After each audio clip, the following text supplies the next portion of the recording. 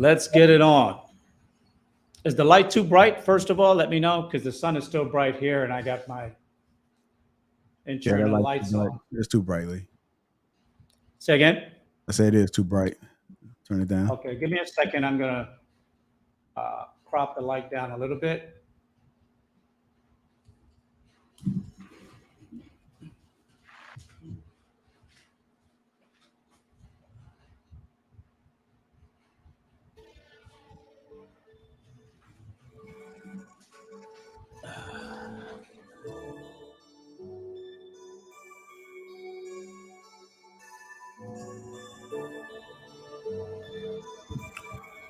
Turn it down a little bit more. Yeah.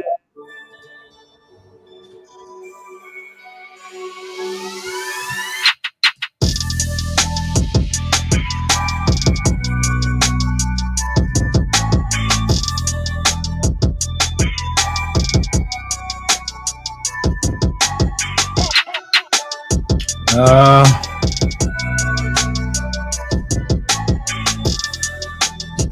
I just keep going until I tell you to turn down a little more, a little bit more, a little bit more, a little bit more.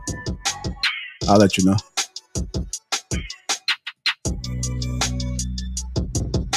A little bit more.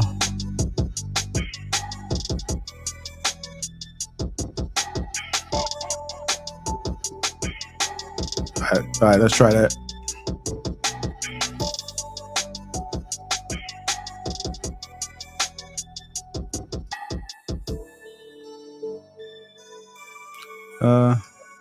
Yeah, should be decent.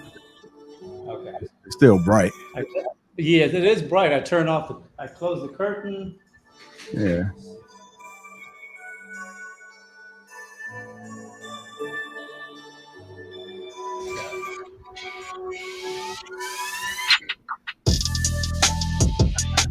Yeah, that's probably the best we're gonna be able to get. All right.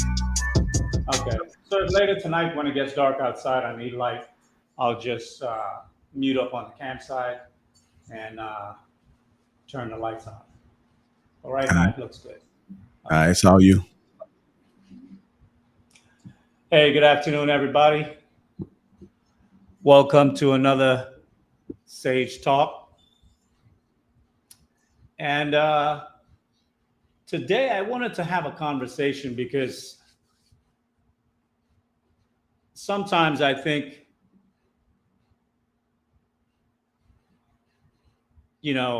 I understand that YouTube is a place where, one, we get the opportunity to speak our thoughts, but sometimes I think we as Black people, we move differently than others. And particularly when it comes to one another, we don't always tend to give allowable grace. We must be like sure-footed like a mountain goat, right? We could scale the edge of a mountain, but don't slip. And if you slip, oh well, we're going to judge you for it. Don't get me wrong, I don't have anything against judging because there are different types of judgment, first of all. But I'm not going to get into any of those details.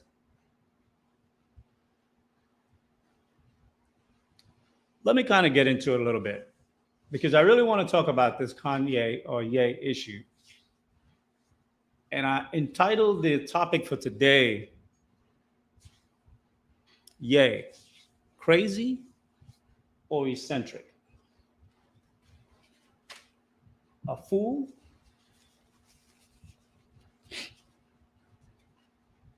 or a fox? Like I said, sometimes we are the first to criticize. Like sometimes when a Black person does something off the wall, we're the first to beat him down for it, like he should have known better, whatnot. But when other people do some crazy shit off the wall, we tend to hold our commentary. But when they do some good shit, we laud them with all types of praises. Now, I'm not saying that black men who are successful don't get praise as well. But more often than not, we make claims that there are sometimes they're sold out as a justification why they may be succeeding and why you're not. And when I say you, I'm not necessarily speaking to anyone in the chat. I'm just kind of putting it out there into the ether, right?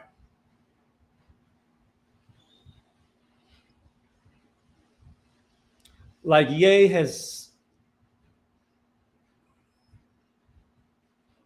he's been very specific about this crazy thing, the label, where the tag came from, what was the purpose. For those who have seen the Noor or Nori Drink Champs interview, they've kind of laid it out pretty clear where that label came from.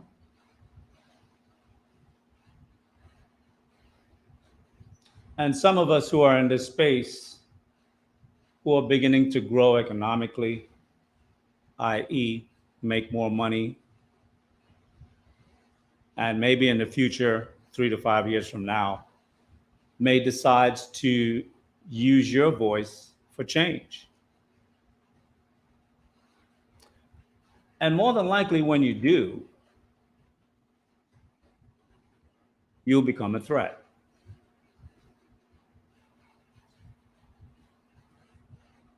I mean, right now, there's quite a few platforms in this YouTube space that are growing astronomically or exponentially year over year. So, by the time we get to the turn of the decade, there are going to be some pretty rich brothers in this space. And there's nothing like success and money, having a fat bank account, to make a motherfucker feel comfortable, to make you want to kind of like flex your wings, When you get to that point, if you start speaking out on issues,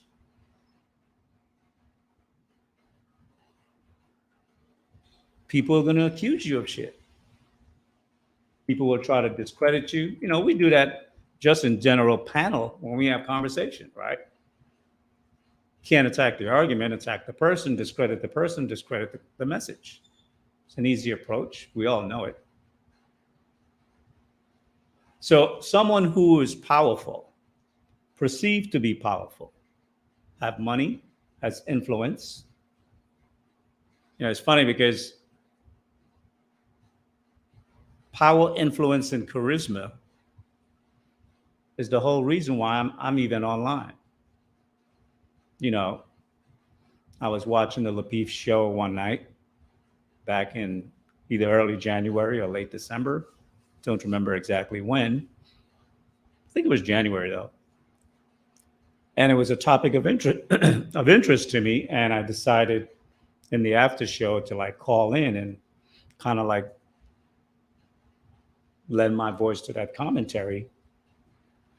And then it kind of transformed into something else. And now here I am lending my voice every week.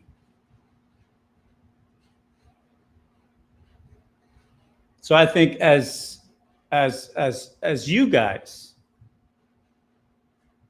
become more economically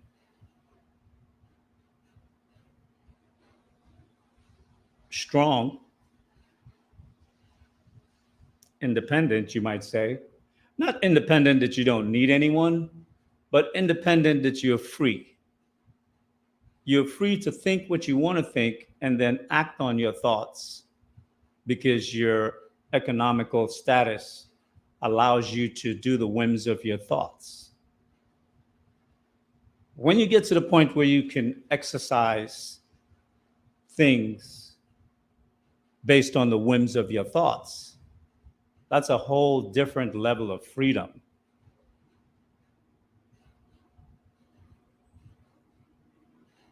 You know, a lot of us, we self-govern ourselves.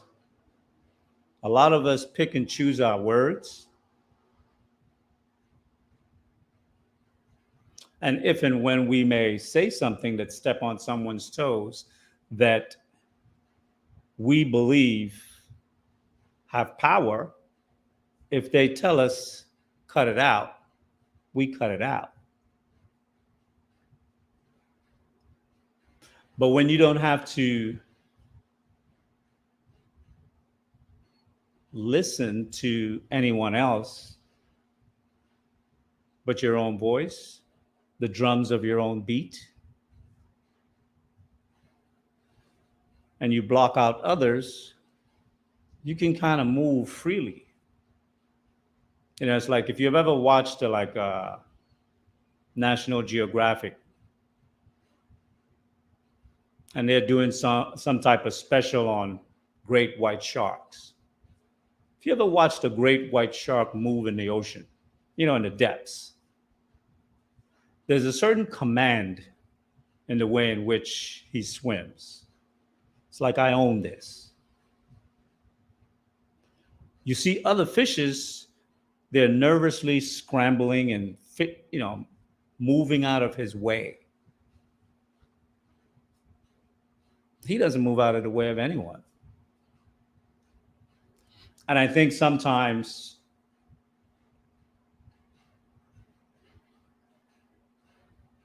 economic success can lend that level of freedom.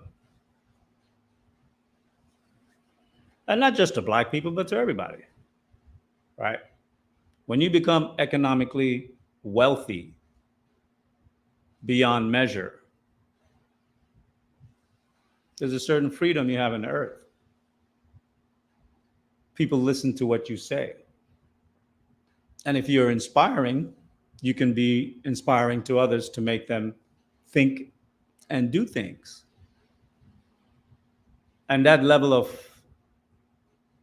power could be threatening to some people.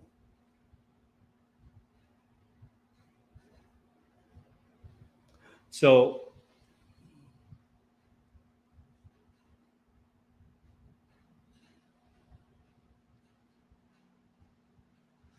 contemplate this for a moment.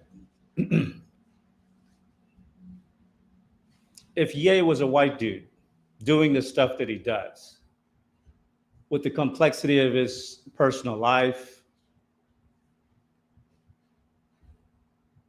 white people would more than likely say he's eccentric.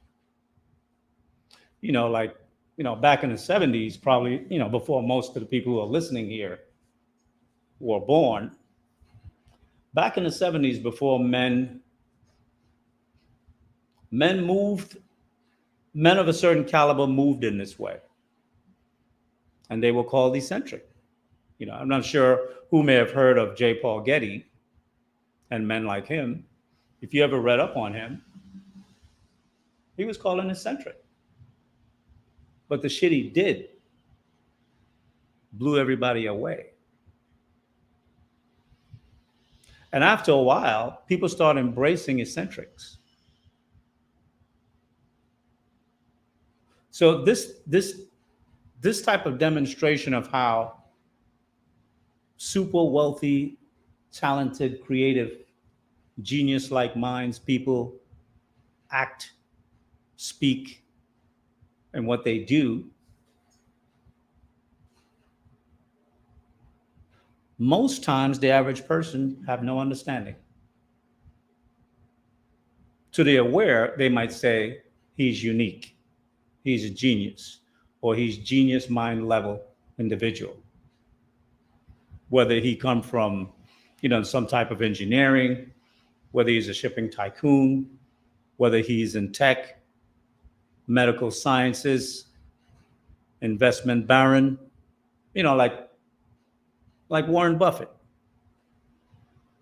There was a time before you guys know, back in the early 90s, a lot of the mutual funds and money managers, they used to shun Warren Buffett.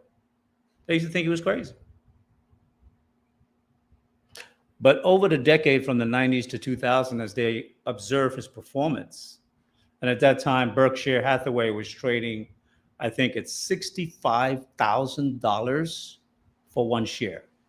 And if you know anything about buying a publicly traded company, unless you're able to buy it privately directly from the company, their shares, if you buy it in the market, the minimum shares you can purchase is 100 shares.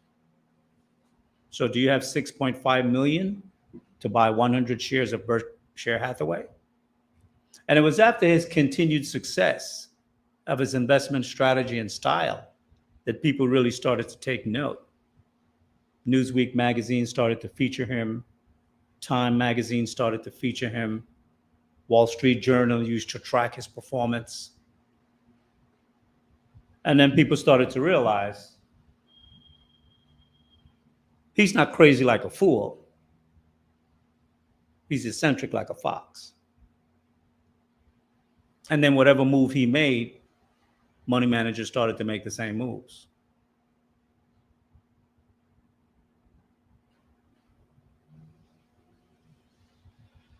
On that interview with Nori,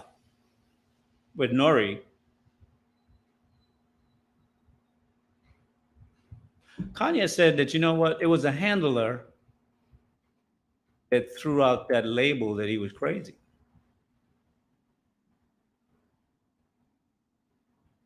But what did he do? He said, well, I didn't choose to fight it. Why am I going to spend money trying to fight something that is a negative? And not just a negative in impression, but something that is not, right? It's like you trying to prove that you're not a P word or an R word or an alphabet word. That's why Kevin Samuels just ignored it, right? When they called him that, he didn't even beef about that. Like, so what did Ye do though? He embraced it, as opposed to fighting the label. He understood it. Like sometimes the best way to neutralize an attack is not to resist the attack. Embrace it. And what really happened is that they wind up, I wouldn't say they wind up losing their power, but they wind up empowering him.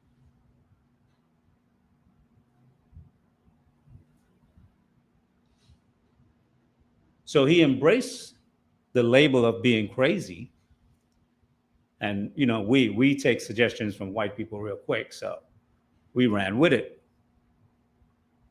You know, the media, certain special people in the media come out and say things, you know, TMZ or whoever, people who have what we would interpret as respectable names.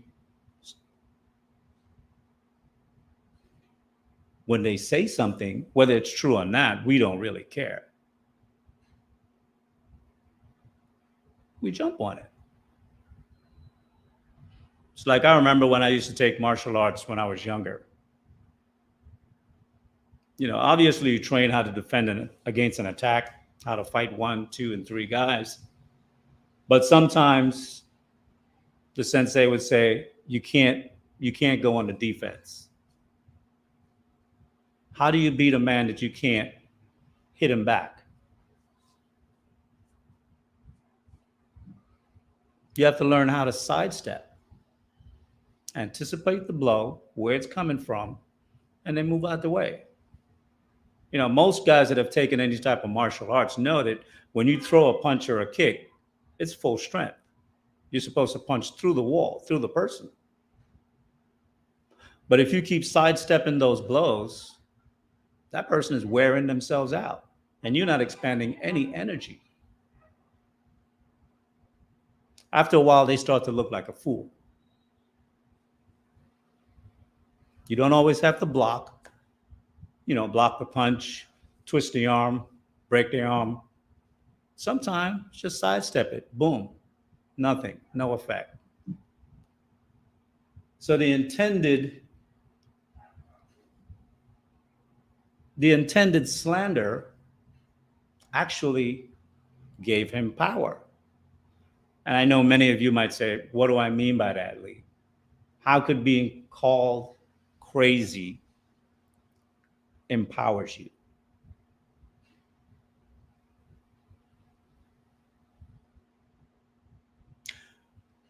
If everyone thinks you're crazy, what does that allow you to do? It allows you to be free. So what Kanye did, he flipped the script. He said, okay, everybody think I'm crazy? Cool. That means I can say what the fuck I want to say. And the worst case scenario, people are going to think I'm crazy. In the best case scenario, I'll be dropping top secrets. And those who know, or those who are sharp enough to perceive, they'll pick up.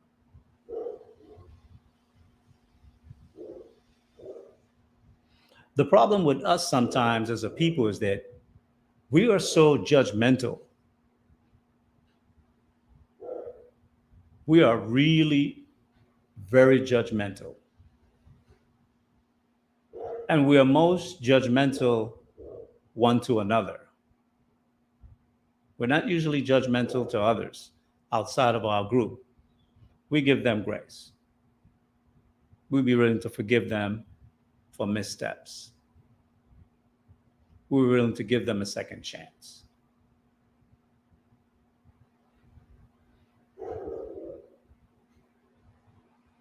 However, I think, it's like when I used to teach, right? That's why sometimes when I hear like teachers going off and hitting a child and things of that nature, I can't really understand that. Because when I used to teach, I wore a jacket, not a physical jacket. I wore the jacket as a teacher, totally separated from Lee, the man. When I was in school from 7 a.m. till 3, I'm wearing a jacket. It's my profession. It's what I do. It's what I'm here for. In that role, nothing a child said to me, I could take it personal. I know I have to be selective with my words so that students wouldn't take what I say personal. But I know that no student could never bring me out of my personality and get reactive to something a child may say or do. So it totally freed me to be focused on what I needed to get done. And in wearing that jacket, if I raised my voice and I yelled at a student, it was contrived. It was deliberate. It's not that I was off base, off position. No. Because I can raise my voice at a student and speak to him in a strong way in a 15-second, 20-second correction. And then I can turn right around to the rest of the class and we could laugh at something that we were reading or talking about. And we can go right back into the lesson, not a stride miss. And I think that's how Kanye is moving. It's like if someone gave you the ability to say, for one day, we give you the ability and the power to play and be the character of the Joker from Batman. You pick the Batman that you like, right? If you embrace that character,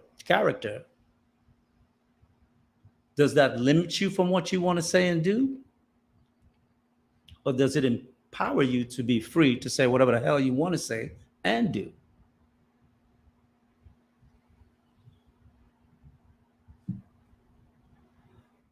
I think the label has empowered him. Unfortunately, I don't think that we are thinking, is processing the information enough to really analyze. It's like we don't think anymore. We don't try to look behind. It's like the Wizard of Oz. We don't look behind the curtain. Whatever is shown on the screen, we eat it up.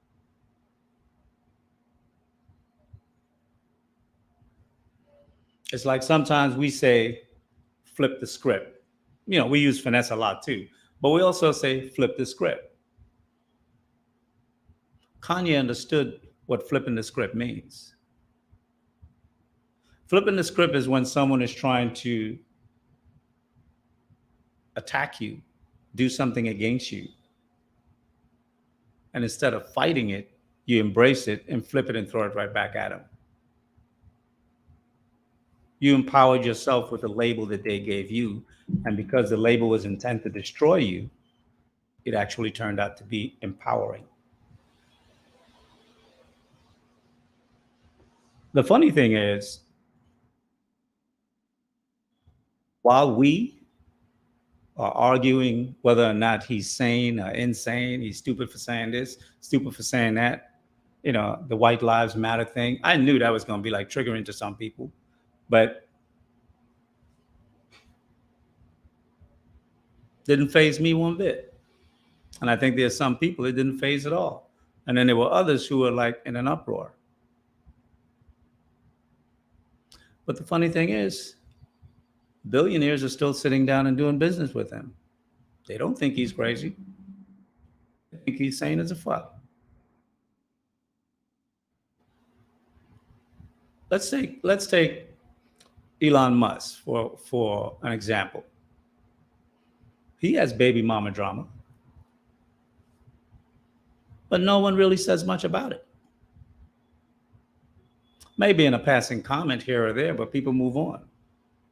White people ain't, beating that into the ground, holding that over his head, because you got like umpteen kids everywhere. Because in the white world, people can see someone who is completely different from them and how they move and understand that they are moving with power. They say he's eccentric. He's a genius.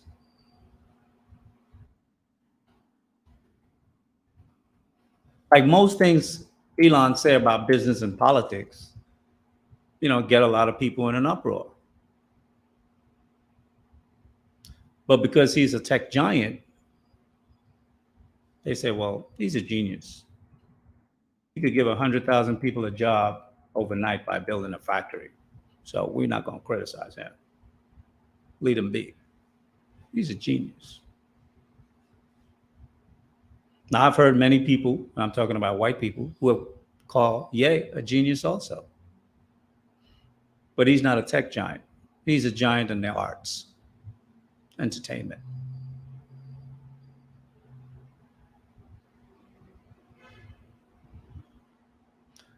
But for us, of his community, we find his genius behavior to be something worth criticizing. One, because we don't understand it. And two, probably because we don't think it should be there. It's like sometimes I hear people talk about opinions. I'll say this, whether you agree with me or not, all opinions are not equal. You can have an opinion on a subject, but if an engineer gives me an opinion based on some structural soundness, and you gave me an opinion based on a video you saw on Google about structure and torsion and compression strength and load, and then you give me an opinion, yes, you have an opinion, but your opinion doesn't measure up to the engineer's opinion.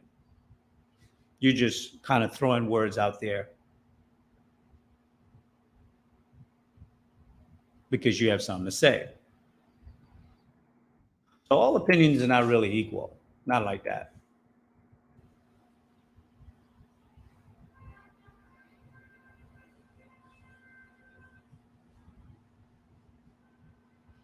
Yeah.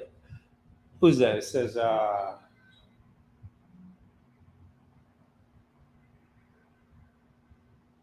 is Elon Musk an African American? Okay. I'm not sure what's the meaning of that question. I clearly said, a few sentences ago, I'm going to use an example. So, not sure what you meant by that. Appreciate it. Okay. Isaiah said, Elon is a white pookie. I'm not sure if you could say he's a white pookie because I think many pookies are not necessarily rich, and definitely they don't do things to build the community where they live.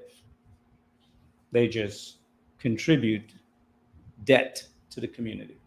They don't build. So I would differ with that. Now, as I was saying,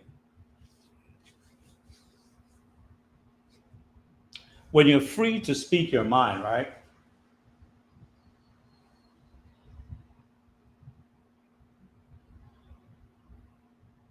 Like the way in which Kanye was used an opportunity to drop something. He would start out, and I like listening to him, like I like listening to Angry Man also. They tell stories well, and I like that. Like he would weave his words. Sometimes he'll be talking some crazy shit. Then one minute he'll start talking about his personal life. And then one minute he'll just parlay over into business. And then he'll drop some idea about what he's doing. And then he'll move on into something else.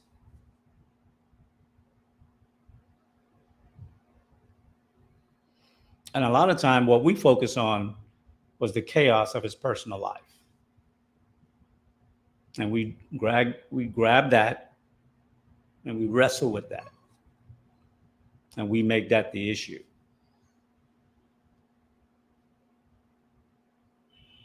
But I think, we are I don't want to say trained, but we have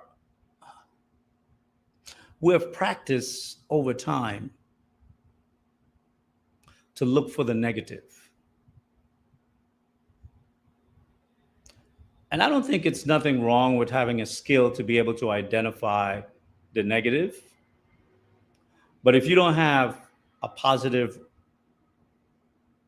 component to bring, then it looks like your whole objective is just negative. It's like I think I may have spoke about, when I first got out of college and I was in engineering. One of the things that helped me to gain the promotion to become a designer, a pipe systems designer, was that I was a good checker. I was a draftsman. But while I was doing drafting work, I used to get the engineering drawings, which is like, 5 feet by 3 feet, because they'll have an entire pipeline systems. And I have to go through it and I'll have to draw the construction drawing on how you're going to hang that pipe put to a concrete wall. And the engineers would put the type of metal that should be used, the gauge, what type of weld, so forth and so on. But then when I would check their specs against the what they said against the actual specification based on what type of pipe that is, I saw many times they were wrong. So I would make note of it. I would bring it to my manager's attention, and then it would have to be sent back. And after that happening so often over a 3-month period, one day the big boss came over from the main building and he had a meeting with my boss and the head of engineering. And when they came out of that meeting, I got a promotion. I was the chief checker and nothing leaves for construction unless my signature was on it. Obviously, my signature and my boss's signature, right? So that was one promotion that I got in my first year. The second promotion I got, I requested it. But the reason why I was able to get the promotion is not because I was spotting all the bad shit, is that I spot the bad shit and then I made the correction what it should be. And I sent it back. So when you just point out the bad without offering anything else in return, then it can appear as though your objective is really not to benefit, it's more to hurt. Or maybe it's just selfish. So sometimes the chaos in Kanye's life that we so much focus on don't allow us to get the insight of when he's dropping other more powerful gems that can be beneficial. Especially when he start talking about attacking powers.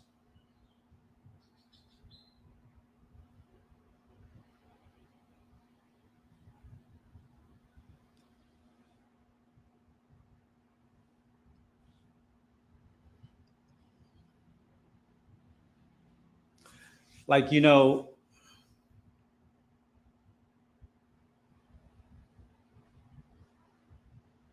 so often I hear like we would say things like, I would love to be in that room when those deals are going down. Like, how many black men are in the rooms where certain business deals are even being talked about to even get the invitation to be there?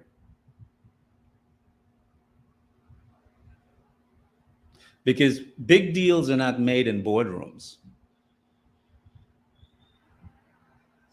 Big deals may be signed or voted on in the boardroom, but the conversation about the deal happened someplace else. And then when there was a meeting of the minds,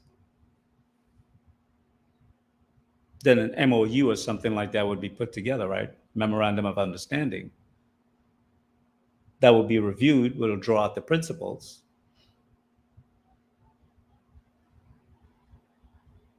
Then project development would be done, estimated budget. Then something will be brought to the boardroom for them to vote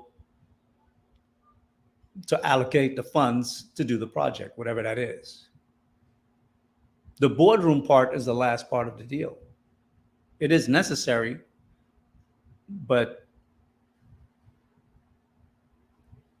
if you're not in the conversation to discuss the deal and be part of the deal, you're not even going to be part of when the boardroom make their move, when they vote on something. And the thing is, you have to be in those spaces. And so often, there are not many men like us in those spaces, especially young men, creative men, inspiring men, men who are in touch with us in these spaces. Maybe they're not talking directly to us, but they're listening in the clouds and they hear what we're saying. And then they take a little bit from here, a little bit from there. And then they say, okay, let me see. Maybe I could put something together from what these guys are talking about there. Maybe I could put something together. And then he sits down with other guys that have the wherewithal, financially, politically, business influence wise, and they put something together.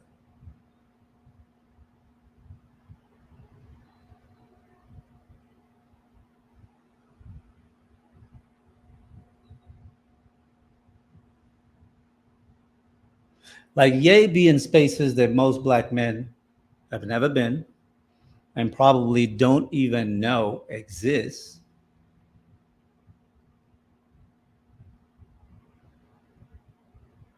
And when I think about it, like this week, with all that was going on online, I'm looking at the commentary and I'm like, if he's crazy and he's up there in meetings and making deals with other billionaires, what are you? What are you? If he's the crazy one and you're the sane one, why is he there and you're not?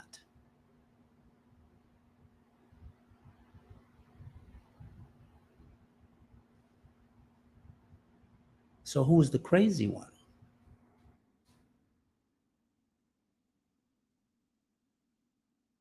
You know, that top 1%, minus 1%, whatever that value is, percentile, they must look at the masses of billions of people and they must look at us and say, these motherfuckers are crazy.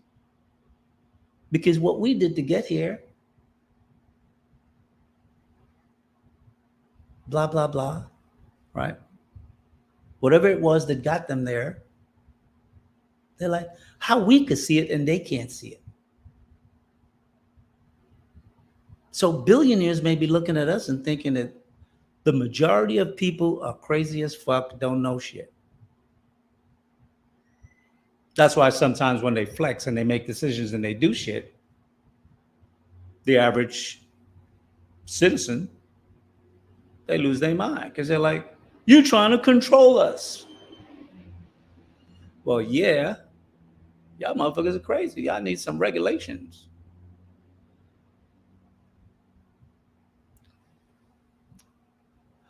Okay, let's see. Attorneys write contracts.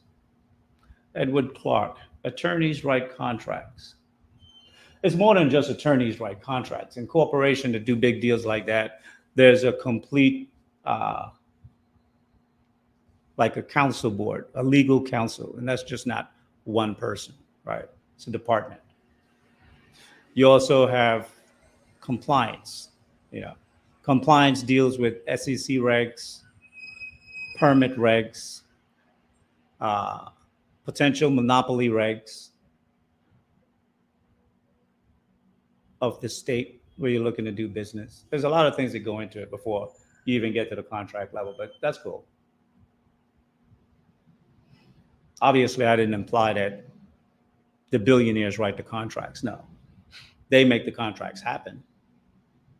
Right? Contracts don't happen without a deal.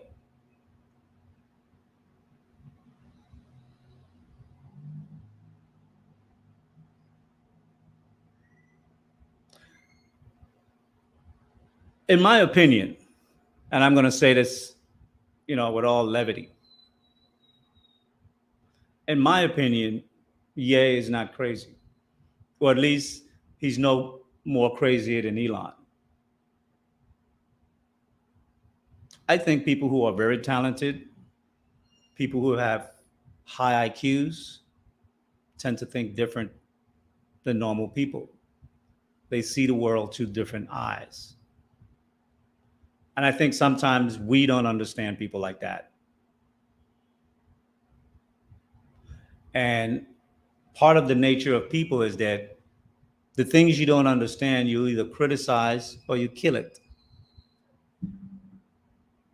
because it's threatening. It's potentially will change things, and most people don't like change. And why I wanted to have this conversation is because I think that as Black men, particularly, since we're talking about Black media for Black men and what that really means, I think we should be the first to allow successful Black men who are more successful than us, who are paving a path, we should allow them to flap their wings, to be free. It reminds me of something KS used to say, Kevin Samuels used to say a lot back in the day. He would always make a comparison. And he would say, if he was Simon Cowell from American Got Talent, he would have all the ability to express himself without criticism, especially from those in the nosebleed seats.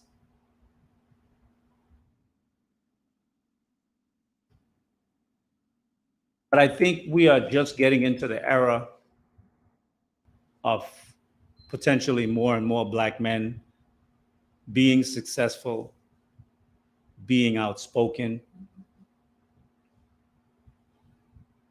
And as we've all said, all Black men, we're not a monolith. Even when we don't understand their MO, their motive operandi, that we should give them a little bit of breathing room to flex. Because we don't really always understand the reasoning behind their flex. We're going to reason it at the level we have reasoning based on what we know, or in some cases, what was fed to us.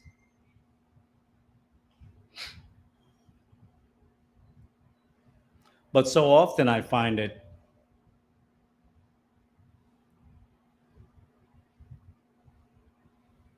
if a Black man who is successful says something or does something that we judge we don't agree with,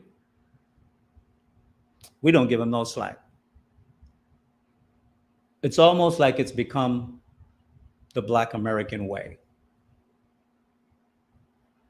It's kind of like it's what we do. And it's almost like it's what we're good at.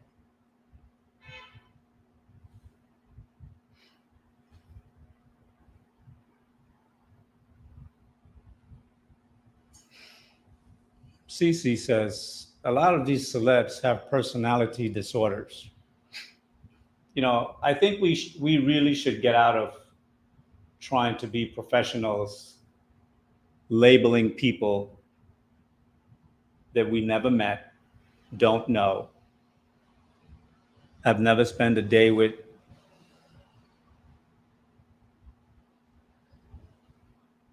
and making statements that in some way they have a mental problem.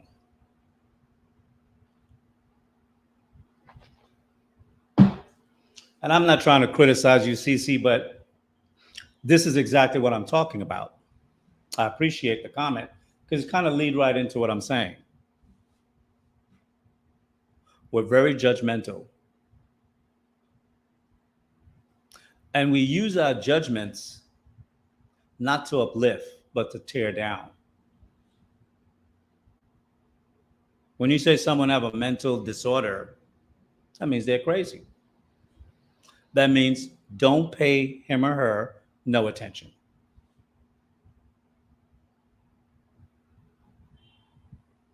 Cece says, it's just my opinion. All right. I understand that. And that's part of what this conversation is about. And that's why I said earlier, about 5 minutes ago, all opinion is not equal. Like if you said he has a mental disorder, and then there was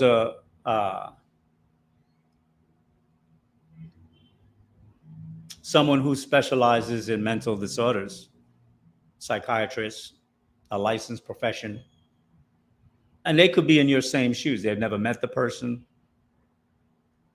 never spent a day with the person, but just from observation, newsreel reports and whatnot, they would give maybe an opinion and said, no, I don't think that person is crazy at all. I don't think they have a personality disorder issue.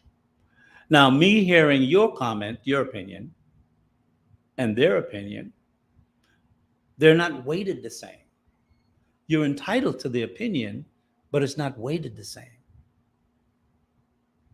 And I just think sometimes we as Black people, we have to learn to be more discerning just because someone have an opinion. And I'm not saying your opinion is wrong or it's right, but I'm highlighting it because it touches on the subject matter. So I appreciate the contribution. And then sometimes I would hear, we would say things like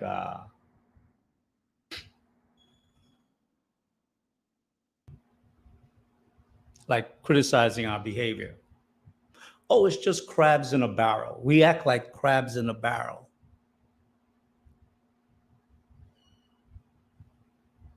I don't never say that. I don't say that because I don't believe it. To me, I think the things we say and do is very deliberate. It's not crabs in a barrel. It's deliberate. Sometimes it may be jealousy. Sometimes it might just be outright hate.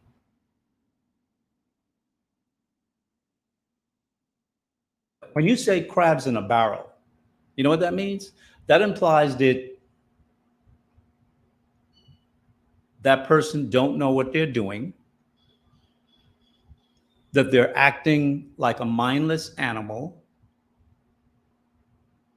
and it allows them no accountability for what they say or do.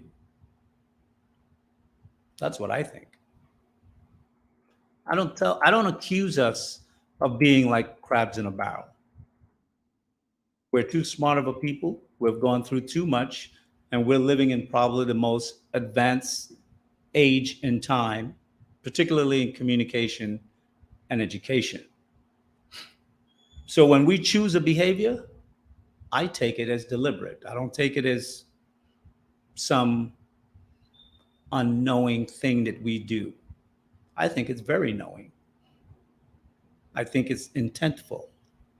It's the same reason why I don't agree with the idea that women are children, because then that allows us and them, if and when they choose to use it, to say, well, children are not accountable for their actions. Then if you see me as a child, I'm not accountable for my actions. Therefore, everything I've done to you the past 40, 60 years is not my fault. You just gave them a quick get out of jail card. See, I don't do that.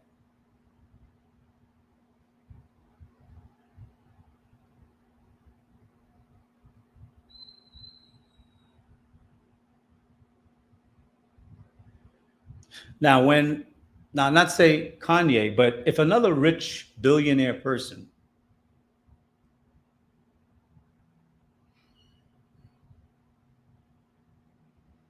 was to behave proper,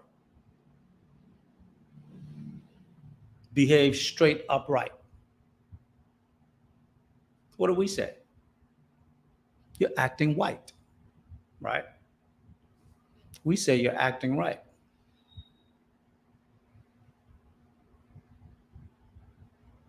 Like sometimes, even in this space, I see guys on different panels and they get into their feelings and start, they have a behavior and a way in which they carry themselves.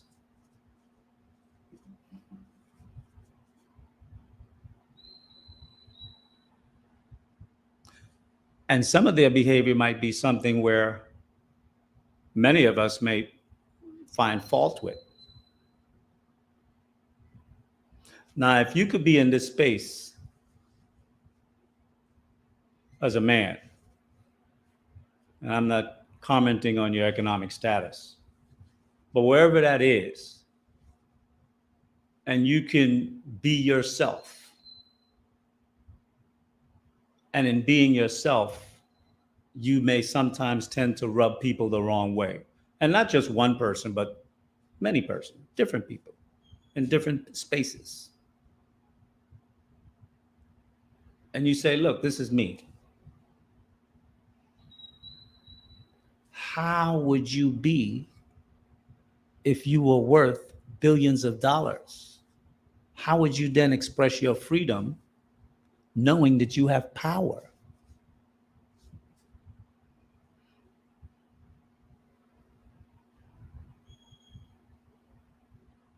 So I think sometimes we should be at least of the mindset where we can evaluate. I'm not saying don't criticize. I'm saying that sometimes we got to kind of like walk up on stage and pull the curtain and look behind the curtain.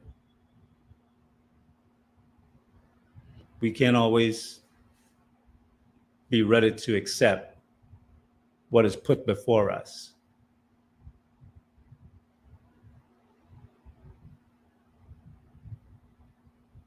Because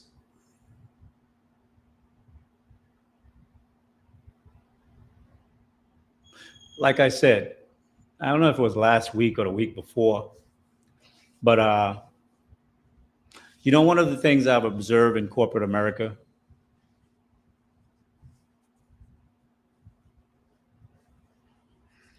like you could have a major meeting going on, and let's say this meeting is taking place at the end of the day, and you have president, vice president, director, regional manager, operations manager, 6, 7 people in this meeting talking about whatever. And then you have a cleaning lady come in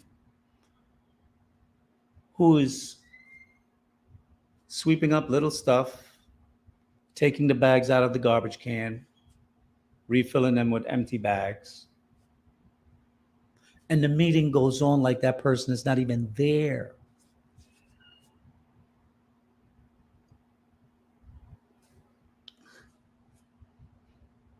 Like that person is almost like a fly on the wall because they'll hear everything for the moment that they're there. Why are they ignored like that? Because what they're talking about is on such a high level that that person have no ability to trade that information or to make it happen, or maybe even to comprehend the conversation. So they're like, that person is a nobody.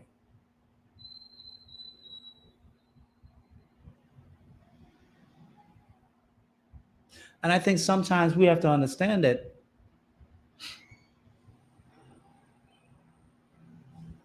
with movers and shakers of the world,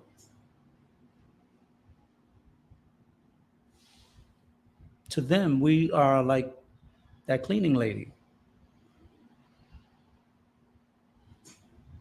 We don't even understand the conversation. We kid, who said this? Now, I don't know if this is pertaining to what I said or if it's a different conversation going on, but this is funny.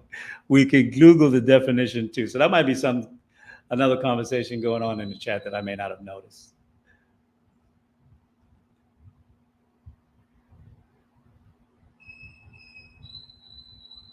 But as opposed to being the fly on the wall, what if you have a seat at the table?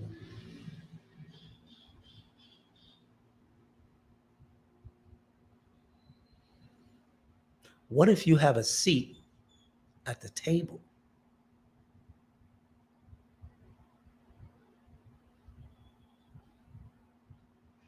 Do we think about extending grace, latitude, retain certain criticism, or withhold certain criticisms for men who sit at the table of those who make and shape the world? Now, he's one. There may be others for different things, but he's one. The difference between him being at the table and the fly on the wall is that when the meeting is over, the fly just go about his business. When he comes out, he be dropping tidbits. And then sometimes he may even decide to call people out. Some of his own business associate, past, maybe even present sometimes, may call them out.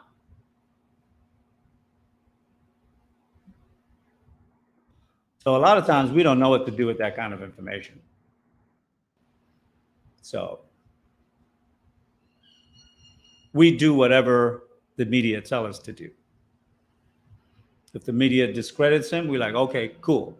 We're going to discredit this motherfucker. We're going to make him feel like shit because he ain't shit. He married a 304 anyway, so he ain't smart.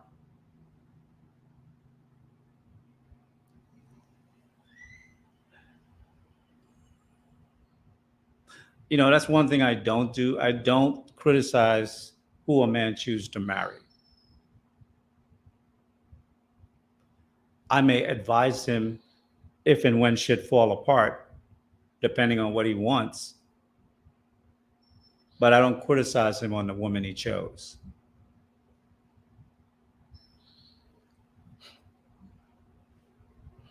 It reminds me of when Hosea, for those of you who know the Bible, when Hosea was going to get married, before he was going to get married, the Most High wanted him to go and teach Israel. Now, if you know, there's Israel and there's the kingdom of Judah, southern and northern. This is referring to the northern kingdom. So when the Most High wanted to show the wickedness of Israel, you know what he did? He had Hosea marry a harlot. Because what he needed to do was to demonstrate how the nation betrayed him. You know, going into idolatry, following false gods, when you have a power and a God that defends and protects you. So you betrayed your husband. You're sleeping with other men. So that's what he did. He had Hosea married a woman that was a harlot. And then she treated him just like we treated God. So he would become a better prophet to bring forth the message.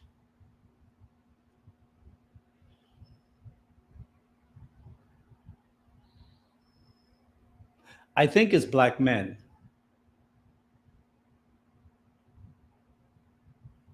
we should give more room for certain accomplished black men to breathe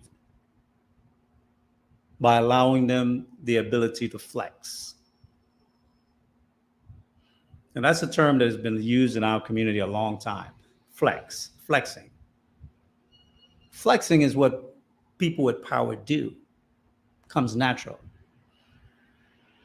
Whether it's a dope boy in the hood that's making racks, he's gonna flex. Whether it's a rapper that's successful, he's gonna flex. Whether it's a businessman, he's gonna flex. And I think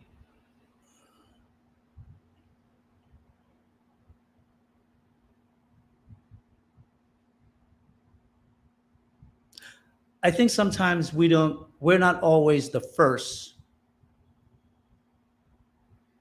to support those of us who steps out on the edge. Like the guy that's on the edge is the guy with the courage not to be in the middle.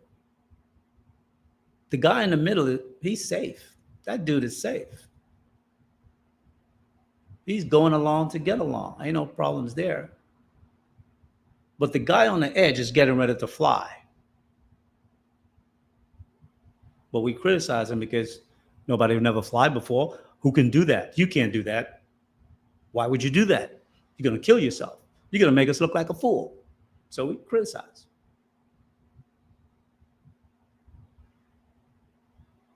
And that's why sometimes I think, I'm not going to speak to the women. I really talk to men. Sometimes I think black men are weak. Not physically weak, because we're good in that department. Mentally weak. We're a pushover upstairs. But being, physical, we got that part covered. We got the beastly part covered. We don't have this part covered. Not too much. It's like sometimes, I get the feeling that we're just waiting to see him fall so we can tell him how stupid he is and that we know this was going to happen. Why didn't he listen to us? Because he was trying to fly.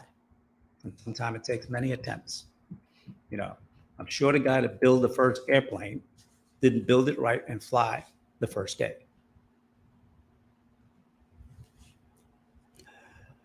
What's that? Be Petty, COP 20,000. Appreciate it. Not sure how much that translates to in USD, but much appreciated. Miseducation is why the majority of Black people do not uh, bother Ye. He's not crazy. Listen to his full context of what he says. The people just prefer their leadership polished and controlled. Well said. Well said. Again, thanks for the super chat.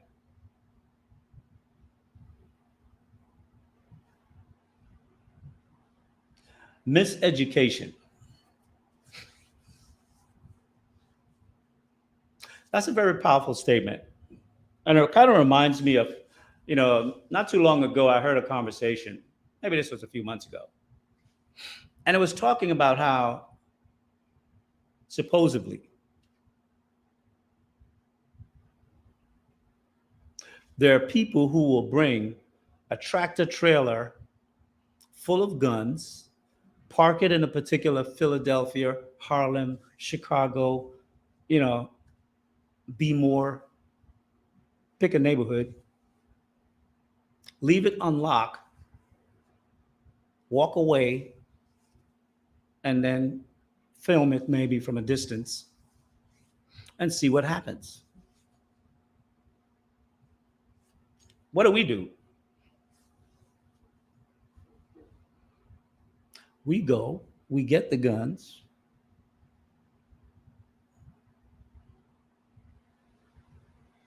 Do we store the guns and wait for the white race war that's coming? A lot of white people say that. There's a race war coming. There's a race war coming. We don't get the guns and store it for a race war that's coming to protect and defend the community. Nah. Why do that? We take the guns and start killing each other. Then 20 years later, we'll say shit like, it was self-programming. It was a society. It was media.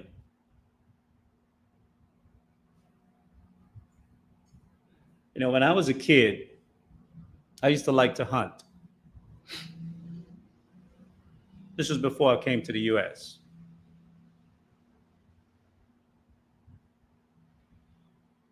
Catching a bird is not that difficult. Like you could set a trap for a bird and the bird could be right up in the tree looking at you. You set the trap, you run the rope, you either cover it up with some leaves or you throw it over a tree branch and you go hide out in the bushes.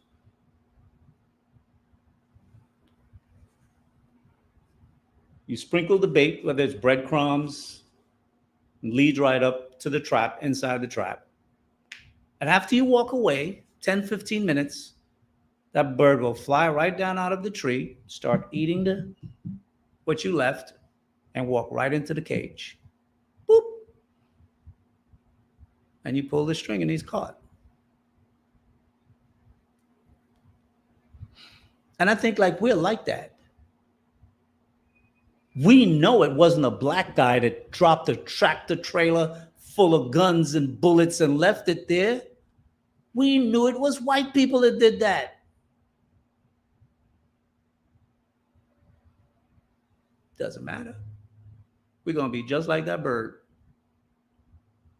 We're going to walk right up in there and we're going to take them guns.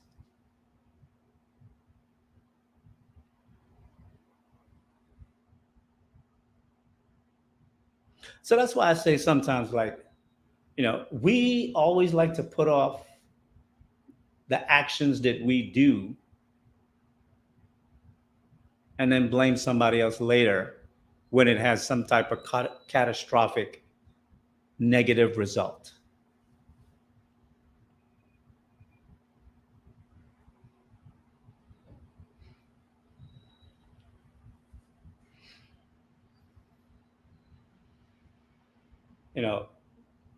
Going along to get along.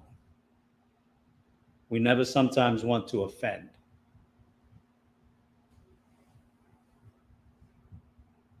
Definitely, we don't want to offend the leadership class. Sometimes we give them an air of mystical spookiness, but we'll interpret it and say things like the white man's ice is colder. That's the mystical spookiness.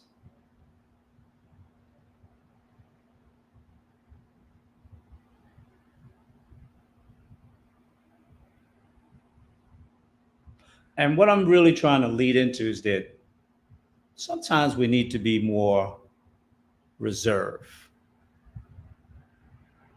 not always quick to make a judgment, at least not a final judgment, withhold a final commentary. And like I said, don't get me wrong, I do understand YouTube and the whole space and whatnot, that it's about entertainment, it's about making money, it's about generating, influence in your power. And when powerful people do stupid shit or what appears to be stupid shit, it's just entertaining, and there's a profit to be made by crazy shit, and we take advantage of it. I don't have a problem with that. But I think sometimes we have to be able to do two things at once. You can make money off crazy shit, but on the down low, you can still support the individual that say and do crazy shit. It's like it reminded me of a situation that happened years ago. And I'm going to put it in the frame of a somewhat a hypothetical story. It's like a guy who gets a really nice job. A year later into the job, his manager, let's say for the sake of argument, a white man, starts putting pressure on him.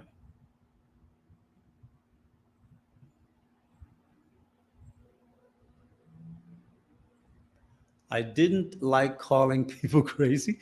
I don't like calling people crazy. Neither do I.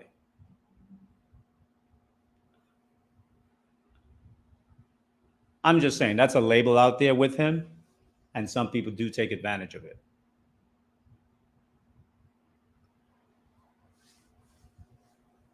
Where was I?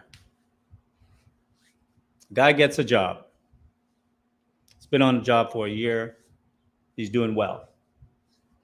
His manager is a white guy. All of a sudden, the manager started putting pressure on him. He's giving him extra work. He's scrutinizing everything that he does. He's reviewing everything closely, sort of seeming like he's nitpicking. In most cases, a relationship with a brother on the job like that, especially when he believes he's doing well, he would probably assume that the manager doesn't like him.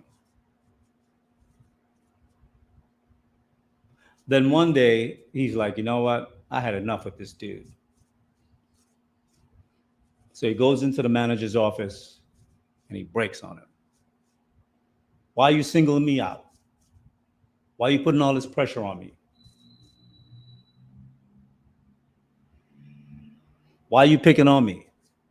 You just being racist. You're being discriminatory towards me, right? This is what we say and do. Not knowing that the manager has selected him for promotion and putting the pressure, adding the extra work, making sure he has an attention to detail, was to see if what he perceived about the individual was correct, and he wanted to test him to see if he has the mettle.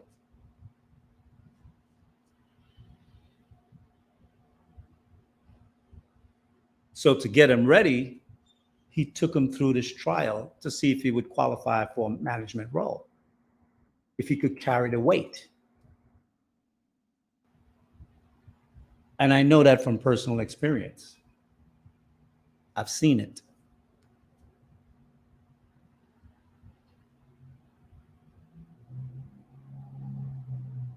See, not everybody who wants to tap you on the shoulder and give you something, a leg up in society, they're not going to come the way you want them to come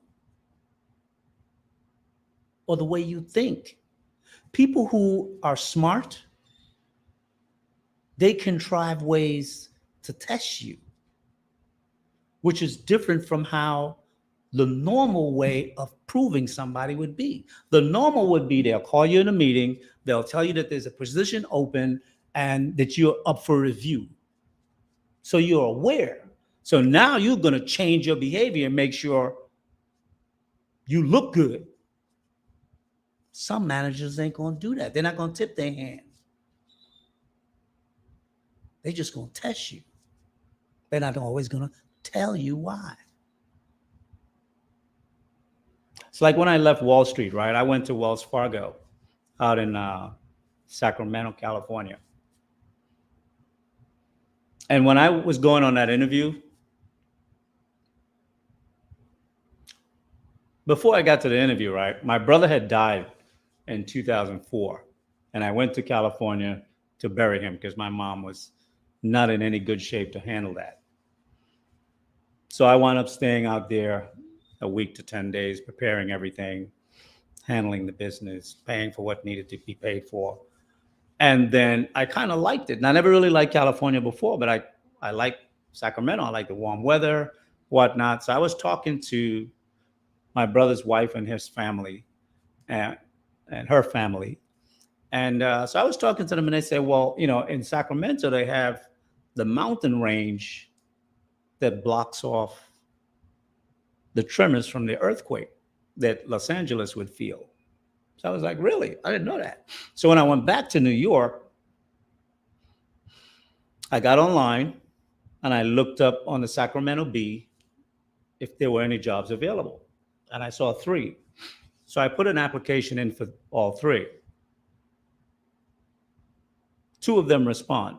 1 I really didn't want because what they wanted me to do is not something that I wanted to do. Their business. When they explained more about what the business was, it's not something I wanted to do. But the other was Wells Fargo. And what happened was I got a phone call at my job and it was the manager. So I took the call. I went out the office. I went downstairs to like the cafeteria's lounge where it's more quiet when it's not active. And I had like a 40-minute conversation with the manager. And she told me that they'd like to interview me. They saw my resume. And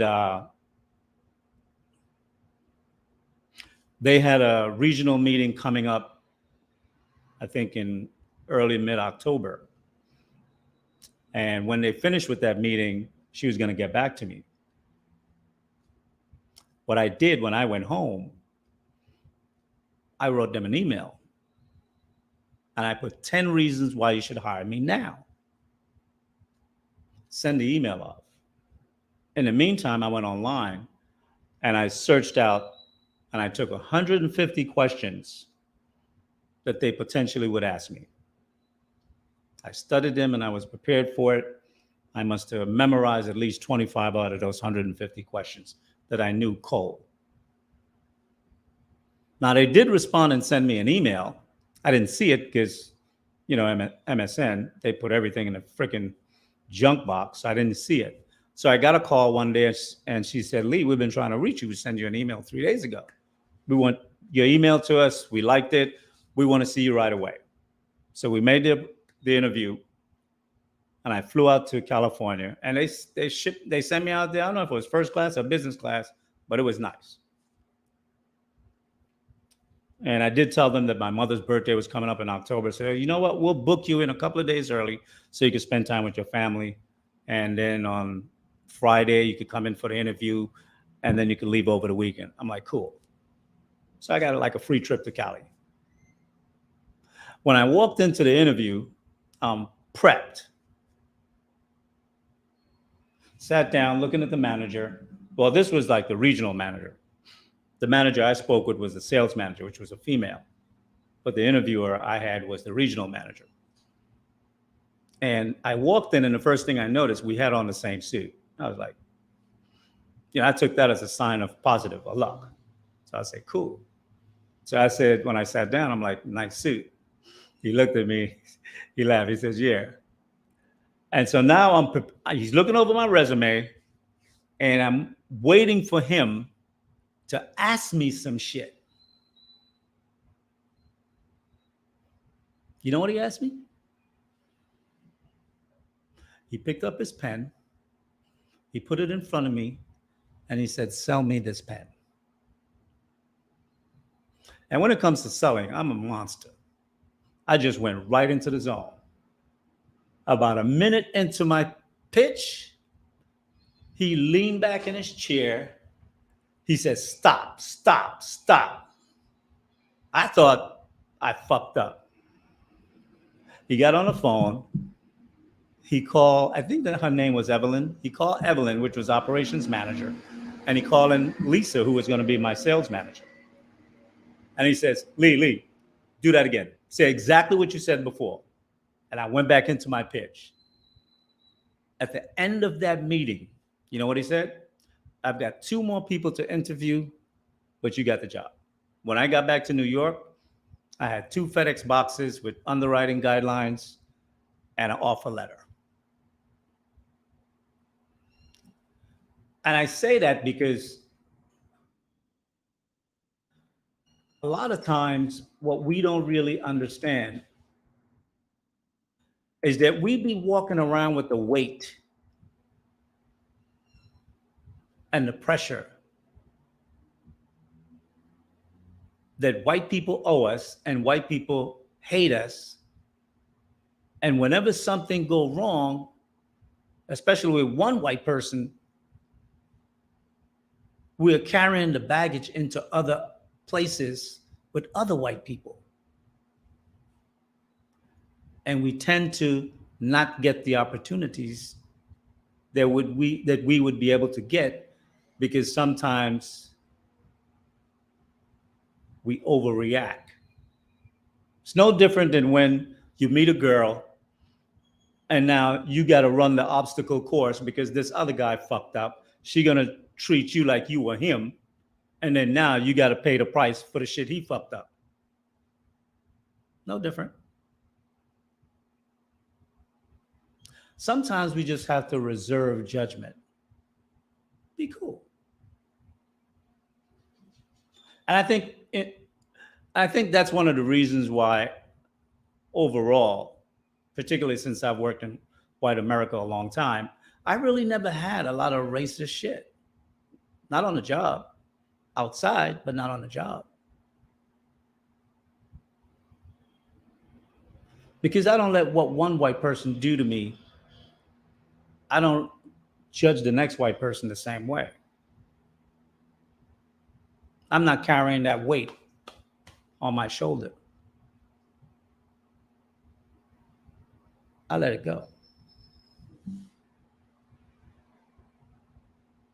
So just like the analogy I made earlier about the gentleman who may have gotten the job and then he was being tested by a manager to see if he had the mental fortitude and the commitment to be able to hire a high pressure situation as a managerial role.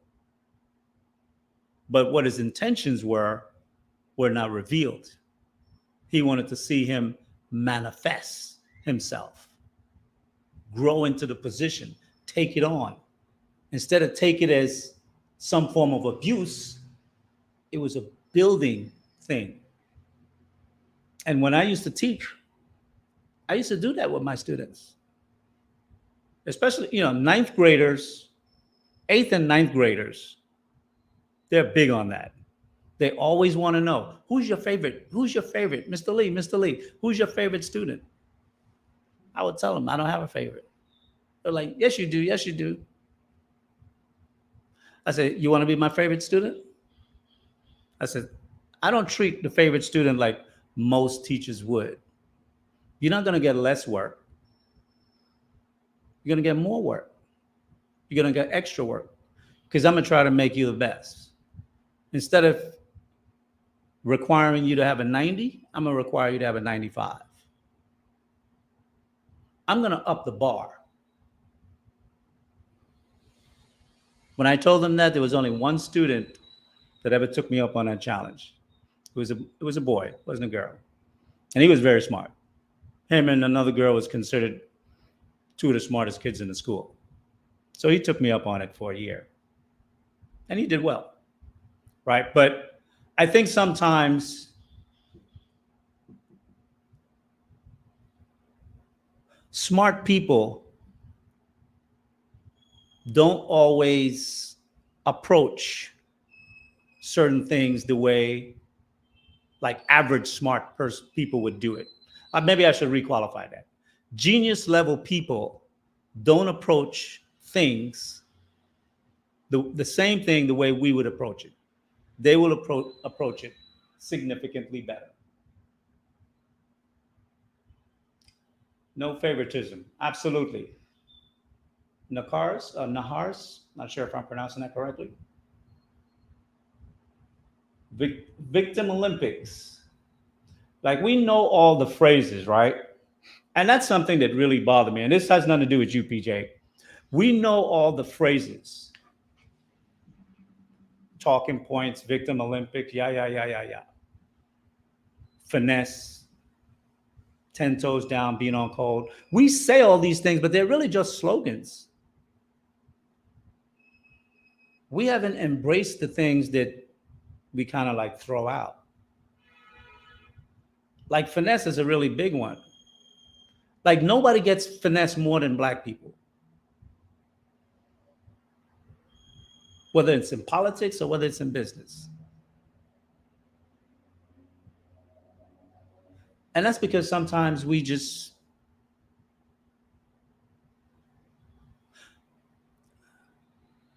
for you not to be finesse and for you to be the finesser, you have to be willing to conquer.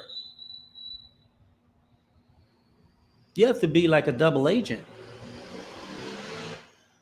You have to be in a space where the left hand don't know what the right hand is doing. But a lot of time I think we are so thankful for whatever we're given that we don't realize that what we were given was a pacifier. It wasn't vitamins and nutrients to make you stronger and to build you up. It was a pacifier to keep you calm and make sure you shut up. Don't say shit.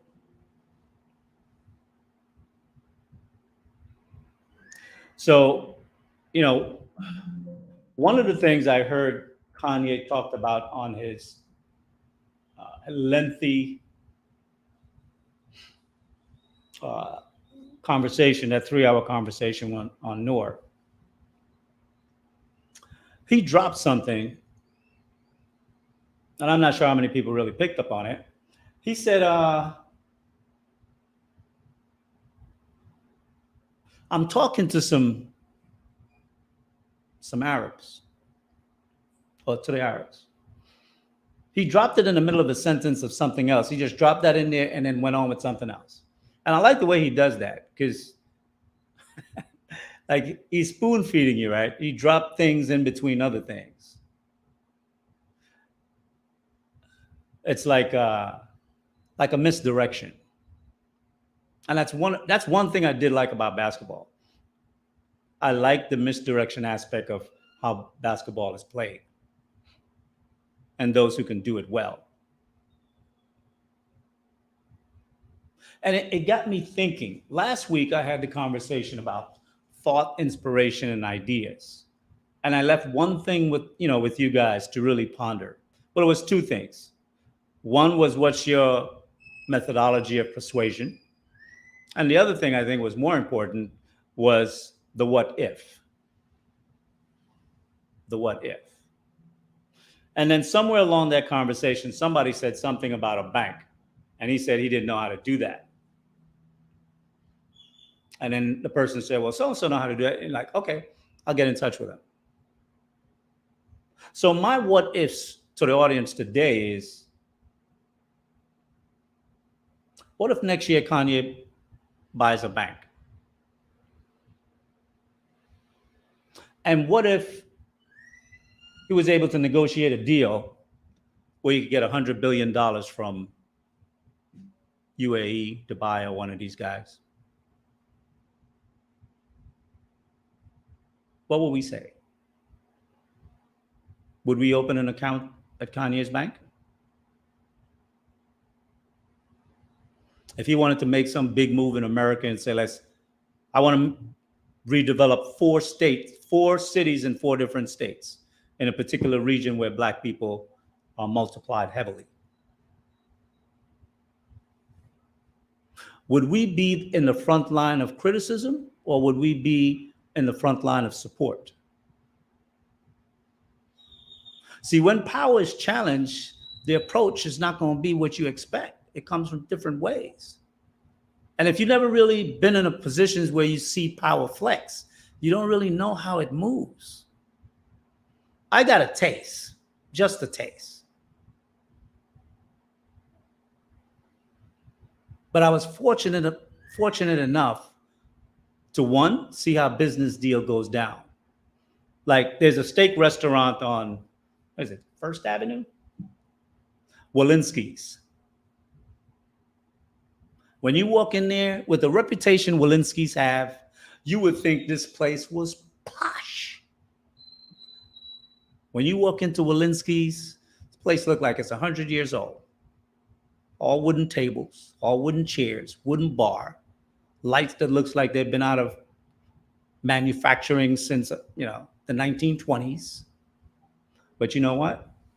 That's where all the big rich guys, white guys are. They're having dinner.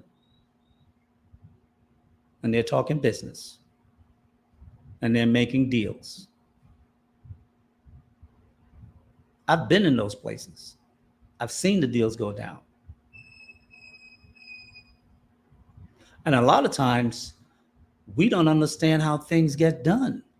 We just know when we hear about it in the public media, then we can react. By the time we hear about it, it's been a year in planning and, it's done already.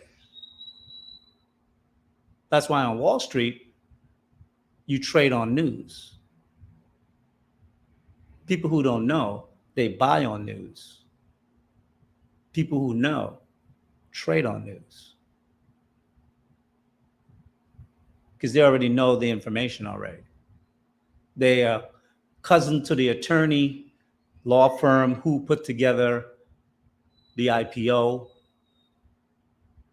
the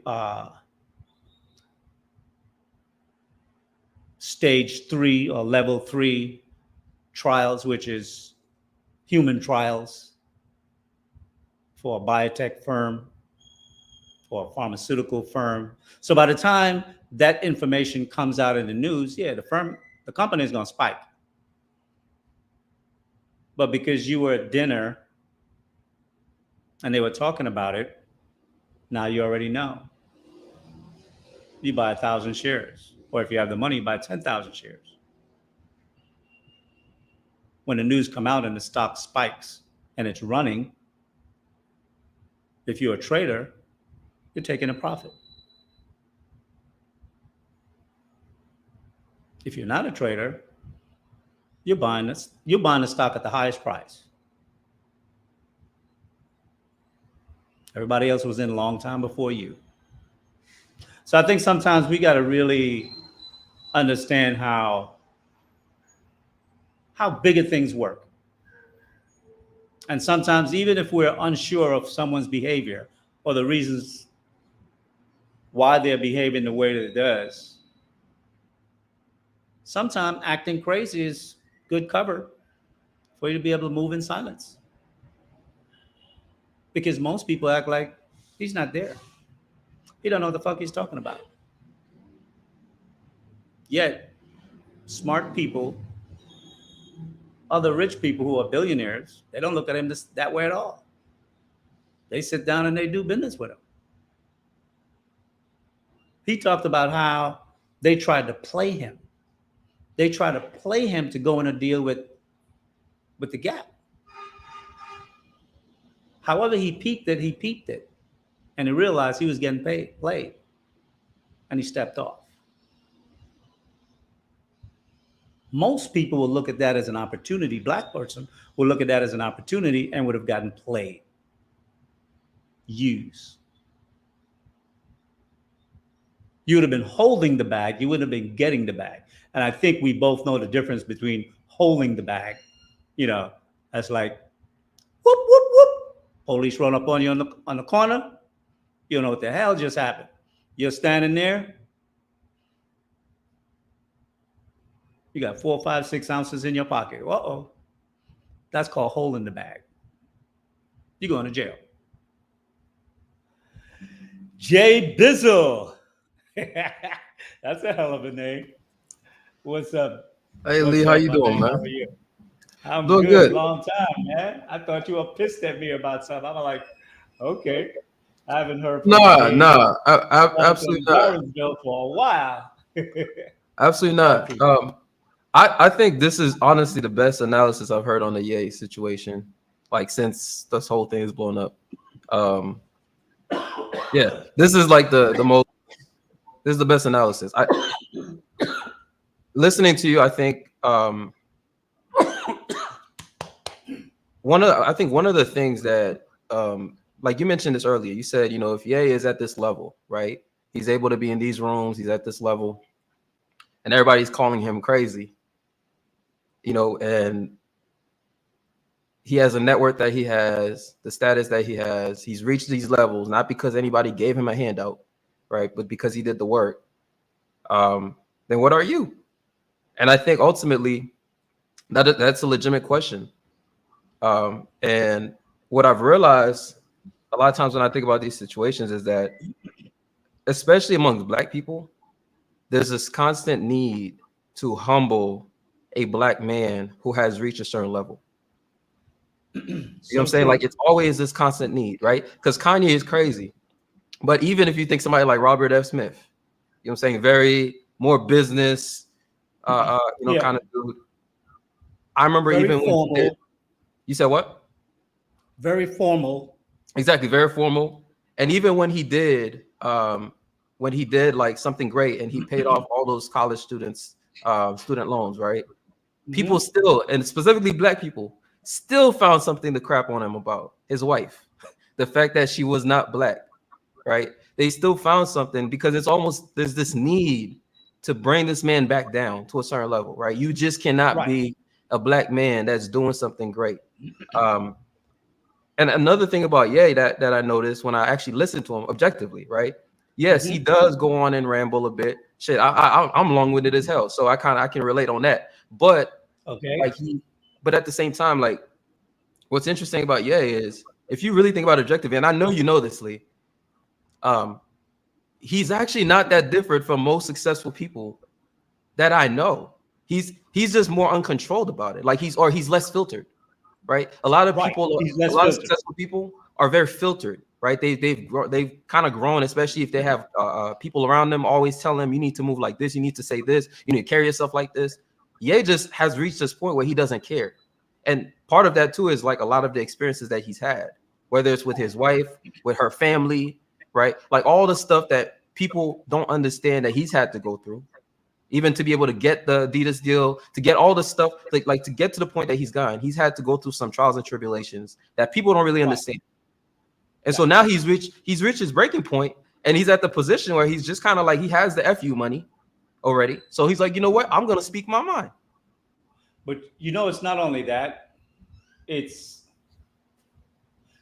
like when you're hanging around with white people who are very successful, one of the things you'll find is that they don't have a governor on them. And I say a governor because, we know in engineering for a car, they'll put a governor on to restrain the car from exceeding whatever speed maximum they want to be able to keep it at. Because the engine could produce more based on the torque, horsepower, and so forth. But they'll say, well, this car will only go max 120 miles an hour. But if you took the governor off, it'd go 180 without burning out. So, and I think we like to do that with successful Black men that operates with no governor. We need to try to pigeonhole them when they're like, they're flexing. They're flexing their wings because, like white people at that level, they flex their wings. They're totally free to be how they want to be. And a lot of times when you look at the way how they raise their kids not to have limitations in thinking. So the kid can imagine anything, and then at some point when he grow up, attempt to do it. And if he fails, they just tell him, try again. They don't tell him you was a fool for trying. They say, try again. Whereas we look at the failure as, you're a fool. You should have never attempted that. Now look at you. You lost $100 million. We don't understand that. As Black men, we really don't understand total freedom to think, move, and act on your own imagination without someone else telling you you can't do that. And Lee, and actually, we try to, yeah. Oh, go ahead. My bad. Go ahead. And we look at men like that and we say, first of all, as Black men, we always say, well, we all came out of the ghetto together. That means you're no better than me, which means I could criticize you. And my opinion and my criticism of you is equal to anyone else's. That's why I had to touch on that earlier. Yep. All opinions are not equally weighted. Okay. Yeah, and actually to that last point, I think there's also this issue that I've noticed, especially these days, not just with Black people, but I do notice it a lot more with, as I engage a lot of Black men, is that it's pretty much what you just said, is this idea that there is no rankings, right? Like, it's okay to say Kanye is better than me. You know what I'm saying? Kanye is better than me. He's at a different level than me that I'm not even, like, I couldn't reach to touch that level at any time soon, right? And it's okay to say that, right? But this idea that there should be no rankings, there should be no, he's no better man than me, like you just said, to me, it's ridiculous because it's just a fact of nature. There's going to be people that are going to be more successful, that are going to be, much more of a winner than you'll ever be, right? So I think that's already an issue. And I think part of that is what contributes to this, I got to bring you back down, scenario, right? Because even though reality is telling me that you're not really on my level. And so therefore, really, what I'm saying does not really matter, right? But in order to make reality fit what I have in my head, I have to say that you're crazy because that's the only way. Like, I have to say that something is wrong with you because that's the only way that I can align, like I can put you at least next to me or beneath me. Right. That's the only way I can bring you on my level because I'm not crazy, but you are crazy. So if you're crazy, whatever you say out of your mouth is foolishness. That's why I posed the other question. If he's crazy and he's in the room with billionaires, what does that make you? Yep. And it's hard. That's why it's very hard for like us to look in the mirror at ourselves. Mm-hmm. Because I think it's just like the sister that's a 4 looks in the mirror and see a 10. She thinks she's a 10. We look in the mirror and we see he's no better than me. I could criticize him however I want. And we're equal because he's Black and I'm Black. Yep. And that is so far from reality. Yeah. The thing is, what we should be doing is aligning ourselves with powerful Black men that are making moves. They can, 1, enrich them, and 2, uplift us. Especially when they're speaking about uplifting us in some way. Maybe we don't understand what he's doing, why, how, and whether he's doing it for selfish needs or not. White people and other people do shit for selfish needs all the time. But in the end, the light on their community shines brighter. For us, the light is dim. Well, and Lee, yeah. I was just gonna say, like, the thing too is that, so one of the things I noticed with Kanye, right? Again, if you listen to him talk, objectively without this like preconceived notion that he has some issues, right? There's a lot of things that he's actually like incredibly excellent at. Like when you listen to him talk, for example, and you see how this man has incredible memory, right? Like incredible memory. He will quote, like I heard him, I think it was in the interview with Nori, where at least 3 times I heard him quote something. And I actually went and I looked it up, right? And it was exactly word for word, right? Like this man has excellent memory when he's telling the stories, even though he weaves in and out, like you said. He will literally just drop names. He'll say he'll put a name to it, and then he'll put a name to it, and he provides enough context. And if people spent more time trying to, pick up the game that he's dropping instead of trying to judge him, they would learn so much. Because one of the examples is when he was talking about one of the times that Ben Horowitz called him, right? Now, when he said Ben Horowitz, I immediately knew who that was because I'm in tech. Right. So Ben Horowitz is one of the partners of A16Z. They're literally like the biggest venture capital fund in the Valley. So immediately I already knew who he was talking about, and the example that he took of what Ben Horowitz told him, it made complete sense. That's game, right? And this man, he's willing to like literally basically be a martyr to give y'all game. And people just would rather be judgmental when he's talking about how, the small hat community, how they move, right? You realize they're trying to cancel him and they're saying he's anti-Semitic and whatnot. But really, he's actually speaking about them in reverence. He's saying, listen, like, I actually like the way that they are, very community oriented. They unify themselves. They work as a unit. And he's basically, if you listen to him objectively, you realize that he's actually basically saying, I want to see Black people have the same type of arrangement, right? And that's all he's saying. If you actually listen to him objectively, to the point where on his interview, I think with Piers Morgan's, he talks about how one of his tech companies, when he found out that he only had 2 Black employees out of 100 employees or something like that, right? And he was pissed off about it. Now, everything else that he was saying sounds very conservative, but that part sounds blackity black. But it actually makes a lot of sense what he's saying. Like he's actually saying, listen, I have the power.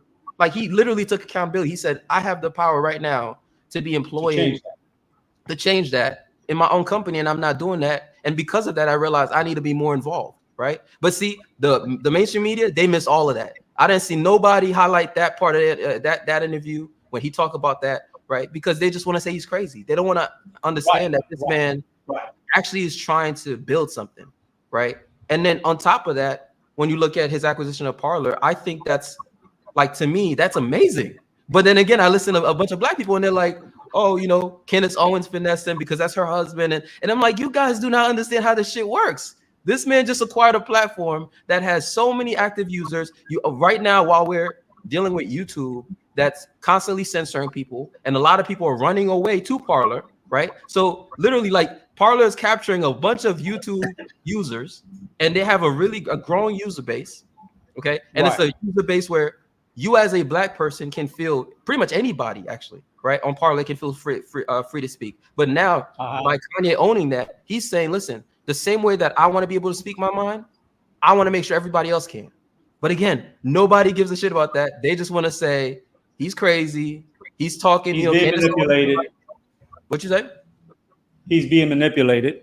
He's being exactly. It's almost like he cannot be smart enough. A man who owns multiple tech companies, a man who's literally at billionaire status, he could not be smart enough to come up with this himself. It had to be Candace Owens. It had to be some kind of finesse. It's crazy. It's like his association with Donald Trump and the MAGA hat thing. Do you think he could have been planning from 4 years ago to make the very moves he's starting to make now? And he put himself in the places where he could have access and to get the favorability. Sometimes, like, there's an old movie with, what's the guy name? Damn, I can't remember. He might come back to me. It was called Telethon. And it was a movie about double agents.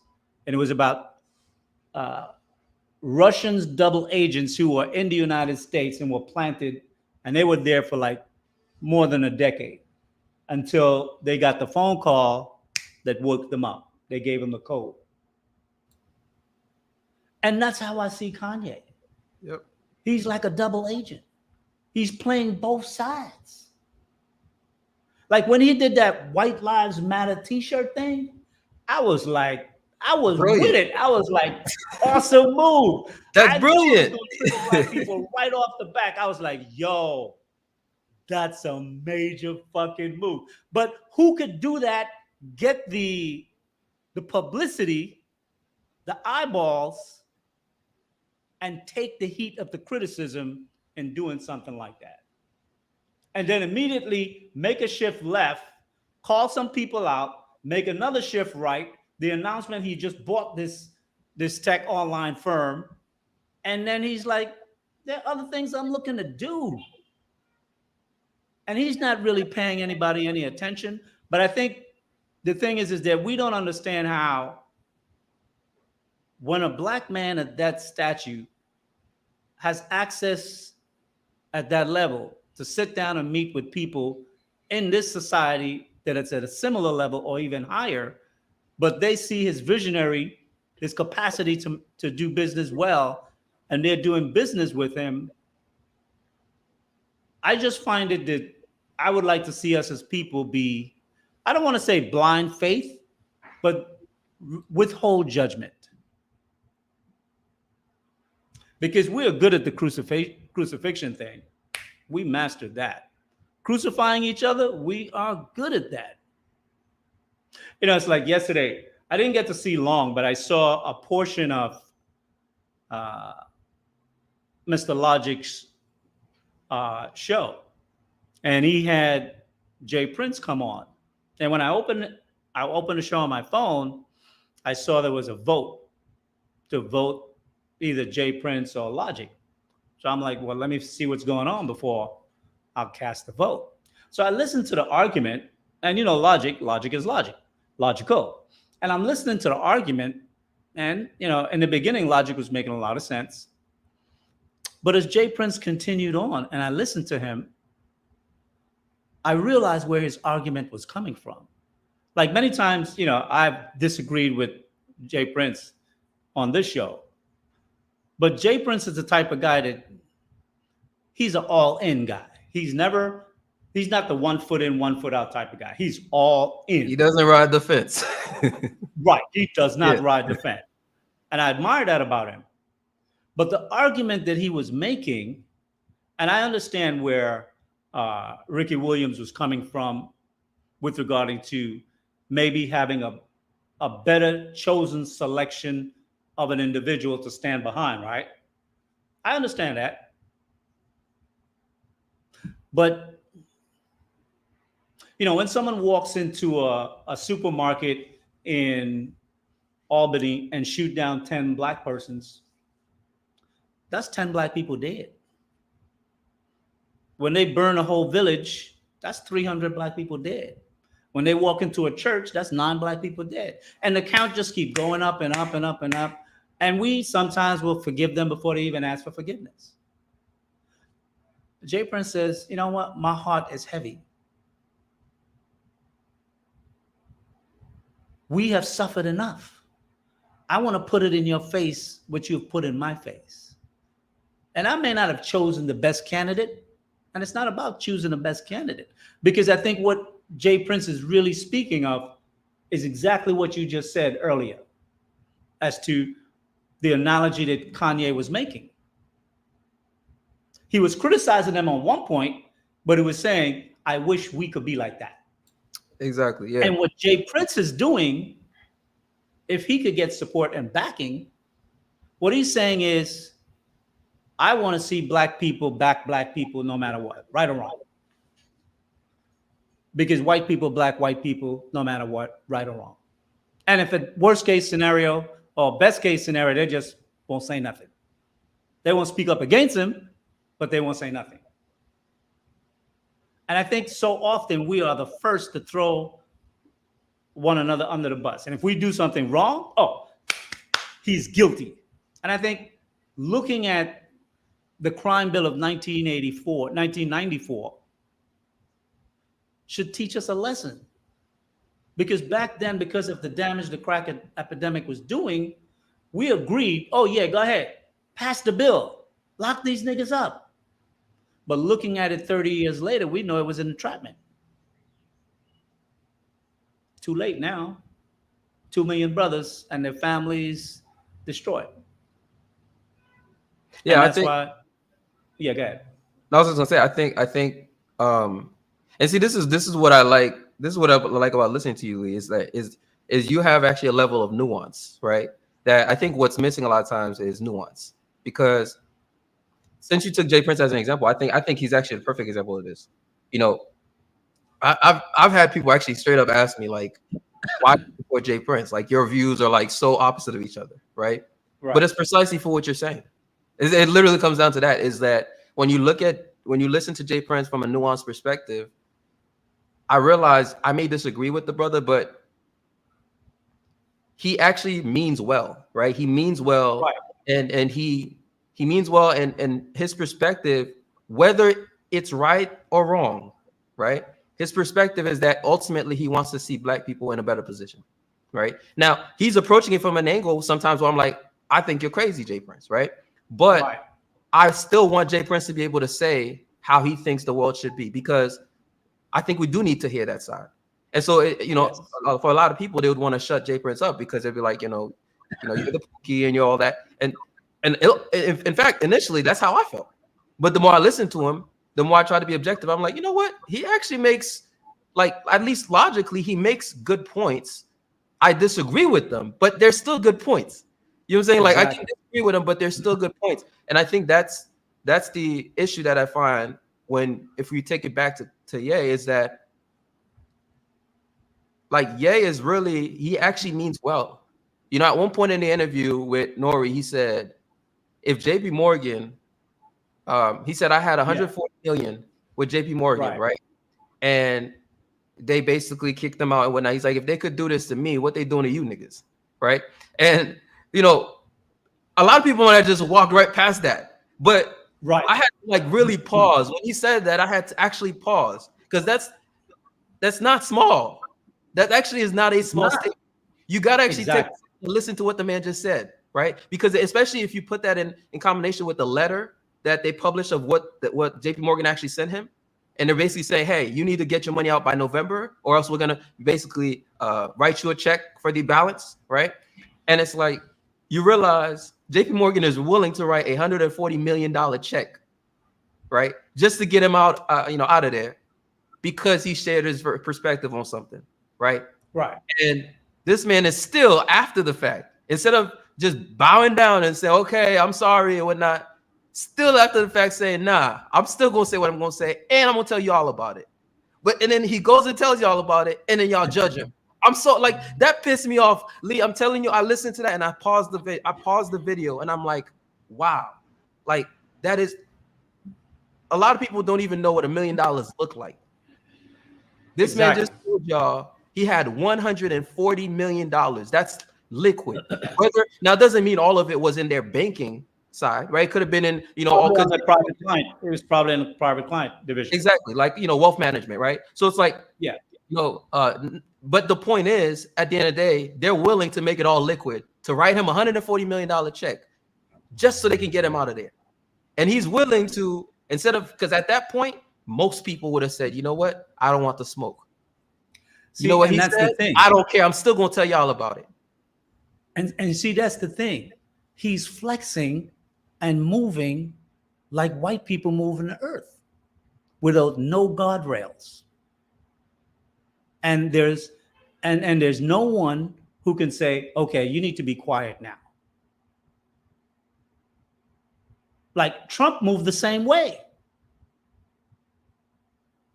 If you think about it, Trump moved the same way. And one of the things I liked about Trump is that when it comes to construction, and I've seen it in New York, there was nobody better than Trump. When Trump said he's going to build something and he's going to bring it in this price or under, it's done. Most times it's coming under the schedule. Never go over the schedule. I remember it took 10 years The city had several different contractors to build Woman's Ring on the east side. Trump got sick of it. He said, I'll build it and I'll do it by this date. In 3 years, he had it done. There's some people who are just effective at doing, and some people who are just effective of talking about. And I think as Black men, we really have to learn how to decipher between the two. There are some billionaire Black men who have governors who are restrained from moving with total freedom.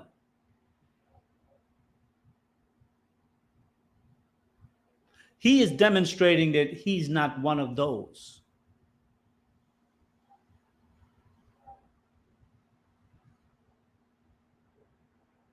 And I think so often we are always the last at the party. We're the last ones to support our own. We need to see someone else do it. And when I say someone else, white people, they got to put the seal. And then we'll follow. But most times when they put the seal on somebody, it's somebody who they can trust, who will work against us, who will work only for their own selfish achievements and financial compensation. It's rare that we see someone who say, you can't buy me and you can't shut me up. Hey Lee, did you watch his interview with Piers Morgan? I saw part of it. I didn't see the whole thing. It's like the whole thing is like an hour and something, right? Yeah. So my favorite part of that interview, my ultimate favorite part. JB, give me 1 second. Give me 1 second, because earlier there was too much light, and I told JR once the sun went down and the light kind of darkens, I'm going to turn on my light. So give me a second. Let me do that. Okay.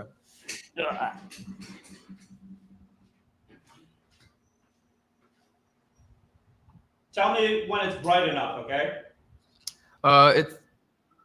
It's good right there. It's good. Yeah, it's good.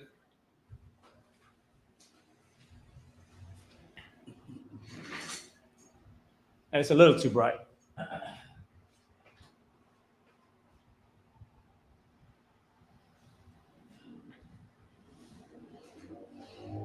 Okay. I've been moving around things in the studio a little bit, so it's got my forehead shining. I think you're fine. You think it's all right? Hold on 1 second. Let me see. This might be better. Let me turn this all the way down.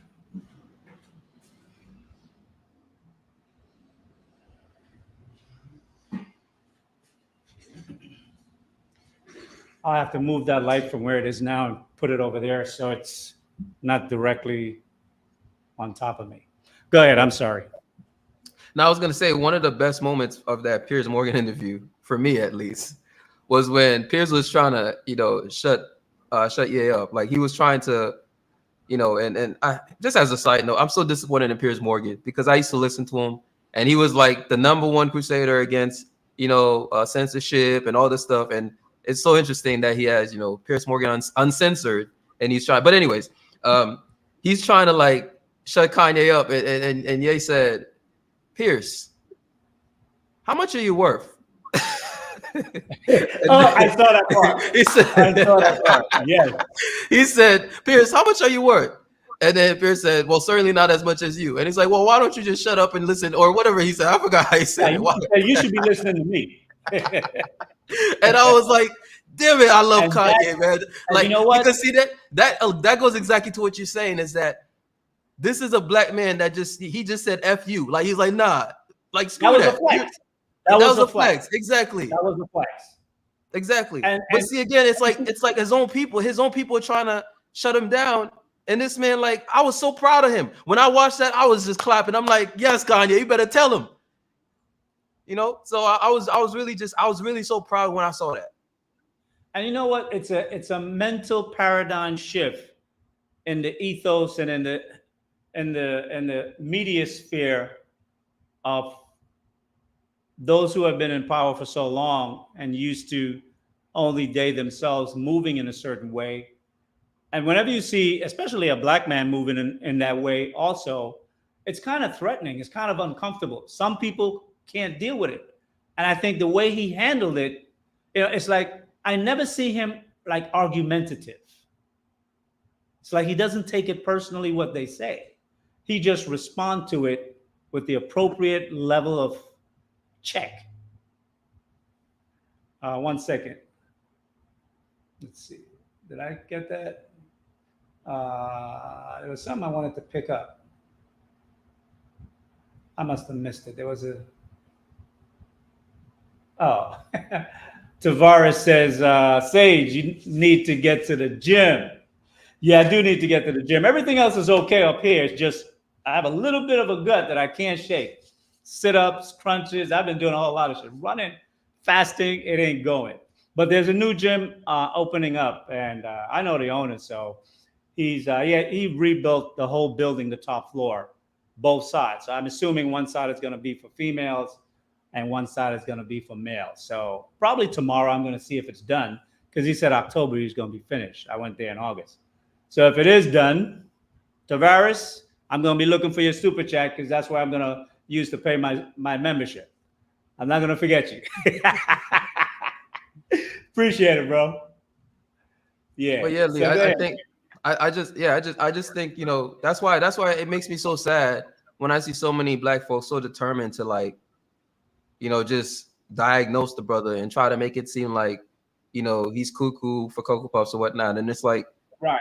All I see is a confident black man that has reached a status where he, you know, he's reached a point where he said, you know what, I'm not. And the thing with Kanye is that he straight up told you what he's doing.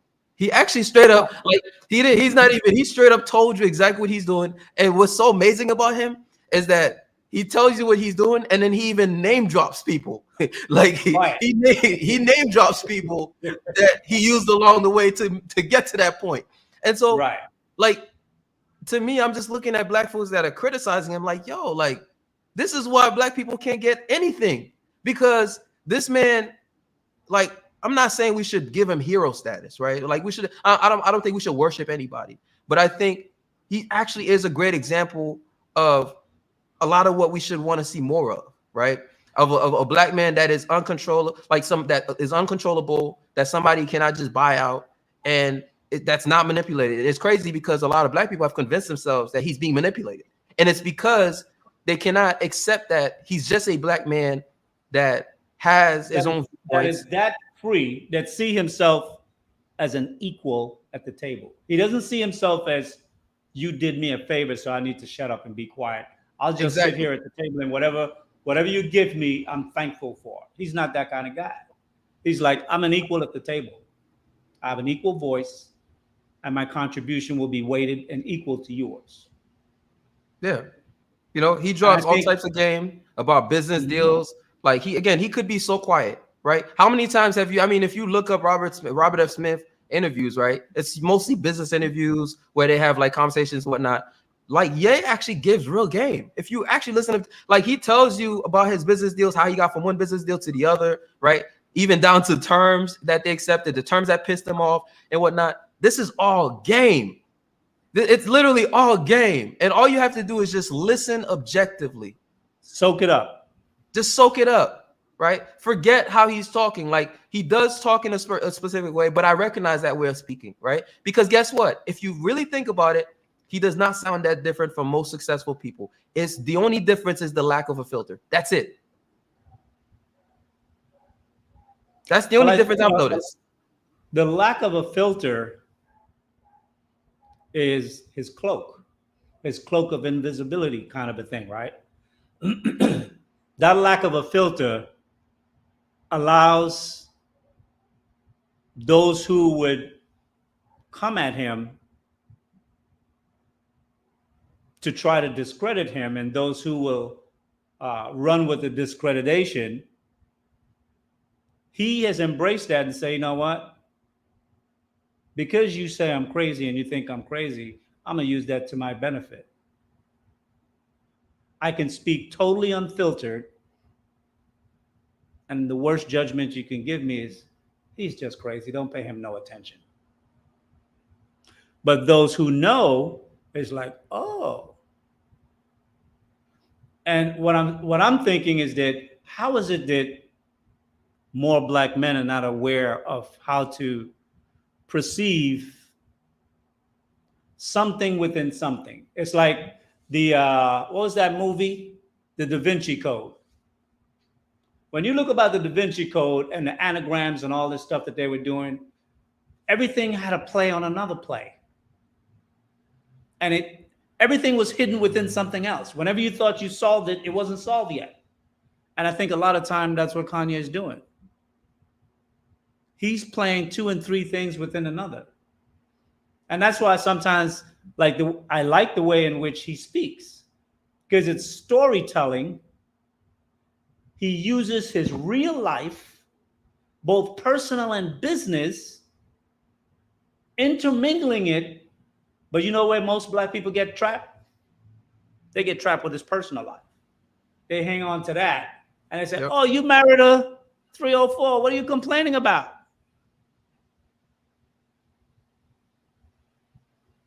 And mind you, that 304, right? I'm not, listen, Kim Kardashian is not the best example of a woman, right? Of like the, I should say, sorry, of the wife type, ideal right? wife or mother. The ideal wife. But at the same time, if you look at her again, objectively, right, you realize she actually worked well for Ye. Beyond, other than the issues that he's had with her family, right? And the children now and whatnot. But I'm saying, as a businessman, right? She actually, she was what you'd call, like in mathematics, she was an additive. I always mess up that word, but she added value, right? Right. She added value. She was additive. I can't say the damn word, but she added value, right? And so instead of like just being a liability and whatnot, she actually helped. As much as she built herself up along the way, right? She actually built him up, or helped him build himself up, I should say. Like they were definitely beneficial to one another. Exactly. They were mutually beneficial. Yeah. For those who say marriage is a business. I think, what did he say? He said he was how many millions in debt? 100 and something million in debt. At one point, and then turn around and flip that into $1 billion. Yeah. And mind you, when he was in that situation, his own wife bailed him out. Yep. Right? She bailed him out. So we can call her 304. And, yes, that is, yes, her history does match that. But guess what? The point is, at least he didn't go and pick the worst 304, some ratchet chick that added no value. That was just a liability, right? Because she actually added value. Not only that, it reminds me of, back in the early 90s, when one of the sheiks, either of Dubai, Qatar, or one of them, I don't remember the exact name, had a derivative issue in Citibank, and Michael Jackson gave him $500 million to bail him out. And then Michael Jackson was making a move to not only take over Citibank, but also take over Sony. Like, people don't even know Michael Jackson was a serious businessman, but he didn't look it. Yeah. And that's why I believe when he left us was because of another move he was looking to make. So it was easy to take him out. But and that's the thing. It's like, if somebody was to do something to Kanye, we would just say, oh, he was crazy anyway. And that's what I'm trying to do, to add my perspective, so we are not so quick to kind of jump to those assumptions, because Kanye don't threaten us. If anything, he can only help us. He can't hurt us. He's going against the untouchables. Well, not against them, but see, he's not going against them, but they clearly perceive it as such. Okay, so if listen, Ye is the first black. If you really think about it, he's the first black man that's even willing to attempt at this, right? Like, he's going against the untouchables. These are the folks that you say anything, and like I said, that's why I get Ye, because you gotta respect it on a level, right? You gotta respect how much control they do have over like their image and what you can and cannot say, right? Like it's reverence. It's not hate. For me personally, I love studying their culture and how they work and how they move, because there's so much game you can learn from it, right? So it's not like to me, it's not a bad thing. And I think when you listen to what Ye was saying, he actually said it. Like he literally said, I just want to see. He didn't say these exact words, but if you listen to him, he was basically saying, I want to see Black people be able to have that too. And when he compared how they build each other up and how we destroy each other and this and that, like that's what he was saying. And for Ye to be willing to go against the untouchables, and y'all calling them crazy? Well, I guess that is crazy, but well, the thing is, and that's why I use the analogy that he's walking on the edge. Most men walk in the middle. They walk where it's safe. He's on the edge because he's getting ready to fly. And we're saying, you can't fly. What makes you think you can fly? None of us can fly. Who are you to think that you can fly? Only those people over there can fly. We can't fly. And he's showing you how to get to the point where you can fly. And we're saying, no. You're crazy. Stop. And that's why he's dropping names and situations and opportunities and deals and effed up situation with regard to like JP Morgan and whatnot. He's dropping all those things to kind of show you that, look, I deal with some of the stuff that you guys deal with too, but because of where I am, I can move around it. Like because they wanted to stuck me in some bullshit factory in China, now I'm negotiating my own deal. I'm gonna make my own factory. Like you see, one of the things that I like about the way he moves, whenever they try to pigeonhole him, when he break out of it, it makes him stronger because he built what he needed that they locked him off from being able to acquire. And I think that's something that we really have to take note of. That we need to start building infrastructures for ourselves. Mm-hmm. So we are not so dependent. So they can't just close the spigot off and say, okay, distribution, we shutting you down. Not really. JB make a call, Nigeria or Africa or somewhere.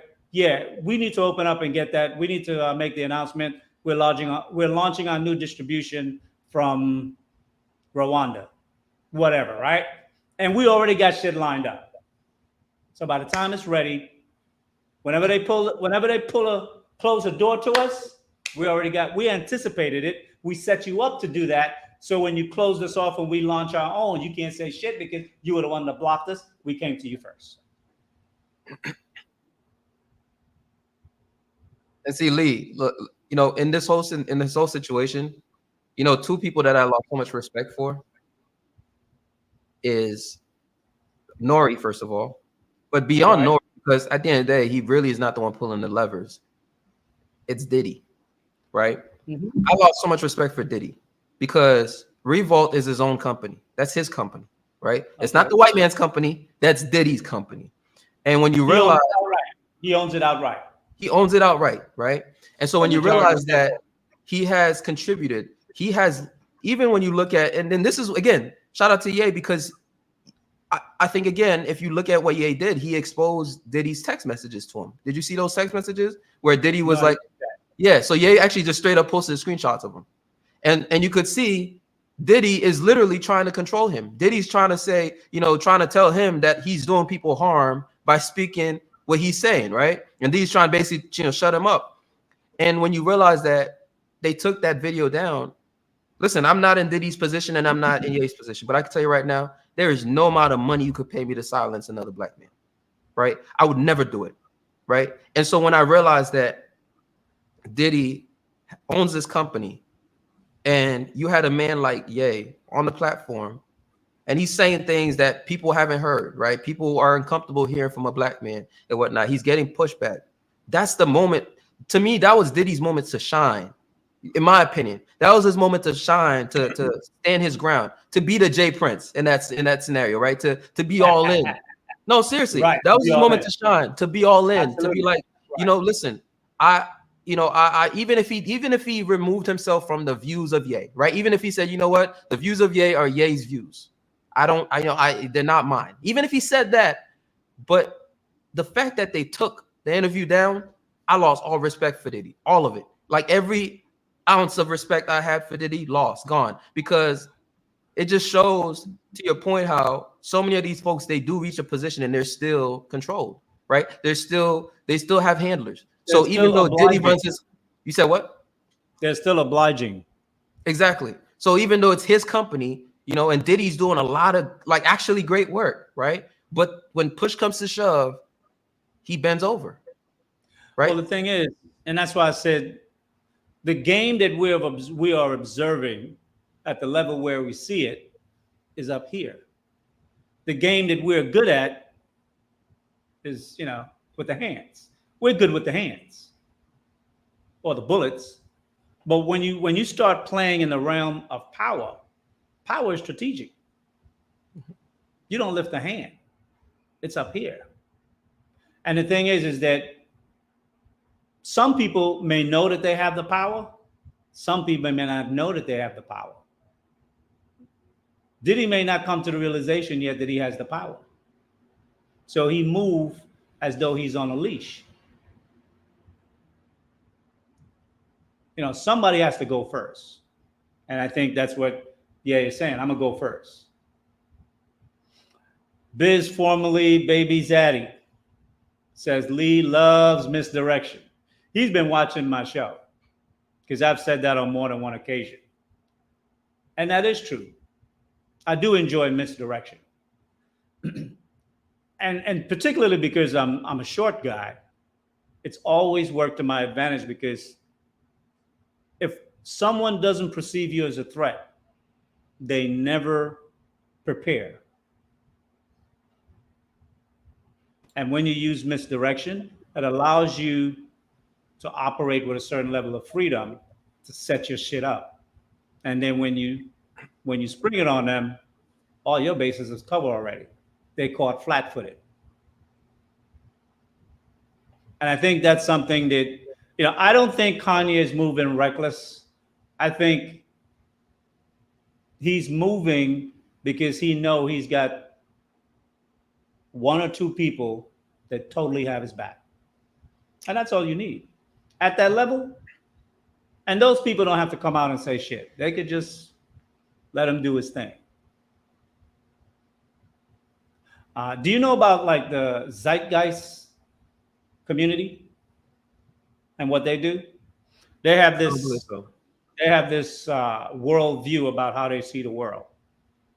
I hear that Kanye is part of that group.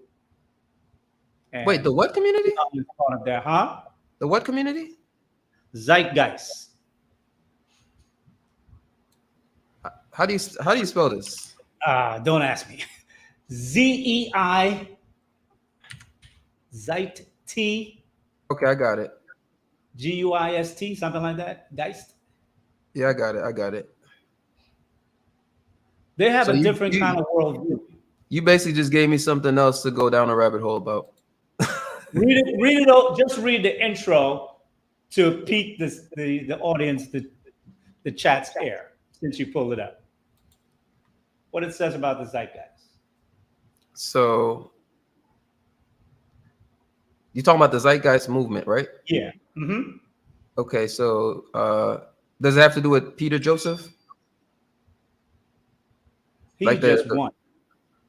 Okay. There's a Chinese guy, a Japanese guy that I think he used to either be the leader or the head. And these guys are like, they're like, when we talk about, what's the term? I'm trying to figure out. These guys are like scientists, brain scientists, astrophysics scientists. These guys are like some really smart dudes.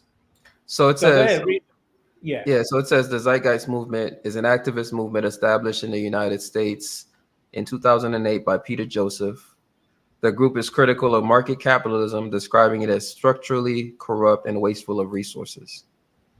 So that's wasteful of resources. The group dismisses historic religious concepts as misleading and embraces sustainable ecology and scientific administration of society. There's Kanye West's YouTube site has been running like 24 hours for the past few days, and I've been listening on some of it. It's 11 hours. And if you listen to him speak, when he speak about how he sees society, it taps right into that. Interesting. Okay. This is good information, Lee. I love me a good rabbit hole. But yeah, so anyway, I didn't want to go on a long ramble, but I just that I think your analysis today, I've been listening to a lot of different people's takes on this, and I've been mostly disappointed listening to these takes. And I think yours I was clapping behind the scenes before I even hopped in the StreamYard. Like I was just like, wow, like Lee actually gets this. Because I think somebody like Ye, unfortunately, he might really be a martyr, and because of how his own people looking at him, he won't even have his own people's backing, right? In terms of like protecting what he's trying to do right now. If you really think about it, like Diddy basically worked with the people that wanted to cancel him, and effectively, I don't want to say canceled him, but at least on that front, like that interview was like a crucial one for him, and you just cancel it, right? And then you realize on the opposite end, you have somebody like Tucker Carlson, a white man, right? Had an interview with Ye, and he said a lot of the same things. And it's like he didn't delete the interview. Not only that, actually, Tucker Carlson has been getting some crap because somebody from Fox News leaked some of the parts of the interview that Tucker Carlson actually edited out just to protect Ye. Right. So that means, to me, they're looking at that like, they're talking about it like, Tucker Carlson should be canceled. I'm like, yo, this man actually is trying to protect Ye. Right? Like, this white man is trying to protect Ye, whereas Diddy contributed to canceling him. Right. And it's like, you want me to look at Tucker Carlson and be mad at him? Like, I'm not even mad at Tucker. I'm like, damn, like he actually was trying he actually went as far as like removing some little segments that he knows, because if you listen to him out of context, right? Because the way Ye speaks and he weaves things in and out, it's so easy to listen to it out of context and take it a certain way. And the fact that he actually went as far as taking those parts out, I get how some of the media may see it as like, it's not ethical or whatnot. But guess what? To me, that shows a man that's like, yo, I'm actually like, Tucker Carlson is willing to die on that hill. That's crazy that he's willing to die on that hill, but Diddy would do that. And that just goes to show you freedom of thought and freedom of action. See, Diddy may think and feel and know the same things that Ye knows, but he could never say it. See, Kanye have freedom of thought and action. Some people just have freedom of thought. And then if you, like us, we have freedom of opinions. But many of us think our opinions are so valuable, it almost rises to the level of respect, because, that's the one hill that all Black men will die on, respect, which I think if anything should be canceled, we should cancel respect, because it's only a tool used for us to kill each other.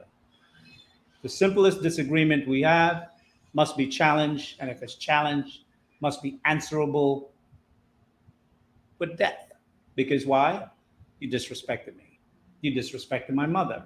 You disrespected somebody that I know, that I love, and because I interpreted it or someone interpreted it as disrespectful, you must die. That's a word I think we should cancel. It's done us too much harm for nothing. Like, I see guys standing on the hood when I was growing up, standing on a corner, talking shit, hustling. And when them blue or whites pull up and they hit that siren, whoop, whoop, whoop. Get to running. Bounce. Yep. So please, save me with your respect. Because the only thing you respect is power. And you use your power, which is the gun, to browbeat other Black men to show them that you have power, until someone else come along felt disrespected by you with more power, and then you're gone. And it's a never-ending tale of a black man trying to achieve respect. Hey Lee, you mind if I touch on what you just said real quick? Because this is okay. So this is something that I've tried to like get a lot of men who call themselves street dudes, hood dudes, like even in my own family. I try to get them to understand this. And in fact, actually, Lee, you and I, we had a long conversation about this before, offline, right? Mm-hmm. A lot of times, I think the detriment of a lot of black men is a lot of black men who grew up in certain environments is that they don't really know how to think critically, or at least they don't know how to be strategic in their thinking. They don't know how to move in substance, right? And so if you grow up and you just, had to fight all the time, right? All you had to do, you had to fight, and you were out there, whether you were, dealing in drugs or whatever you were doing, right? You were banging. That's all you know. And so a lot of times when you listen to black men, like I know even on some of these panels, I trigger a lot of black men, in this manner, right? And this might sound awful, but I actually do it on purpose. I do it on purpose because, no, listen, I'm going to tell you why. Because go ahead. I want to see it change, because what happens is all they know is one language, is violence. That's all they know. Right. All they know is one language, is violence. They don't know how to move in substance and strategy, right? And so when you'll realize a lot of these, like, and I'm taking these panels as an example, right? When they come in these panels and they have to just go based off substance because you're not in front of the person, right? You can't, exert violence onto them, right? You can't make them fear you. And so now you just have to move based on your words, based on, like the actual intellect that you have. And you realize this is where most of these brothers fail, right? Most of them fail because they cannot battle at that level. They don't have the training. Exactly. And so I think one of the best forms of training, and I've had some people tell me it's dangerous what I'm doing, but I think one of the best forms of training is putting them in that scenario and say, yo, like, I want to see you use your intellect. Like, screw your violence, because fuck that. Like, I've seen that my entire life. I've seen it, right? Exactly. But can you stick to the intellect? Can you stick to the substance? And it really makes me sad sometimes when I see that brothers really struggle with that, and they always go back to that low level, like to that low level of, I want to exert violence onto you. I want to make you, fear me through like. It's funny because you said that, because now it reminds me. The other day I saw a piece of a short video, and it's a YouTuber that I really like. I like the quality of his videos. I like what he's talking about. But he had differences of opinion with Charleston White. Mm-hmm. And he was calling out and threatening him to come where he is to fight. And this is a 40-year-old dude, over 40 years of age. Stupid. And I'm like, why are we moving like we 17? Yep. Like, why can't black men have disagreements with each other and leave it there?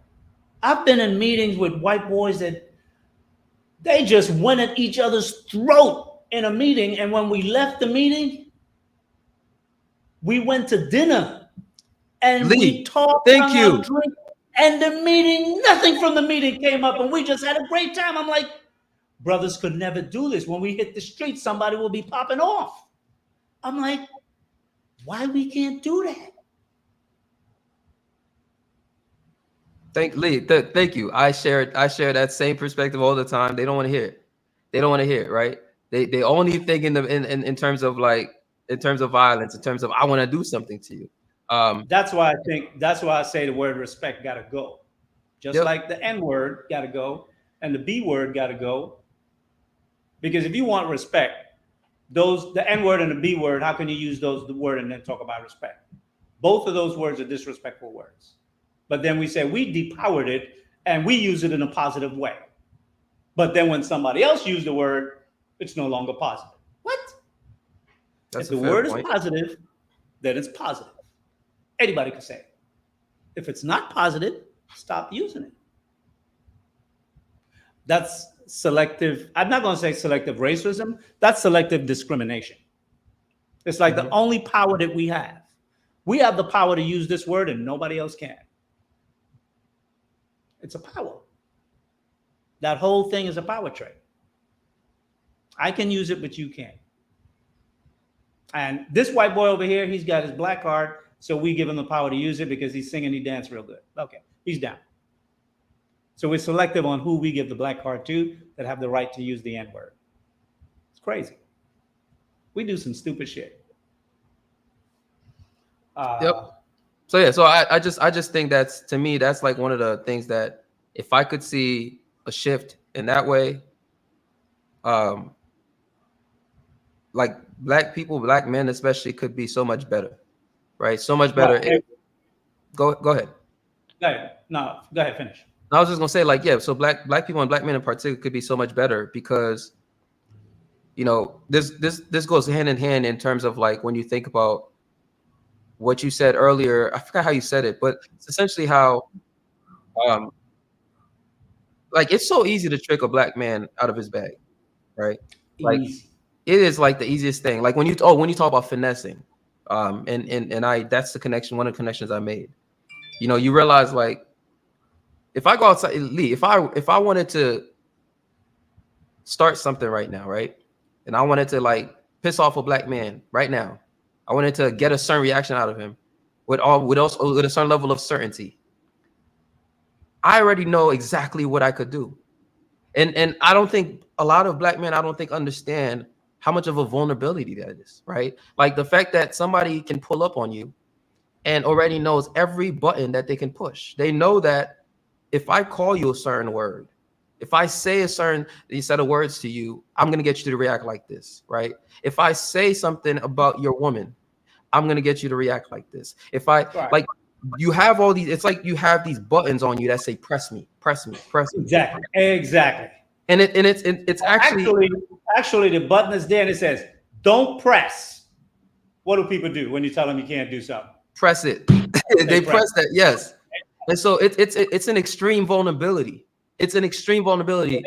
No matter how much I try to explain this, they don't understand it because they just want to stand on like the foundation of, you know, well, I'm a man and I got to do this. And it's like, in my viewpoint, you being a man does not mean you should be a crash dummy, right? You being a man means you should think. Being a man, you shouldn't have to utter it every 10 words. Who are you trying to convince? Yep. I'm 10 toes down. When I hear that, I'm 10 toes down. Okay, so you fucking great. But show me what you really stand for. Because that's why Anton said all the time, most brothers stand for fuck shit. I like the way, you know, like when I first started, I've seen some people say, hey, you know, Lee and Anton should do a show because Anton is so arrogant. If you saw me 25, 30 years ago, when I was on Wall Street in my 40s, you think Anton is arrogant? I was worse. But Lee, that's another example. That's another example of trying to humble another black man. Like that's another example. They just want to use you to do it. They just want to use you to do it. Right. Manipulation, but trust me, you need to go to a better school because I graduated. And ultimately, it's like the question is, you know, even when you think about Anton, it's like, even if he is arrogant, like, why does it bother you? Do you see what I'm saying? Like, it's like, why does it bother you so? Like, why are you so annoyed that this man? Is a form of power, and black men are intimidated by other black men that demonstrates power unapologetically. It's like there was a clip that I saw from when you guys did the live in Atlanta, and Anton was having a conversation about he's perfect. Oh man, that set Kayla off. She lost it, bro. And it's like most of the times when we as black people use the word perfect, we use it in a negative sense, more as an entrapment. We say, I'm not perfect. And then we'll say, nobody is perfect, which means you can't judge me. So if you can't judge me, I don't have to do better.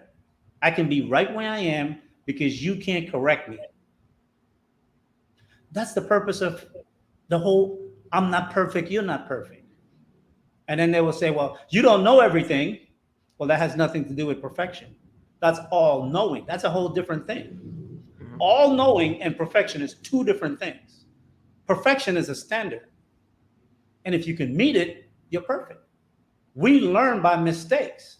It doesn't mean the mistakes you make you perfect. The mistakes you make you more knowing. It doesn't take away or add to your perfection. So I think people really haven't kind of like sift that through. But I think it's deeper. I think it's deeper than the perfection thing, though. Like actually, I'm glad you brought Anton up, because Anton is actually another great example of this. Actually, because I remember there was a week. What was this, last year? I think, or maybe it was actually earlier this year. I can't remember, but where Anton said by 2024 he'll be walking on water, right?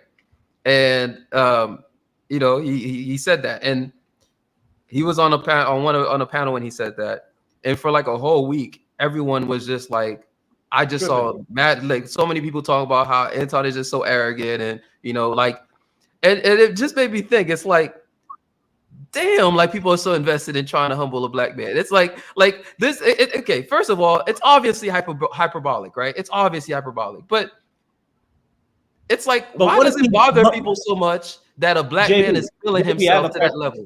JB, one second. What if it's not hyperbolic, and what if he believes it? But yes, spot on, right? But this is what I'm getting to, is that why does it bother other people so much that a black man is just talking his shit? Like, guess what? Whether Anton does it or not, I just love the fact that he's talking like that. I love the fact that he feels so powerful that he really feels he's gonna walk on water. Like, why does that shit bother you? Why does it bother you? And that's annoying. Like, it's actually annoying to me that you can't look at somebody like that and say, you know what? Like, even if you say, I think Anton is crazy. Like, no man can walk on water. Even if you said that, but it's like I must humble him. I must say he's arrogant, and I can't wait. I've seen comments that have said, I can't wait for somebody to humble Anton. Like the word for word what I just said, right? It's like, damn, like you really, it bothers you that much? No, the thing is that person is so insecure that he cannot envision a man with the level of confidence, self-assuredness in the way he speak and move. That's troubling. That's unstabling to everything in his world. So the only thing that will make him comfortable is for someone to humble him, to knock him off his high horse and make him human like the rest of us. It's the same perspective with Kanye. And that's the same perspective with a lot of people with Kanye.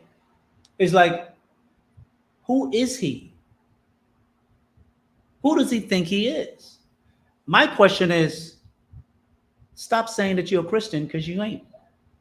Because in the Bible says you can walk on water. Said Peter did it for a little while without no spiritual power help. Solely confidence that he placed in the person that told him he can do it. And then he did it. But looking at his surrounding environment made him reconsider and say, wait, the hell? The waters are flowing all crazy. The wind is blowing. I'm not supposed to be able to do this. And then he went down. The scripture says your faith says if you had the faith of a mustard seed, which a mustard seed is like a weed seed, right? A marijuana seed, really small. Said if you just had the faith of that, you can move the mountain. You could tell the mountain, move, and the mountain will move. See, we don't understand that kind of power. That's for a different conversation. That'll put us on a whole different level. That's the kind of stuff that I used to study when I was a kid. Like metaphysics, clairvoyance, occultism, spiritual power.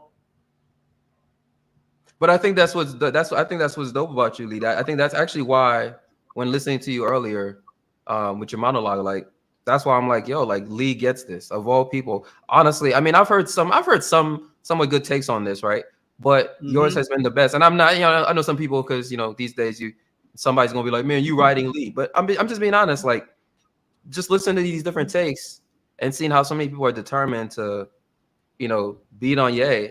And then I'm realizing like, damn, like you actually understand the nuance. You get all the different perspectives and whatnot. And all I would ask for Black folks to do is like, yo, like give the man the benefit of the doubt. Like don't immediately just assume that, oh, he's being manipulated or he's not on his medicine or he's not, like, why must we do this to each other? Like, I don't get it. Like, why like if you listen to him, yes, he speaks a certain way that is not the way that most of us speak, but guess what? He's also not on your level. So, he's able to speak on a level that maybe you can't.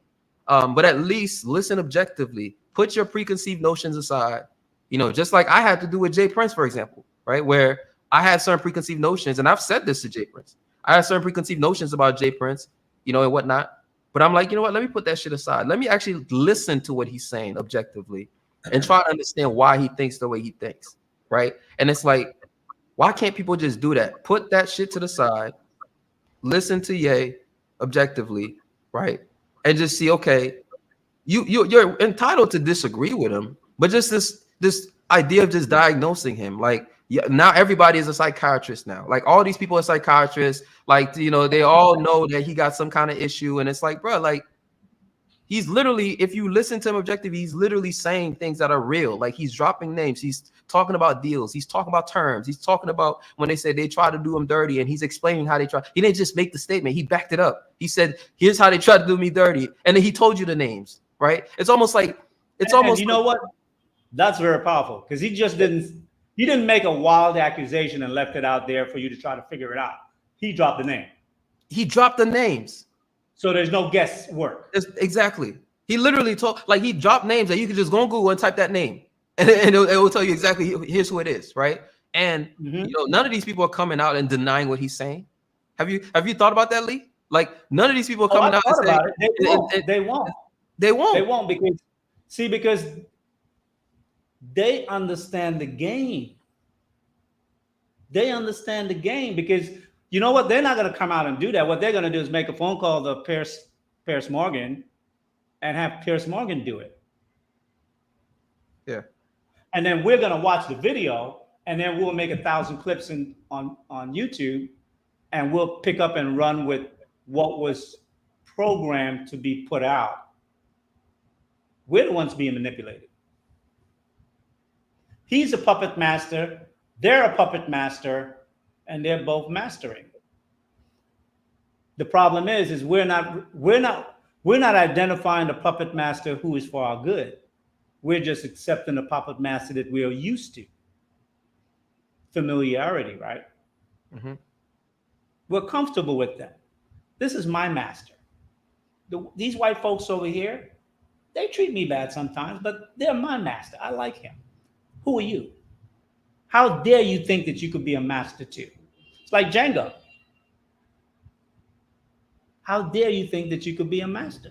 You should be a slave. Just get your ass back over here. And that we go out on a mission to prove to the world that he's still a slave and we're waiting for him to fall so we can say, see, told you. You belong right down here with us. And several times in the interview he did with Nori, right? Now I will give Nori credit. Nori did a great job initially at just letting him talk, right? Not interrupting him, kind of, giving him his space. But one thing I also don't like is when Ye's, speaking and he's making certain points and they're in context, right? There's context around what he's saying. Sure. And it's this need to clean up his words, right? To say, well, why don't you say it like this? Or why don't you? And it's like, that's also the other thing I hate. Like, right. Like almost like trying to hold his hand, like trying to tell him how to be a man. Like, and he can speak for himself. You know what I'm saying? Like, but then you realize, Lee, that it's like, I get it because they're not ready for it to like, they're on the fence. You know what I'm saying? They're not ready to do what Ye's doing. So for them, not only that, when he was having a conversation with Ye, you could see some of his responses. He was nervous. Oh yeah. But like Oh you yeah. said, I definitely like the fact that he let the interview run. Yeah. The fact that he had to drop it later, he got it out there. And that was necessary. That was important. He did the role he was supposed to play. If he's got to walk back anything, I'm not holding nothing against him. I understand the dynamics on how this game is being played because I've seen it played out on more than one occasion. I've seen it being played out amongst white people in power dynamics, money brokers, or just influence brokers. There are all kind of people out here that are So can I hired ask to you do this? different things. Can I ask you this? How do you feel about the fact that, because maybe I'm looking at this a little bit too strongly, but I don't respect the fact that Nori apologized. But when you're saying that you understand why and whatnot, I can also see that perspective. Like, you know, maybe at least at Nori's level, right? Because he's not Ye, and maybe at his level, for him to be able to further his goals and whatnot, maybe that is what's necessary. Unfortunately, right? So I can understand that perspective. Is that how you feel about that? Because for me, I think he was courageous to allow the entire interview to go through without shutting it down. But what about apologizing afterward, though? For what? The apologizing afterwards, I didn't know whether or not he would or wouldn't, but I don't fault him because I know he doesn't have the ability to fight back. There are forces on him, and if the forces is coming right from, from P. Diddy, he's got to acquiesce. He's got to acquiesce. So I don't hold nothing against him with regard to that. See, the thing is, one of the things that we do, we try to always make people guilty for like all this shit. And we don't even understand it. Like I said, they're puppet masters up there pulling strings. But I value the fact that he had the courage to allow the interview to go down. I agree. So I look at it as he played the part that he was supposed to play. Whatever happens after that, happens. Okay. That's fair. You kind of shifted my view on that a bit, because I was pretty mad at Nori. Like when I saw that apology, I literally just closed the tab. Like I was just pissed off. Like I don't know. I don't like to see black men bending over. I just don't like to see it. Like I hate seeing it. And so when I saw that apology, I literally just hit the X. I just closed the tab. I'm like screw this shit, But I can understand what you're saying because, yeah, I can understand it. That makes a lot of sense. Let me ask you this. I think a lot of people know Kanye. They know Kanye go left every so often, especially when he's got a stage. I think Nuri knew he was going to be saying some shit. Mm-hmm. I think he said, you know what? I'm going to allow him to say it.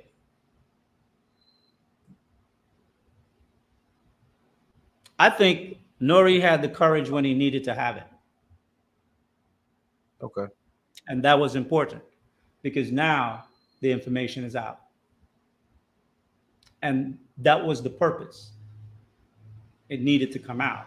And it was good that it came out on a black show. That's a great perspective, actually. Because he doesn't have the courage to fight the entire battle, I'm not going to blame him for that. He had the courage to start the fight, to start the battle, to ignite it. You actually just changed my whole perspective on Nori right now. That makes, because what you're saying makes a whole lot of sense. And I think I probably, if I'm being honest, I probably was looking at it a little bit emotionally. You know what I'm saying? Because yes, you are. Yeah, I'm probably looking at it a little bit emotionally because I don't know. I just hate to see black men bending over in this manner. Like, just yeah. Like I don't know, but I get it though. I always wanted to speak on this, but from I heard it, I never made a comment. PJ says slavery was a choice too. Now, I'm not sure how he means that because I'm looking at the eyes and the eyes is kind of like questionable situation. So I'm not sure how to really interpret that, but that is something that Kanye did say, right?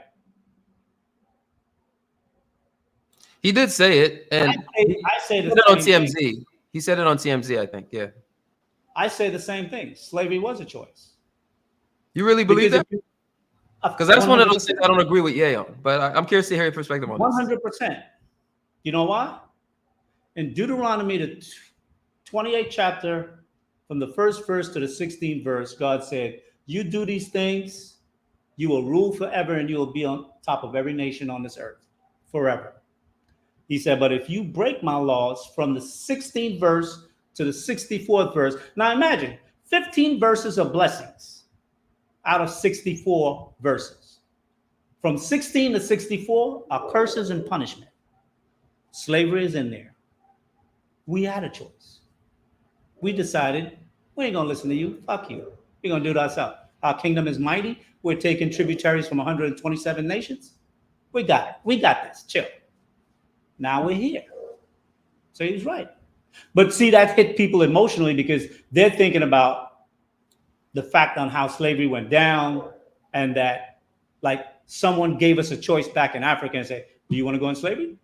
Get on this boat. If not, go over here. No.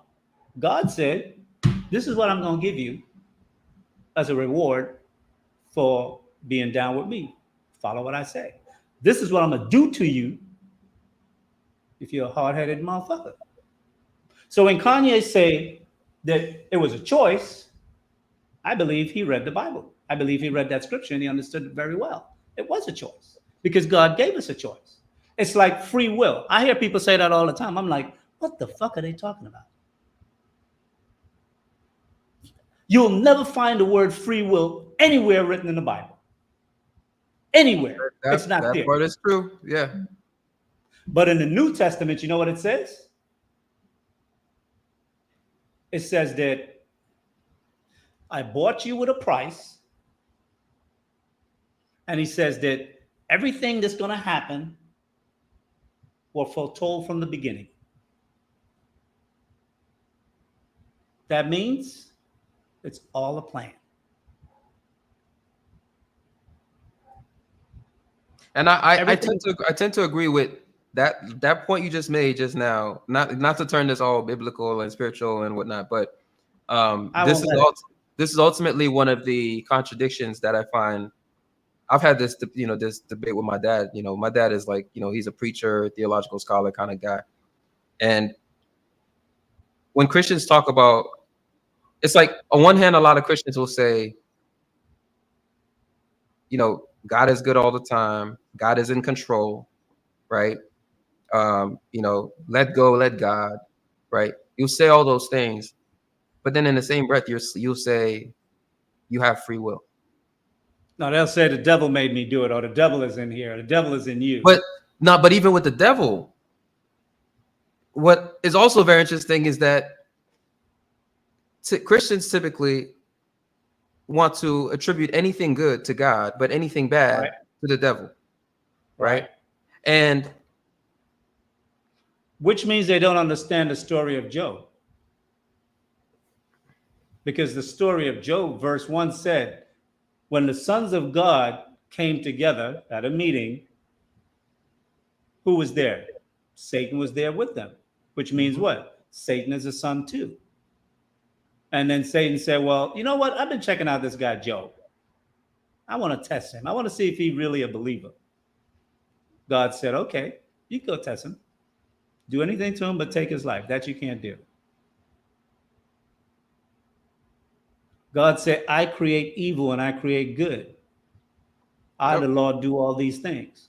So when people say dumb shit like that, I'm like, they don't read the Bible or they don't understand the Bible.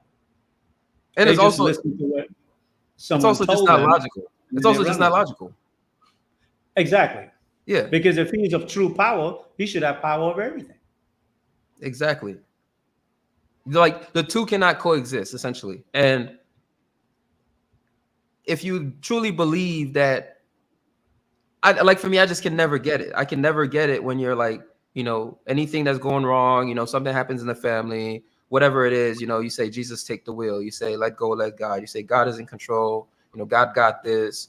We say, we say all these things, and they are true, but then in the same way, our faith don't support the words that we use.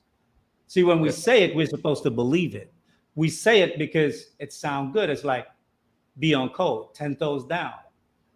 We say those things because It sounds good. I'm a Christian. It makes you look good, like an upstanding person. That is true.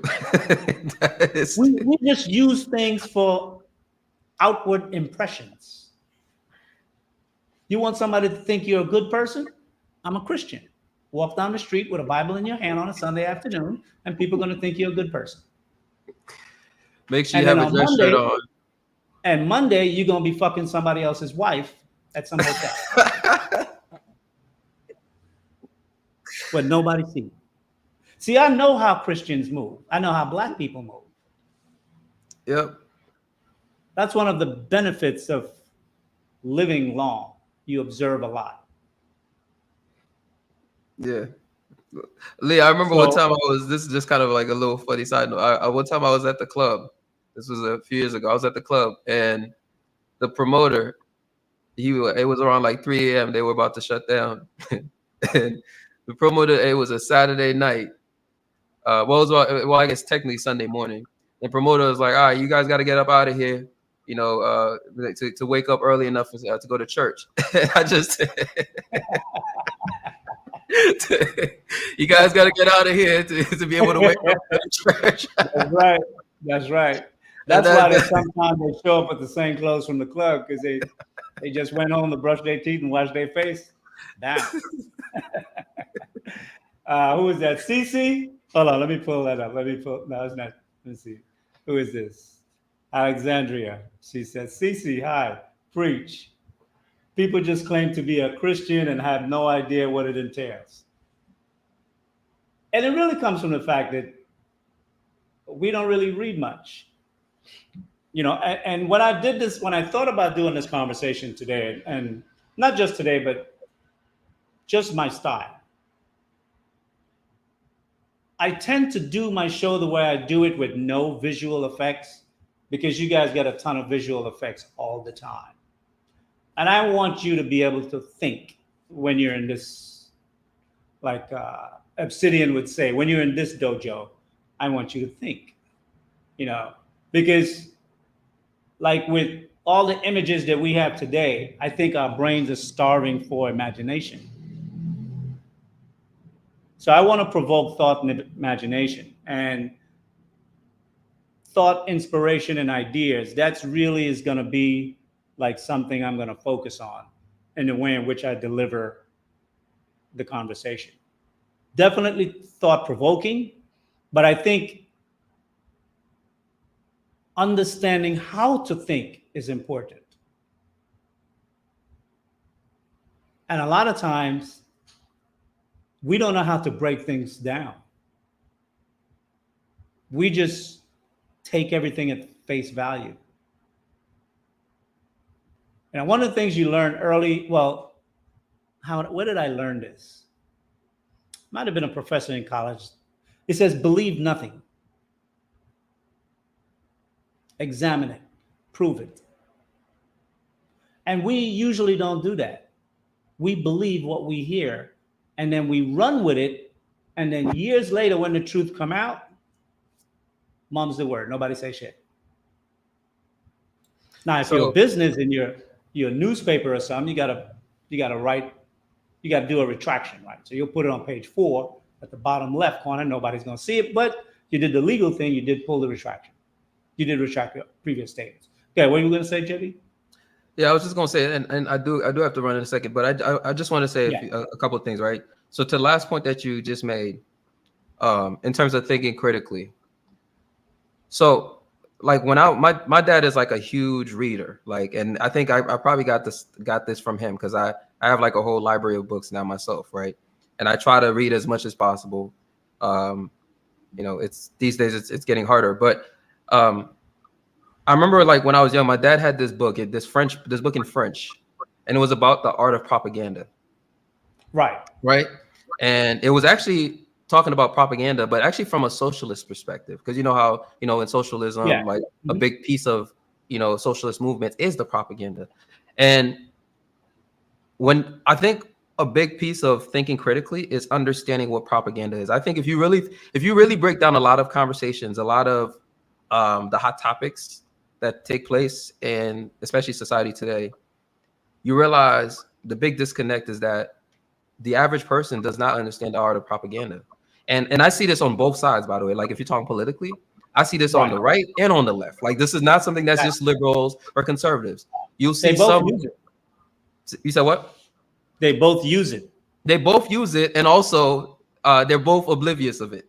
So like the powers that be on both sides use it, and then the people that consuming on both sides are oblivious. Right. So you'll have like people that, when I listen a lot of times and when I'm in conservative circles, and they only know one view of the world, right? Like they only know the liberals hate us and we're MAGA Republicans and this and that and all of that's the view that they know, right? They're all trying to come against QAnon and like all this other like all the stuff that they know on that front. Then when you're around leftists and liberals, like you see that they see the world from their standpoint where everything is the right that's doing it. And then when you really think about it, at the top, right, the people actually the puppet masters, as you would call them, right, on both sides, they're playing golf together, right? Their kids go to the same schools. They're whatnot, like they're having dinner together, and because ultimately, because you only see their public face. You said what? Because you only see their public face and what they say, and you don't know what their life is really like. You take what they say as gospel. Exactly. So it's like the people at the bottom fighting each other, fighting over who's the leftist, who's the right, who's the conservative, who's the liberal. And for them, they're just having fun, and not just having fun, but actually there's a profit motive, there's a power motive, there's an influence motive, right? And so they're enjoying the fruits of everybody else the infighting, right? All that fighting, people canceling their own family members because of political viewpoints and whatnot. And you realize fundamentally people do not understand the art of propaganda. And so this may sound very vague. To make this more concrete, what I'm essentially telling people is don't allow yourself to be in a bubble. Assume that everything you listen to has an agenda attached to it on both sides, on whatever side, whether it's the side that you agree with or the side that you don't agree with. There's always an agenda. You might happen to agree with the agenda, but it's still an agenda. And never let that get beside you. And so, I intentionally, like Lee, I'm mostly conservative these days, and I intentionally go and watch MSNBC. I intentionally go and watch CNN. Right, I intentionally do this because I want to make sure I hear the propaganda. Because I know Fox News is definitely a propaganda network. But guess what? MSNBC is also a propaganda network. Absolutely. So I know this, and I'm gonna listen to both ends. Right? You're not gonna get me to only listen to Fox News. I'm listening to MSNBC as well. I want to hear what Joy Reid has to say, even though I think Joy Reid is full of shit. But I want to hear what she has to say. Right. I want to see what's the agenda on that side today. Right? And so if you really think about that breakdown, so many of our critical thinking problems or lack thereof, like, could be solved by just people having that single understanding right there. If there's one thing I could tell anybody is just understanding that everyone has a motive.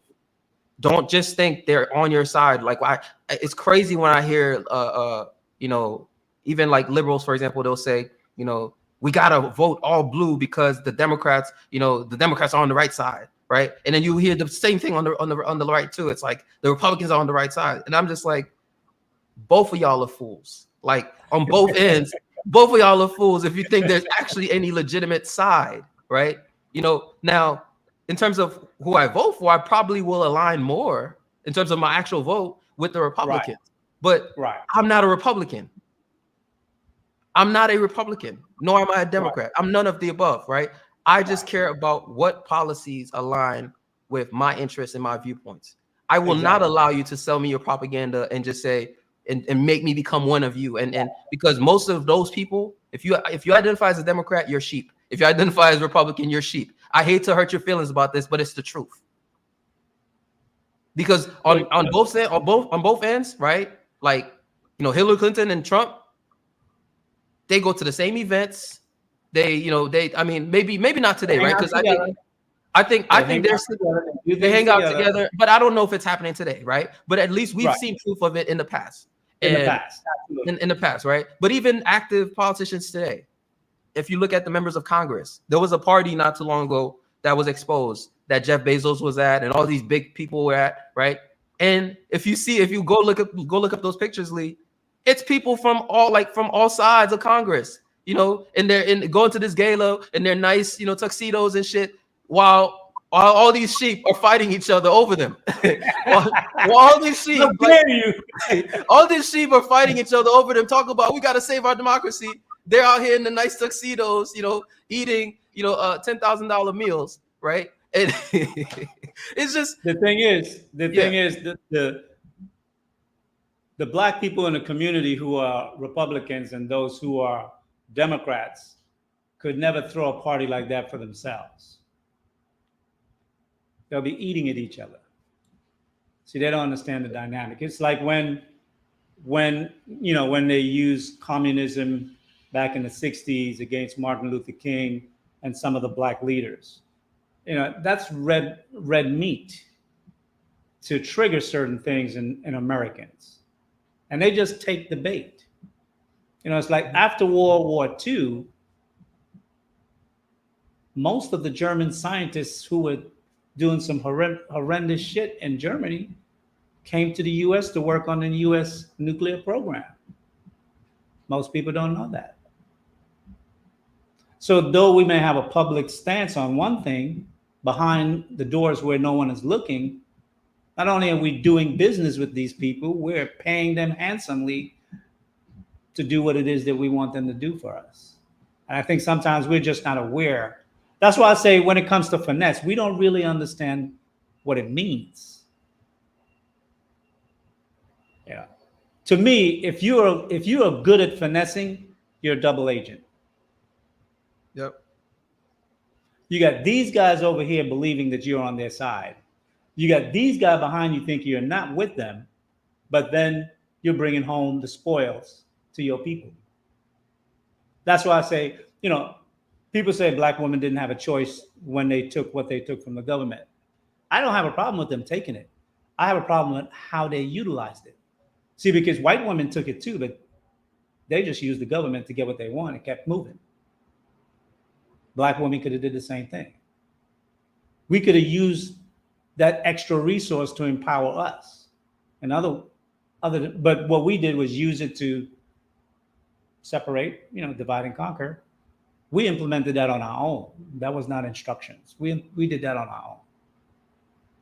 So the training was taken already. So it's just like, you know, we tend to, like the young lady that said earlier that I like, or whoever it was that said, I like misdirection. I think politicians always do things by misdirection. Absolutely. 100%. Absolutely. And if we were to embrace the whole process of misdirection, then we could use it too. Yep. That's when you become a player. But right now, you're not a player. You can play. We just constantly be taking L's. Keep getting played, keep getting played, keep getting played, keep getting played. When are we gonna like flip the script? You know, these are all good terms that we have that we use to make us sound like we're the sharpest people on the planet. Mm-hmm. Then why are we still at the bottom? If we know that and we believe that, if we know that we're being manipulated, but yet we succumb to the manipulation, you volunteered. It wasn't done behind some door of smoke and mirrors. We have had enough experience in this country to know the manipulation. We see it. That's why I gave the analogy of the birds. A bird could be right up in the tree, watch you set a trap, you walk away, drop the little breadcrumbs. 15 minutes later, he'll fly right out of that tree, pick up the breadcrumbs, and walk right into the cage. We ain't no difference. We do that shit all the time. Hey, Lee. Whether it's Listen, so if you think about it, right, I think one of the best examples of what you're saying is George Soros, right? George Soros. Uh-huh. I'm gonna tell you why, right? So I'm talking about George Soros, the billionaire, right? Yeah, I know. So is there another?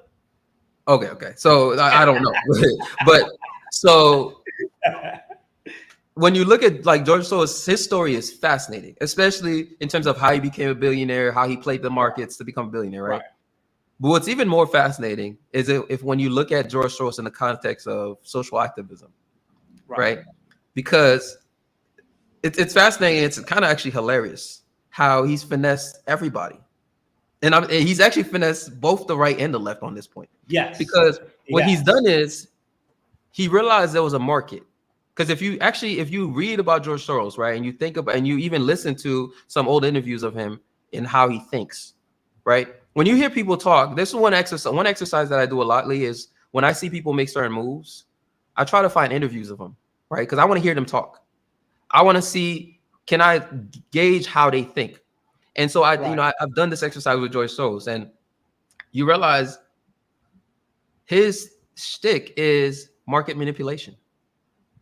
That's his shtick. That's the thing that he prides himself on, being able to be the chess player and manipulating a market. And what he figured, a market that is not supposed to be manipulable. Exactly. Yes. And if he's able to do it, then what does it show? That it is manipulable. Thank you. Yeah.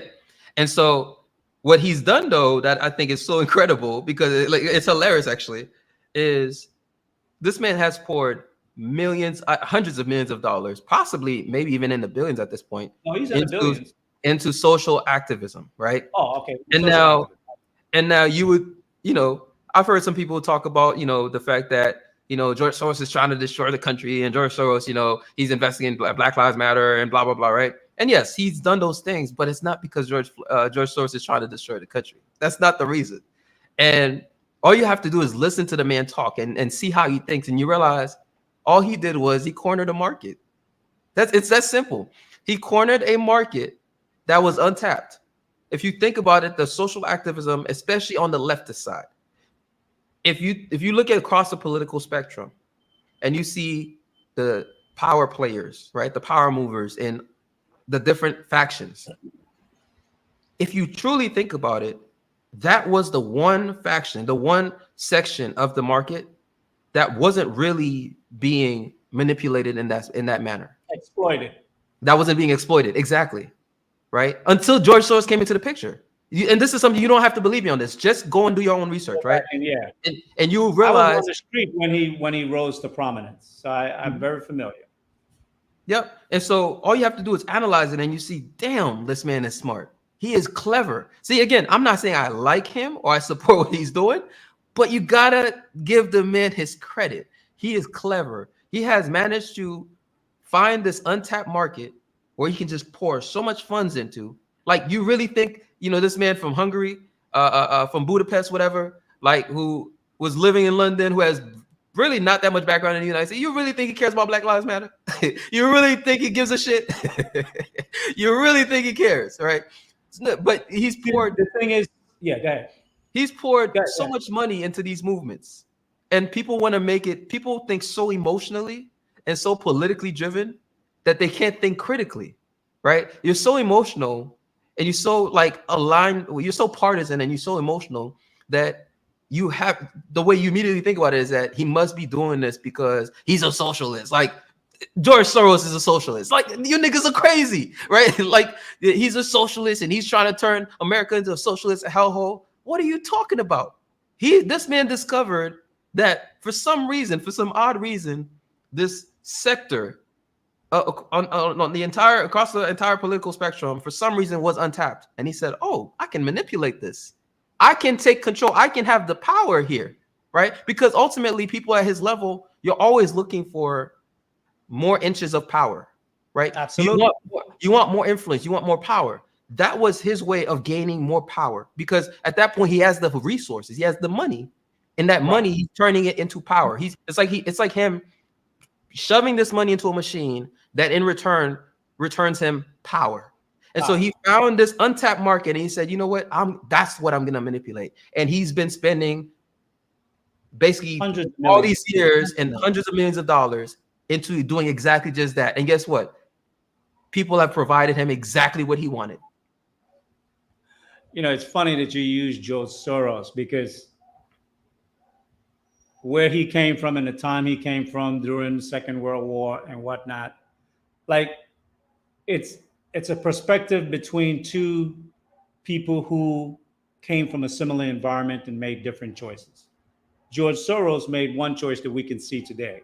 And the story I'm about to tell you is of another man who is a Jew who has the tattoo on his arm that I knew years ago. But what he chose to do was live a secret life. He would be pushing a shopping cart back and forth up on Broadway, Amsterdam, like around 74th Street, 72nd Street, in that area. Sometimes he'll wear power, what's that name of that radio store? Tower Radios or something like that. Tower Radio or something like that. Tower Records, before the other record store came out. And he would set up, a couple of tables with some books, and, a lot of people would come and buy his books and whatnot. And I like getting books from him because he usually have used books, old books. And I like looking at some old original stuff if it's of my interest, and I'll buy it. And in the early 90s, he died. Everybody knew him. Like if you were up on Broadway, Amsterdam Avenue, you saw him all the time. Everybody knew him. So the police knew him and the fire department knew him. So when he was dead in his apartment for some time. So when they called and the fire department broke into his place, came in, he was dead. After they took the body out and they were, whatever they got to do to the place to sterilize or whatever, they found $7 million in the mattress, under his bed, in his closet. This guy was rich. But he was stashing money just in case what happened before happened again, because you have to be able to buy your way out.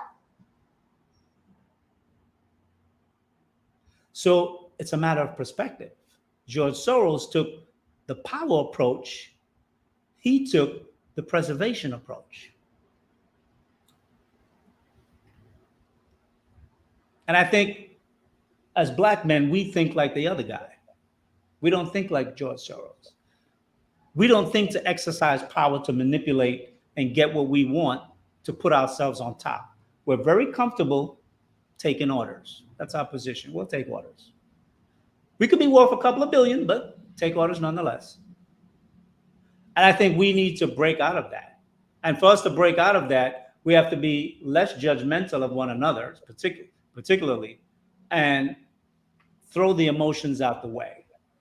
Lee, you know why I'm smiling right now? Because this is what I'm saying, man. You guys don't understand this, right? This is why I'm saying Lee is the GOAT. Because he quickly got the connection I was making. Because if you take this back to Ye, right? Even with the parlor situation, that's what Ye is doing. Like that's what Ye is doing, and this is why I like you. This is why I like you. You get it. That's all. I rest my case. This is what Ye is doing. Anyway. It's exactly what he's doing. Yep. And I think it's something that, he's going to have to do it, hopefully to completion at some stage where we become a believer.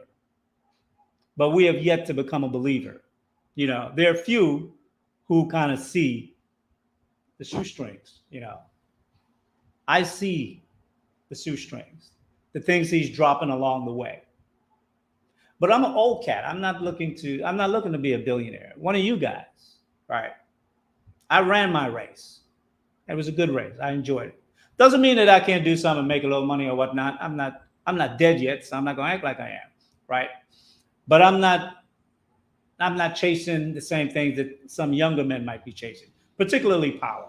Power has always been something that I've sought, but I've never sought it through fame. And what I realized at some point in my life, that usually the only way Black men get power is through fame. And that power is easily removed when whoever give it want to take it back. So I never wanted to achieve power that way. But power has been something that I've sought at one point in my life. So that's why I it understand it. That's why it needs to be grounded. That's why it needs to be grounded, though, because that's the cleverness of what George Soros has done, is that he has decided again, if you just look at how George Soros moves, Right. like his actions do not align with democratic policies, right? Like, That's another thing. so That's his actions don't align with them. But Right. what you realize is that he now is in a position now, after all these years of, really basically using his resources as a tool for that power, now that he's one of the most powerful figures in the democratic establishment, right? Right. If that George Soros picks up the phone and says he wants something to go through, it's going through. And none of us are going to know about it. It's happening. It's happening, right? And so now he has a type of power that's not easily pulled from him, right? And that's right. To me, that's what's like genius about it. But if you listen to the average person talk about George Soros, it's so surface level the way people talk about this stuff. It's like, oh, he just wants America to be a socialist hellhole. He's a socialist. He's this. He's like, and I'm just like, do y'all not? Anyway, I'm not gonna go on my rant right now. The thing is, we are good at throwing words that other people told us what those words meant, and then when we see that image, we say, "Oh yeah, that's a socialist," as opposed to examining what the person is doing versus what they're have their hands in. Yep. It's like sometimes I always say, leaders lead, and you lead from the front, not from the back.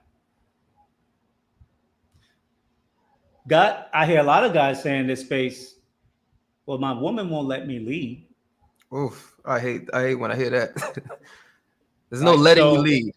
It's like you're the driver, you're going on vacation, you and your wife. Your wife is sitting next to you, but she's telling you left turn, straight, accelerate, right turn. She's giving all the who's leading? That's driving school. You're just a robot driving. You ain't leading. But anyone observationally looking at it, you're in the driver's seat. The cop pulling you over, you're in the driver's seat. But my wife said to accelerate. That's driver's school right there. That's driving school. So it's like understanding true leadership. Sometimes we really don't understand leadership, and we don't understand what it means to put on a jacket. Putting on a jacket means playing a role.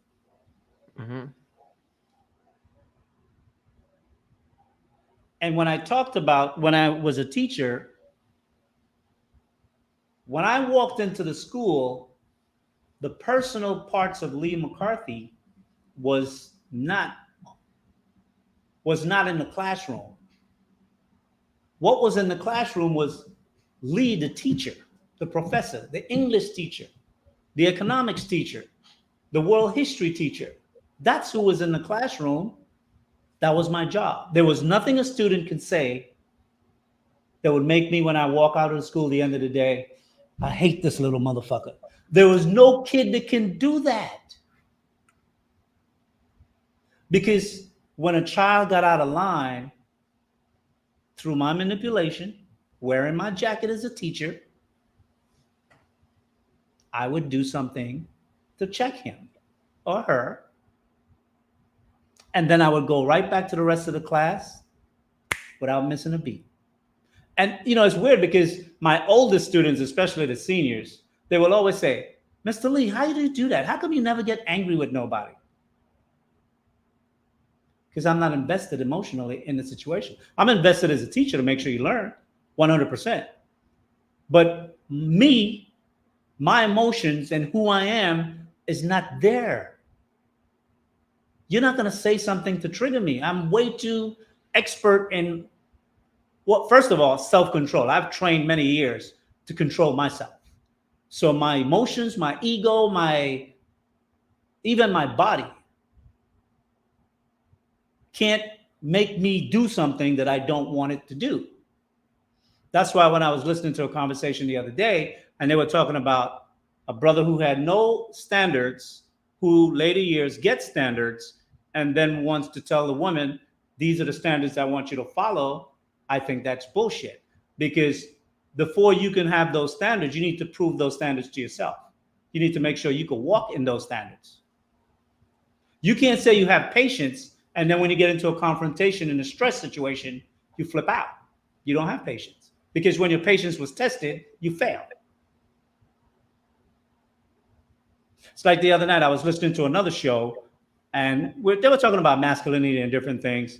And then they started using hip hop and the drug game, inciting how guys from the streets develop that masculine persona game and whatnot.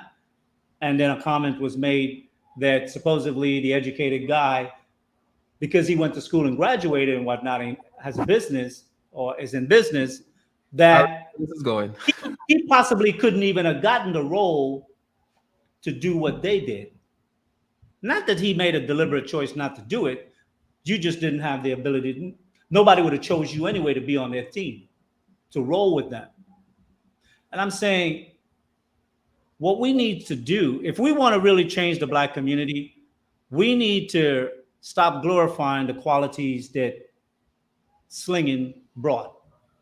Yes, you learn a lot of good masculine behavioral qualities in the streets, but it's a two-edged sword or coin with a tail. The head of the coin have your strong masculinity, but the tail of that coin destroyed the community for generations. So we have to stop using rappers and drug dealers who got game or whatever as the image of masculinity, because they said, well, when these guys come into the space, we know they're fake and we could decloak them right away. We could pull their card. Right, but when you pull their card and you show them that they're not really, they don't have charisma, they don't have game, what do you give them in return? What they do is it's self-servingly. The street, they talk about the street, they talk about gangstering, they talk about all the shit where they got the skills, but then you want the community to be better, but we still put this self-destructive thing way up on this pedestal. So you can't do that. Lee, here's the thing. I know exactly which conversation you're talking about. And listen, I'm gonna say it. It's just self-serving. When I listen to a lot of these conversations, it's very self-serving, because it's not just self-serving, but it's a way to make excuses for the fuckery, right? Because what happens is, when a Black man who is growing up in the hood and he's seeing the destruction, he's seeing, his friend that he grew up with, you know what I'm saying, now he's gone because a nigga shot him. Like, he's, you know what I'm saying, he's experiencing this and he's realizing, you know what, I want to do better for myself. Like, I want to actually try to do better for myself. Doesn't mean I'll succeed. Most young Black men don't even believe they're going. I mean, not most young Black men, but at least in that environment, don't believe that they're going to live, up to a certain age, right? Past a certain age. He's trying to just make it past that, and he decides, you know what, I'm going to move a little differently. I'm going to at least try to not, to not get into this situation or not get into that situation. But then what these cats will do is, because they didn't make that choice, they have to find a way to make you seem inferior for not having made the same choice that they made, right? So that's what it comes across to me when I see them say this. It's like, oh, you couldn't even been, you could have not even been a drug dealer anyway. It's like, you're saying that like it's like some kind of, like it's an achievement. Like it's an achievement. It's not. It's not an achievement. All you did was sell your people poison. You know what I'm saying? And then potentially killed your people, you know what I'm saying, when they stepped on your toes and whatnot. That's all you did. There's nothing honorable about that. You know what I'm saying? And this is ultimately a lot of times my issues with, sometimes even again, a lot of people I grew up with, a lot of my own family members who are in this shit, right? Because ultimately, when, like, every time, Lee, there's cats, right? I'll hear, somebody, I had a conversation like this actually with one of my cousins not too long ago, right? And he was talking about somebody who just got out, somebody that we both know. And like, when you hear how they talk about somebody who's getting out, and it's like, this man, it's like they talk about him like he got more stripes now. You know what I'm saying? He, like a homecoming. Exactly. He's the OG. And I'm sitting here thinking like, okay, but what's this dude's resume? You know what I'm saying? Like, we both know this dude. Come on, let's keep it a buck. What's his resume? What has he actually done? And when you think about it, all he's done is just destruction. That's it. That's all it is. But for some reason, they will look at that dude and they'll say, he's a real nigga. He's masculine. He's all of that, right? And then the brother that decided, you know what? I don't want to push this degeneracy, right? I don't want to continue to be going in that direction. He's the lame. You know what I'm saying? He's the lame. It's so upside down, right? And so that's why I love Charleston White. This is why I absolutely adore Charleston White, because he's coming into black culture and he's saying, screw y'all in this narrative. And to the point where he's like, I don't even care if y'all kill me. Right? That's right. like to me, that's bravery. Like to me, what Charleston White is doing is bravery. Is more honorable than what I've seen most of these niggas do. Right? Because he's willing to say, you know what, I don't care how many of y'all I gotta go against, because this mindset is so toxic, right? He's taking a stand. Go against it. Go ahead. He's taking a stand. It's very much like Jay Prince is taking a stand on that movement he's doing. You know, correct. But the thing is that, see, I came from that era. I came really at the beginning, so I saw it all grow, how it mushroomed and went on. The thing is like, I've been to Africa. The Africans have a mafia. I was trying to export some things out of there, and if I wasn't going to make the payments, it wasn't going to go. In Coney Island, the Russian mafia is there. Back in the day in Bensonhurst, the Italian mob was there. See, the thing is, I don't give a shit about the whole era of the drug game. You know why? They never took it over. The Mexicans got a fucking cartel. Get out of there, Lee. Get out of there. You want to show me? Show me the real power. Don't talk shit. Get out of there. No, I'm for real. Because I was there at the beginning and I could drop names that towers against whoever they know. But I'm not going to do that because some people are still alive. But you see, when they talk about guys having game, no, it ain't nothing about having game. It's about having a convertible Eldorado, 1971, two-tone, silver and blue. 4 chicks would jump in your back. You and your boy would drive down to the Travelodge Hotel. You'll rent the floor, and they'll give you what you want. You'll bust out some yay or yayo, for those of you who know that old slang, and some Buddha, and it doesn't matter how much game you have. Then you'll toss them to the curb, and another bunch of 4 girls would jump in your ride next week. And after doing that a few years, then you just have a comfortability of flowing with chicks. In my day, we call them gas brains, right? As long as you had a car, they'd jump right in it. You didn't have to have no game. So but see, even this game stuff, Lee, and see, we could go on so many tangents, and I think again, because you have the critical thinking mind, like even this game stuff to me is actually a lot of times very hilarious, because this pressure of like, you know, you gotta have game as a man, it's mostly only applied to black men, at least at the level that it is, right? That you gotta have game, and you know, if you don't have game, you just a lame. You know what I'm saying? You gotta, and I understand the need for confidence. You know what I'm saying? The need for confidence, right? Because that serves you beyond women. Like I don't think men should be doing anything just for the purpose of women, right? So I think anything you do that can end up serving you as well, like in the context of women as well, cool. But for me, I will never do anything just for the purpose of getting women or like impressing women. That's just not, I don't care for that, right? And so it's like, when you listen to this, a lot of these game conversations, again, it's so self-serving, right? A lot of times, and I'm not throwing shade, I'm just being honest, and I'm the kind of dude that will come up on the panels and tell them that I think they're full of shit, right? Because when you listen to these conversations, it's so self-serving, right? It's a bunch of dudes that just want to talk about how alpha they are because they got game, you know? Man, I can talk a girl out her panties, man. And it's like, it's so goofy to me. Like it's like on one hand, we could talk about George Soros and what he's doing. And then you come on these on YouTube and you listen to dudes talk about how much game they got, right? It's like two different levels of thinking, because they think that's like so important in their mind, right? That's like one of the most important things. And the level of pressure that is put on black men, that you gotta have game to be able to get women.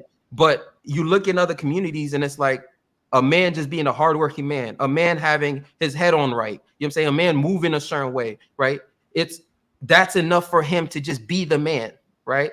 That's enough for him to be the man. But to black man, you know what I'm saying? You gotta basically be Superman. You gotta be Batman, right? And then even when you're Batman, guess what they're gonna do? They're gonna try to humble you. It's amazing. They're gonna take your mask off. You ain't nobody. The thing is, I'm gonna drop a little secret about game. Back in the day, game was for the guys that didn't make no money. Game was perfected by the guys that didn't make no money, couldn't get the hustle up the ranks. They were kept at the low levels. When you went to the Playboy Club, they were never there. So they got the leftover chicks, and they learn how to really rap to get girls, because the guys with the money, they already had the reputation.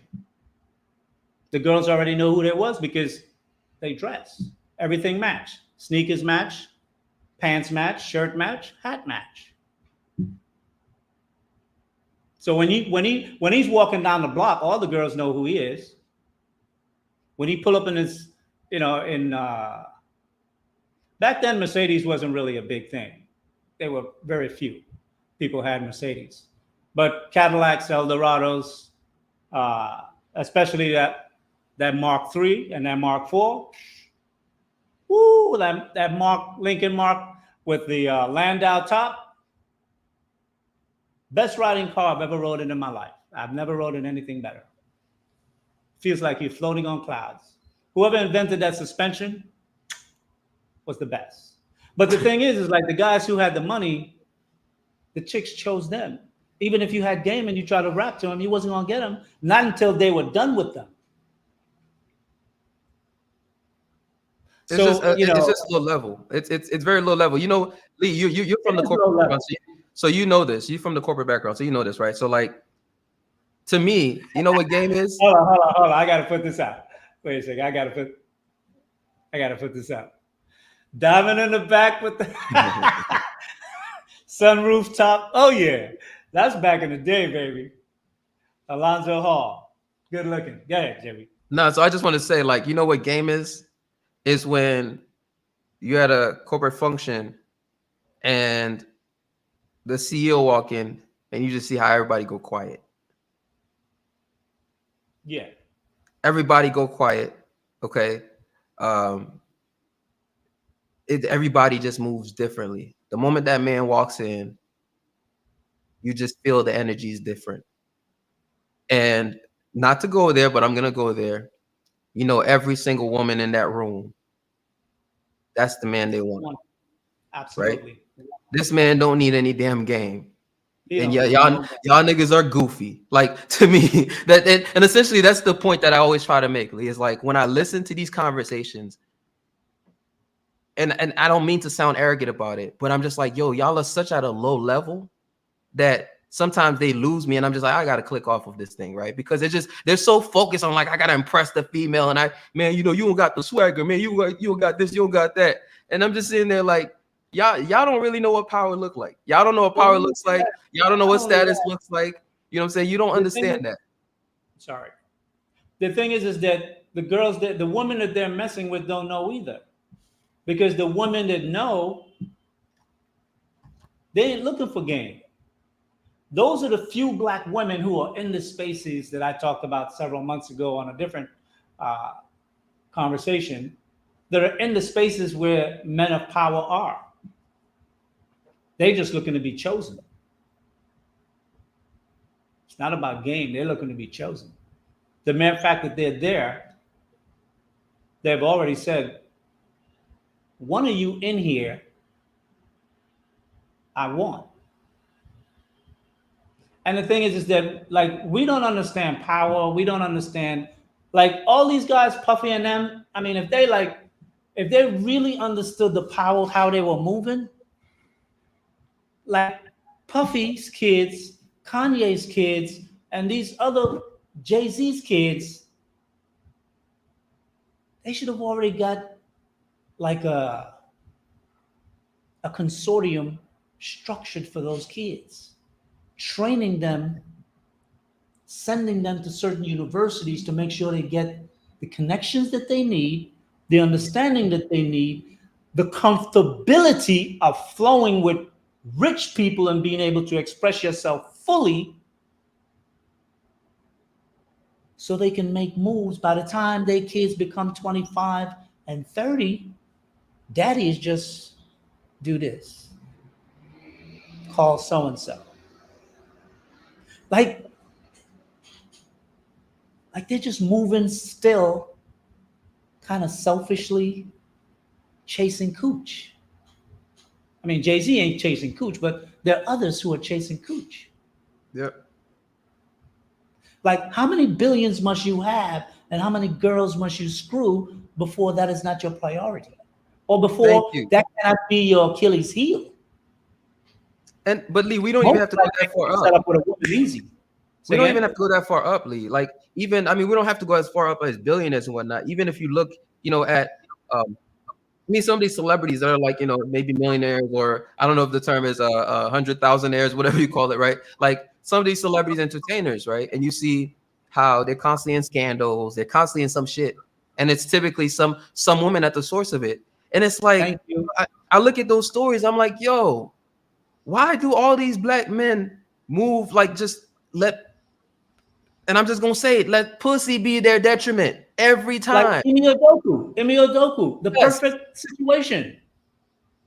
Like, and I listened to a conversation. I heard somebody say, I think it was a woman, and she said, well, he was in the power position, because, that type of situation is a power position. I'm like, don't you understand power? She's in the power position because she sleeps with a man that's more powerful than him. Whatever she tells him, he gonna do. Yep. And when push comes to shove, he's the one that's going under the bus. He is the one that's in the lesser power position. Yep. But he was an idiot. He was an idiot because he chose wrong. I mean, if you're gonna fool around with somebody's wife, don't choose a man that can execute you. But ultimately, though, I think this is why, like I said, when even when I'm listening to these panels and I'm like, okay, yeah, these cats on these panels, they're not multimillionaires, billionaires, whatever. But what it shows is that, what the thing with money is that it only is going to emphasize what you already are more, right? Exactly. And so when I listen to dudes that just talk all the time about how much game they got and how many females they're able to bag, and it's like for them, that's their perception of what manhood is, of what makes you a man. Like it's kind of like this. It's like when I was doing my show, a lot of times I'd have people come into my comments and saying, JB gets no hoes, and they thought that was an insult. To me, that's just hilarious, right? Because they think that, like, for me, I don't have women in the forefront of my mind all day or pussy in the forefront of my mind. That's not what I'm chasing, right? I'm not chasing that. And so when I see black men, they make that their focus. Their, how you define yourself as a man is how many females you can get and how violent you can be, right? That's pretty much it. It's how aggressive you can be and how many females you can get. And it's like, that's so low level, right? You don't like you've missed the whole point about power. You've missed the whole point about status, about being able to, like, Jay-Z should never have to exert violence on anybody personally, ever. Jay-Z in a position right now that Jay-Z, okay, should just be able to, if he got a problem, just snap a finger, right? Make a phone call. Just snap a finger, right? But you'll see black men reach a certain position and they're throwing hands. Like, you're a millionaire and you're throwing hands. What the hell is wrong with you? You know what I'm saying? What is wrong with you? That's a lack of understanding of what power is. It's just not truly comprehending that there are many levels to power. And we operate like on the first 3 rounds of the ladder. We never get to the top 3 rungs of the ladder. Because the beastly side of us must always be shown, because that's our most confident side. It's something that we're fully comfortable in expressing. Doesn't matter who, doesn't matter when. Like, there's no time and place where we were just like, nah, this ain't the right time. They gonna flex. It's like, I remember, when I first came to the US, and I was already in high school. And, like, in the hood, snapping is a big thing, right? So you're snapping on each other. And one day, this dude said to me, he said some wild shit. Your mother, this, that, and the other. He was going on. And, how we do it. Woo, Lee, you gonna take that? You gonna take that? So I looked at him and I said, I'm real sorry for you. I understand that the things you're talking about must be rather difficult for you. You know, observing your mother behaving in that way for all those years must have been hard. So I understand why you would project that to others. So don't worry, I'll keep your secret. Yo, the crew was like, oh, they were snapping up. He never said nothing to me ever again. See, I know how to read people. That's why, like, in this space, it'd take a hell of a man if he could trigger me. I don't think he exists. I really don't. Because I didn't master going out after billions. I mastered me. That was my only thing I wanted to do when I was young. I grew up watching my friends taking drugs and getting destroyed, going to jail, those who sold it and those who use it, how their life turned out. And for me, I was like, I would never let anything control me. Not a drug, not a person, not my own desires. And I've fully been tested in every one. That's why in one of my earlier video, I was saying, if you really want to exercise power with a woman, get right to the point where you're about to put in your penis, pull it out, get dressed, bounce. Make sure it's not your woman, it's just a woman, because you're gonna have a fight. Hey Lee, that's toxic, Lee. That's the training for you. That's no more toxic than a woman having the right to revoke consent at any time. Right? They say you could be in there stroking 10 toes down, and she could say, stop. I don't feel right. Get off. And you're supposed to get off. I did this shit. Yo, the shit I used to read when I was young, people would never imagine, bro. That's why I say when it comes to manipulation, I can read it. I don't practice it as much anymore because I don't need to, but I observe it, right? And misdirection, it's a good skill. I learned it well. I like it because it's disarming. I'm not the aggressive personality. And that's why it's like, you know, one of the things that I've found. I'm sorry, Lee. I'm still like, you still laughing at that image I'm laughing at that image in my head of how confused that woman is after that. No, you're gonna have a fight. You're gonna have a fight. So pick the girl carefully, right? Make sure you can beat her. Don't pick one of them BBWs that can knock your ass out with one punch if she catch you, right? But you know, it's funny, right? One of the things I hear a lot from girls, ladies, when I meet them, like usually 2 or 3 weeks after we've been going out or whatever, they will always say, you're nothing like what I expected you to be. Because most of the time when girls met me, I was always dressed in a suit.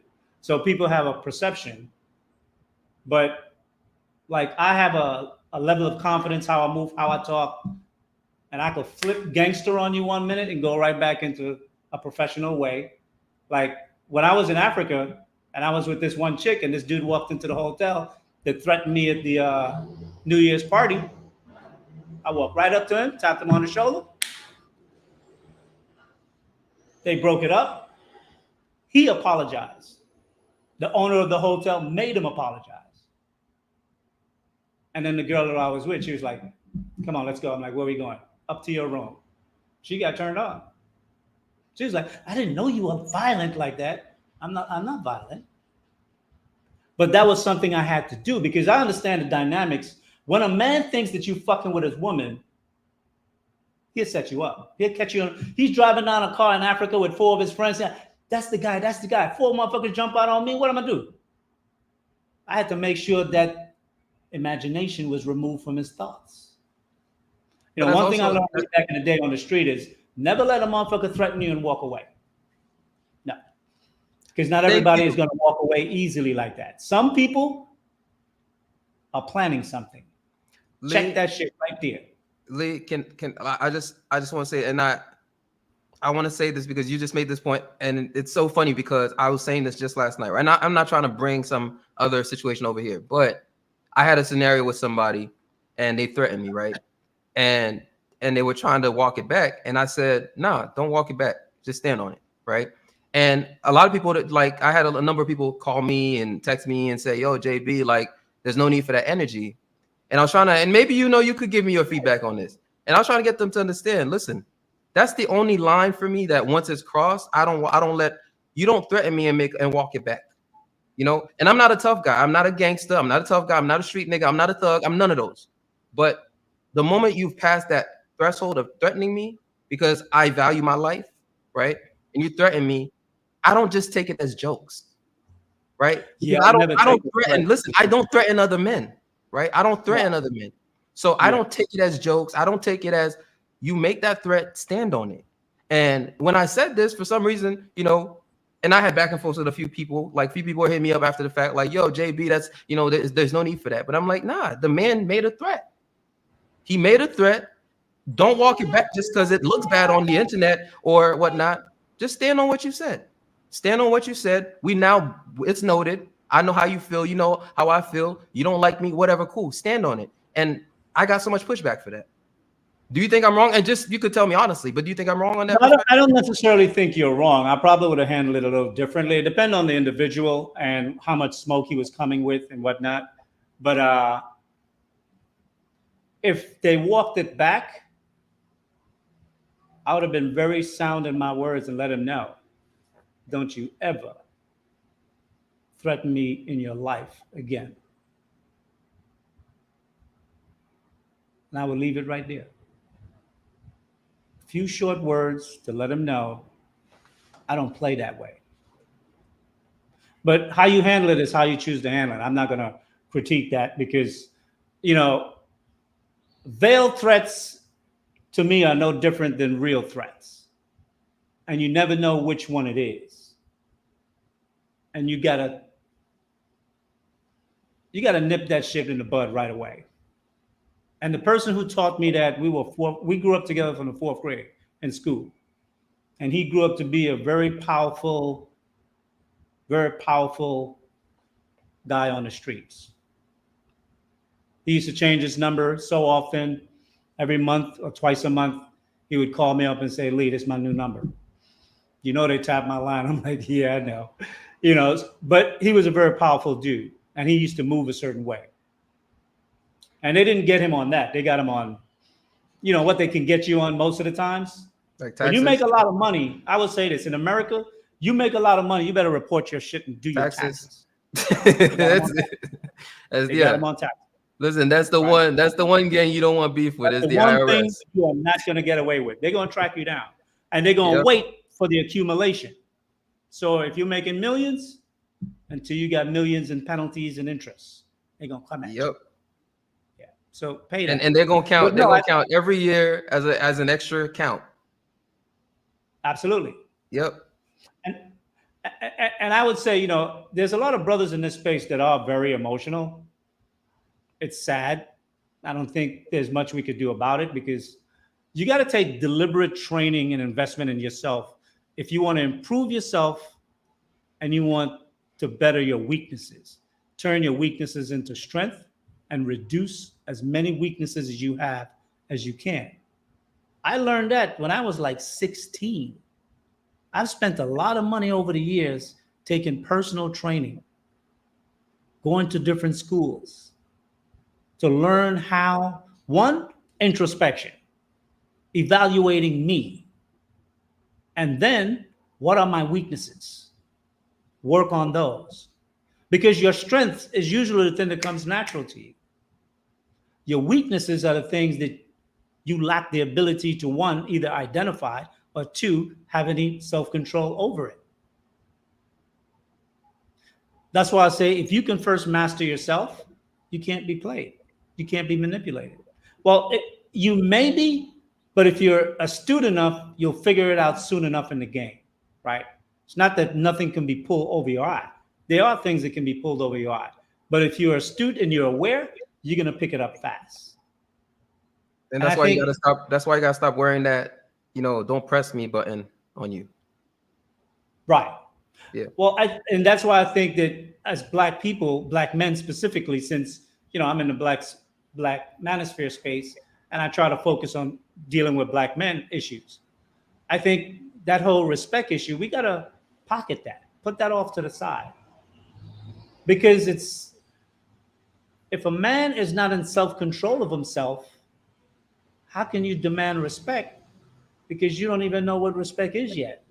You know something triggered you emotionally, you equated it with respect, and then you're gonna act upon that, but maybe it wasn't respect. Like if somebody accused you of why are you looking at me, I'm like, why are you looking at me? The only way you know I'm looking at you is if you were looking at me.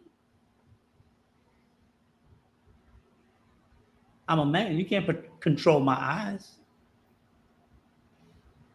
I've seen many fights in the hood for that. Why are you looking at me? You looking at me? Why are you looking at me?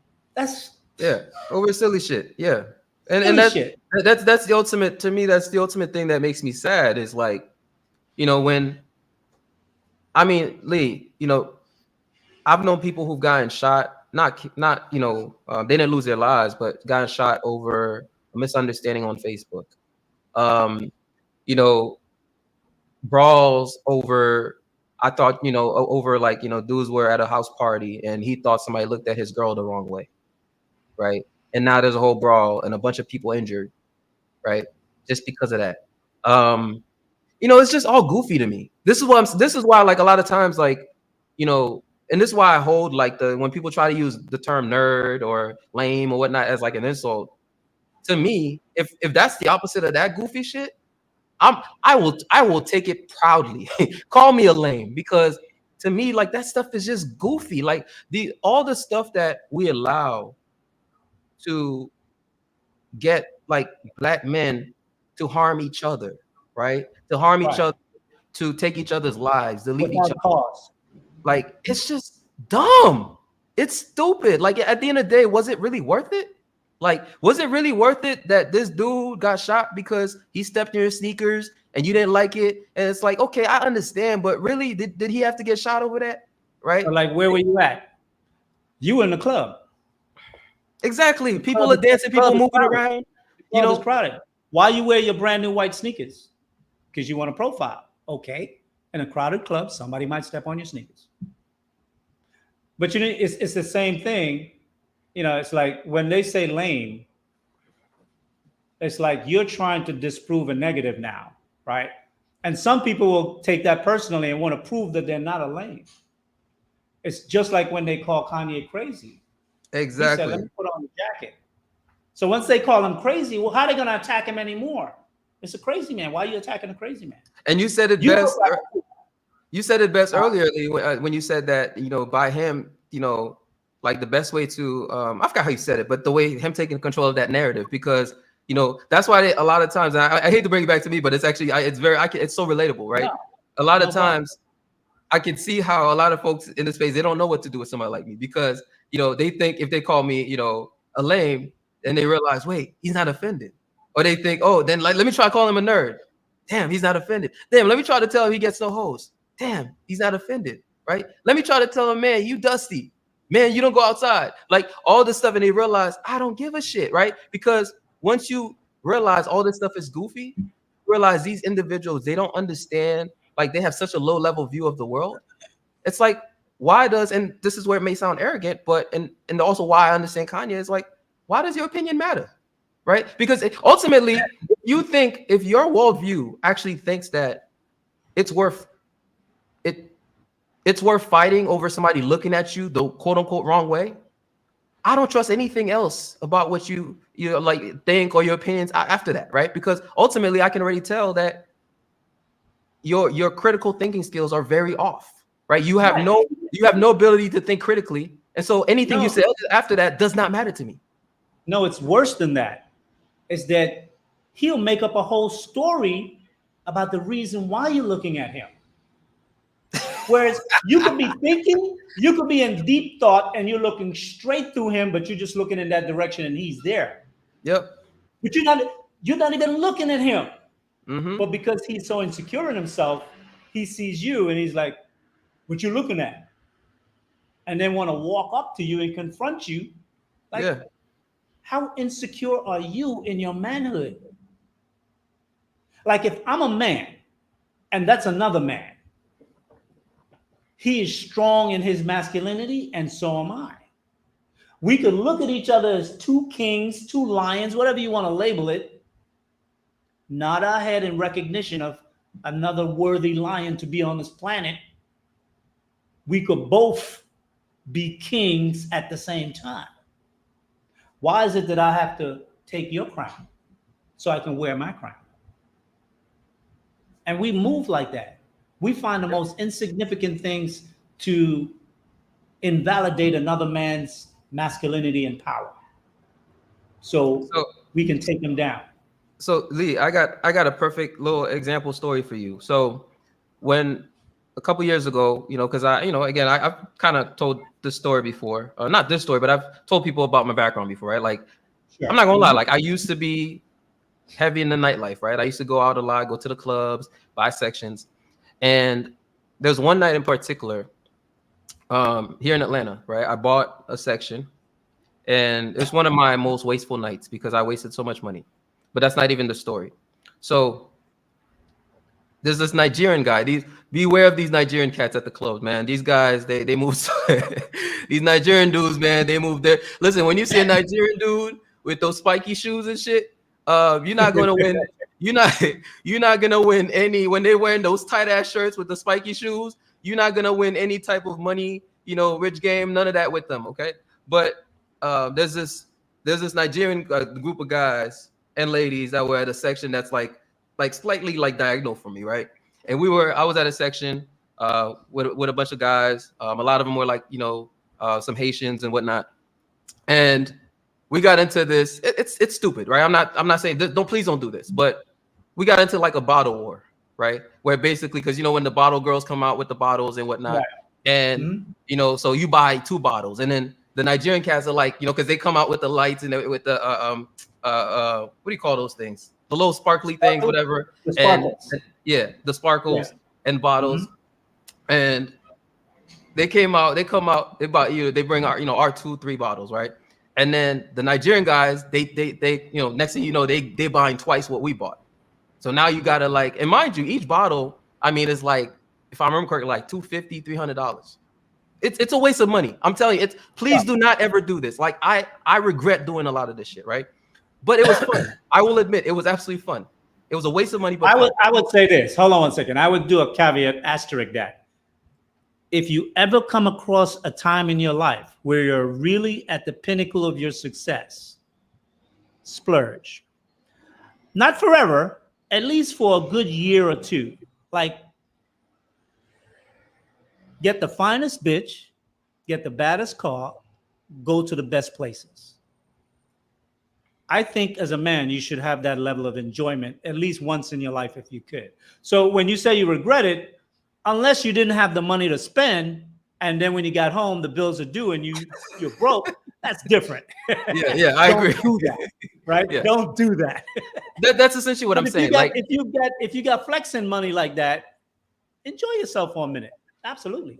Yeah, and that's essentially what I'm saying. Like, and the thing is, it's like, yeah, I didn't have any bills due or anything, but I also think it was a waste of money. But here's what I'm getting at, right? Because the example you just took was so spot on. So we're like over here flexing, and it was fun, right? At the end of the night, we went across to the Nigerian brothers, and we all hugged it out and laughed about it. You know what I'm saying? It was dope. But what was so interesting is it was just fun for all of us, right? And then at one point, there's one of these Haitian brothers. He's from Florida. He got the wicks. I don't know if you know the wick locks and whatnot. And he was, and I'm just being honest here, all right? But he was like rolling a blunt, and I guess like the way he was staring, right? Because I didn't even see this happen, but the way he was staring, some dude that's like, so how they got the middle sections? They're a little bit. I think they're a little bit cheaper than like the section that we're in the corner, but the middle section. So he's standing there. He's like rolling a blunt, with his Haitian flag and everything. And there's some dude that was basically across from in the middle section. And I guess he thought that my guy was looking at him the wrong way. And Lee, do you know this thing almost like if luckily, you know, it was a crew of people, you know what I'm saying? It wasn't just one guy, right? He was with a crew of us. We were all part of the section. And, you know, we de-escalated that thing very quickly. But it was just like, it's like 1 second, we're just having fun. You know, it's like on one side, you got the Nigerians and you got the Haitians and, you know what I'm saying? And they're just having fun buying bottles. And then some nigga has to come in there and try to turn this shit into like a fucking fight. You see what I'm saying? And it was just like, it's kind of like, in a way, in a moment, we went from just, you know, kind of being kings to just like back to the dirt level, back to the dirt level, back to being peasantry. Yeah, back to being peasants. And to me, like it's just so sad. It's like damn, like we were just all having fun, like, and now we have to fucking stop a fight between this dude because he thought. And it, mind you, it's dark. You got the freaking lights on, but it's like dark. How do you even know the dude's looking at you a certain way? And it's almost like there's this need to just start some shit, right? And he comes out, obviously, you know, the dude is Haitian, you know what I'm saying? Like he's not gonna go. So now he's like, he's I'm about that, like that type of foolishness. So now, if we don't stop him, I already know what he's capable of. Right. I know he's with, like, he doesn't have anything to lose. I got shit to lose, but I know he doesn't have anything to lose. He's not going, right? He's not going. And so now we went from being kings and just having fun to having to deal with this bullshit right here. Do you see what I'm saying? Yeah. I think to me that's the thing I hate. It's a real difficult thing. You know, that's why once I grew up and I left the hood, I never really went back. And even when I moved back to Harlem like 20 years later, you know, I live where the rich black people live. You know, Congressman Rangel, Senator, whatever his name was, Patterson and his son, and other well-to-do people who are successful. And, you know, the building is managed, doorman, the whole nine. You know, the community is patrolled. It's like, you know, I used to have a driver. He just come pick me up. I don't even see them. It's like my neighbors, when they had a meeting for the building one day, I decided, let me attend. When I attended the meeting, they all thought I was a lawyer. I said, no, I'm in finance. You know, but the thing is that those type of situation is what I try to avoid, because so often black men see themselves, or maybe they don't see themselves that way, but they behave themselves as though life has no value. And the slightest thing, once they're triggered, must lead to a final determination between me and you. Who will be left standing? And it's like, when I think about that, I think about de-escalation, right? I've never seen virtually, I shouldn't say never because I have, but I've rarely seen black men de-escalate a situation. Even the crew, respective crews. I never see them take active steps to de-escalate. And it's kind of funny because when police officers kill black men, the first thing I hear is, how come the police officer didn't de-escalate the situation? But if you're a cop and you patrol black communities and you see black men, the slightest thing tick them off, they want to beat each other up or kill each other, you know you're dealing with a group of people that don't know what de-escalation look like. So as a cop, I ain't de-escalating shit. I'm gonna just solve it. So it's weird because as a black man, when I see these things and I hear these things, I can empathize with the family of if they lost a life. But I'm like, you're asking someone to do something that they have never seen, of being an observant of you. Yeah. We don't know how to de-escalate, but yet we want someone else who is of a different nation of people, have different characteristics, have different way of thinking, have different way of behaving, to come into a situation where every day they see us killing each other for bullshit.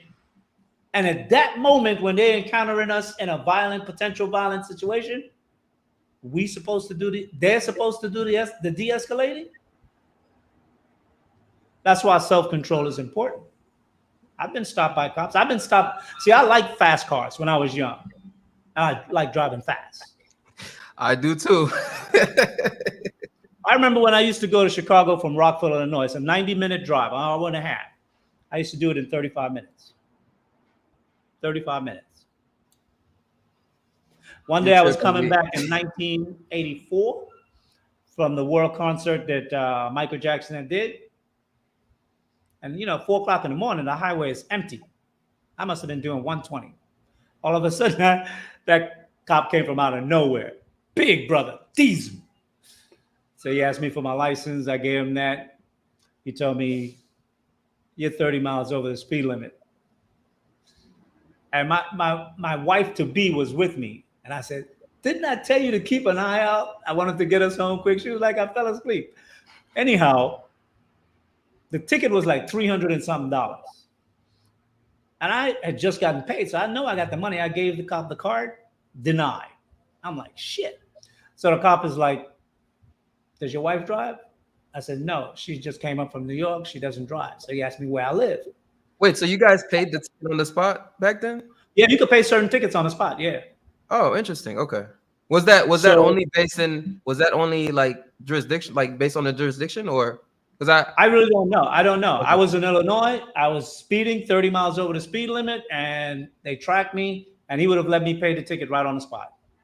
Okay. So make a long story short, I told him where I live. He followed me to my house, and on my way, I got to the main bank where I banked at, Colonial Bank. So I pulled over. I told him, I waved to him. I pulled in the Colonial Bank, and I went to use my card again. And they said maintenance on the ATM machine. I was like, I guess I'm going to have to go to jail tonight. So I went to the house, drive the car, in the garage, went upstairs, and I changed. I put on jeans, put on my bomber jacket, come downstairs looking scruffy. I wasn't going to go to jail looking all nice. And then he took me to the joint, and I had my wife. I called her, my girlfriend at the time. I called her, told her where to find my ATM, gave her the PIN number to give it to my man, my buddy, who was a white guy. He got the money the next day. The money was there. He came and got me, paid the fine, and I got out, right? But sometimes it's like when I got stopped that night, I had two choices. I could argue with the cop, like, yo, we're brothers, man. Why are you going to treat me like that, man? Yeah. Come on, man. I could have did that. Oh, I could have just been straightforward with him, professional, respect, let him know what my situation is.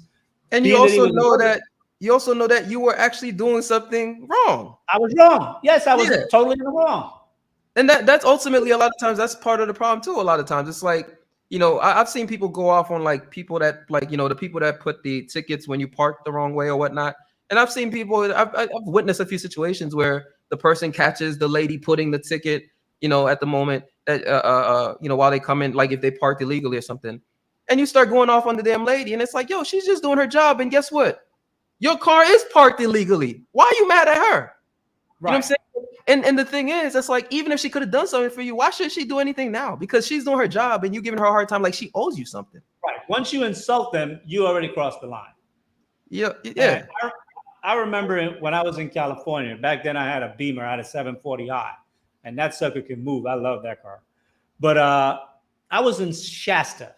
And if you know anything about Shasta, California, they got some racist cops out there. State troopers, they don't play. And coming back, I was going back to Sacramento. Must have been doing at least 90.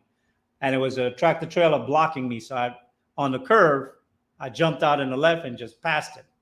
And the freaking state trooper was right on the other side of the tractor trailer in the inside lane.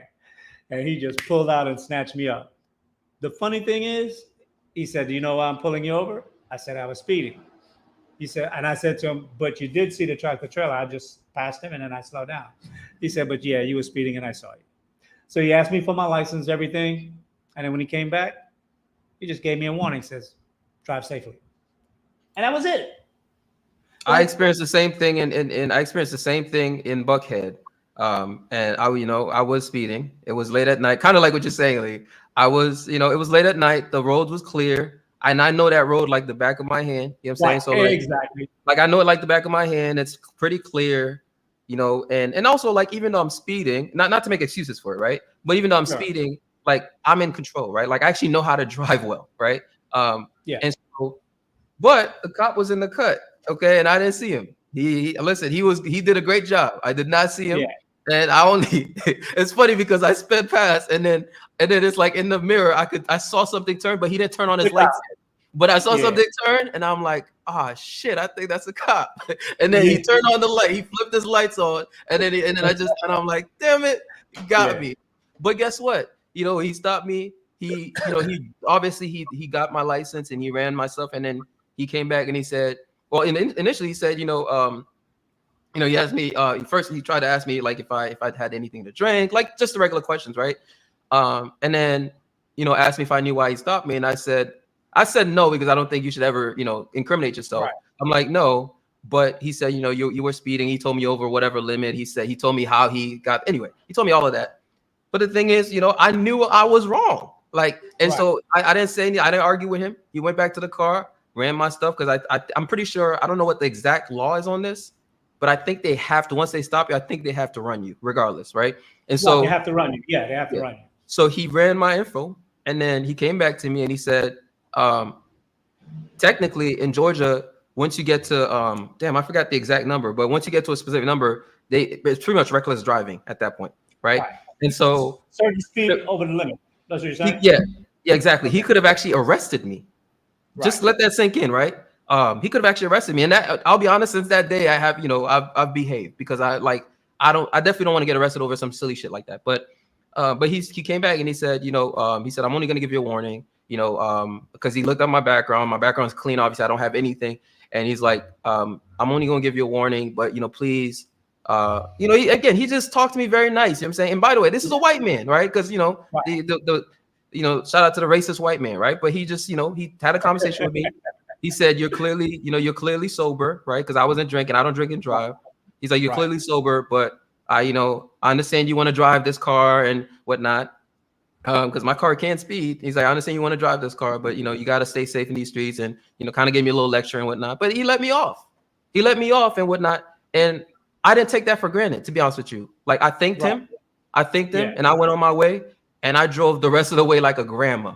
Okay. I drove the rest of the way like a grandma, and I was thankful. I was grateful. You know what I'm saying? But it's like, to your point, some other people would have been in that situation, and even though they were actually speeding, right? They would have escalated this shit. They would have turned it into something that it didn't have to be, right? Right. And this man, and this thing, you won't even know this thing happened because I didn't get a ticket. You know what I'm saying? I didn't have to go to court for it. Nothing happened. I was able to live my life. And also I learned something from it. Like, you know, it kind of made me realize, okay, wait a minute. You can actually do some shit that will land you in jail, even if it's not like going to commit a crime. You can actually, you know, even by driving, you could actually end up in jail. So chill out. And to me, that was a good lesson. And I'm glad he gave me that out so that I learned that lesson. And now I'm gonna chill out. You can be cool. Well, I'm telling you, I was hard to learn that lesson. I like speed, and I used to drive fast. And when I lived in Illinois, I literally had an attorney on retainer, and he knew the courtroom well. He knew the judges well.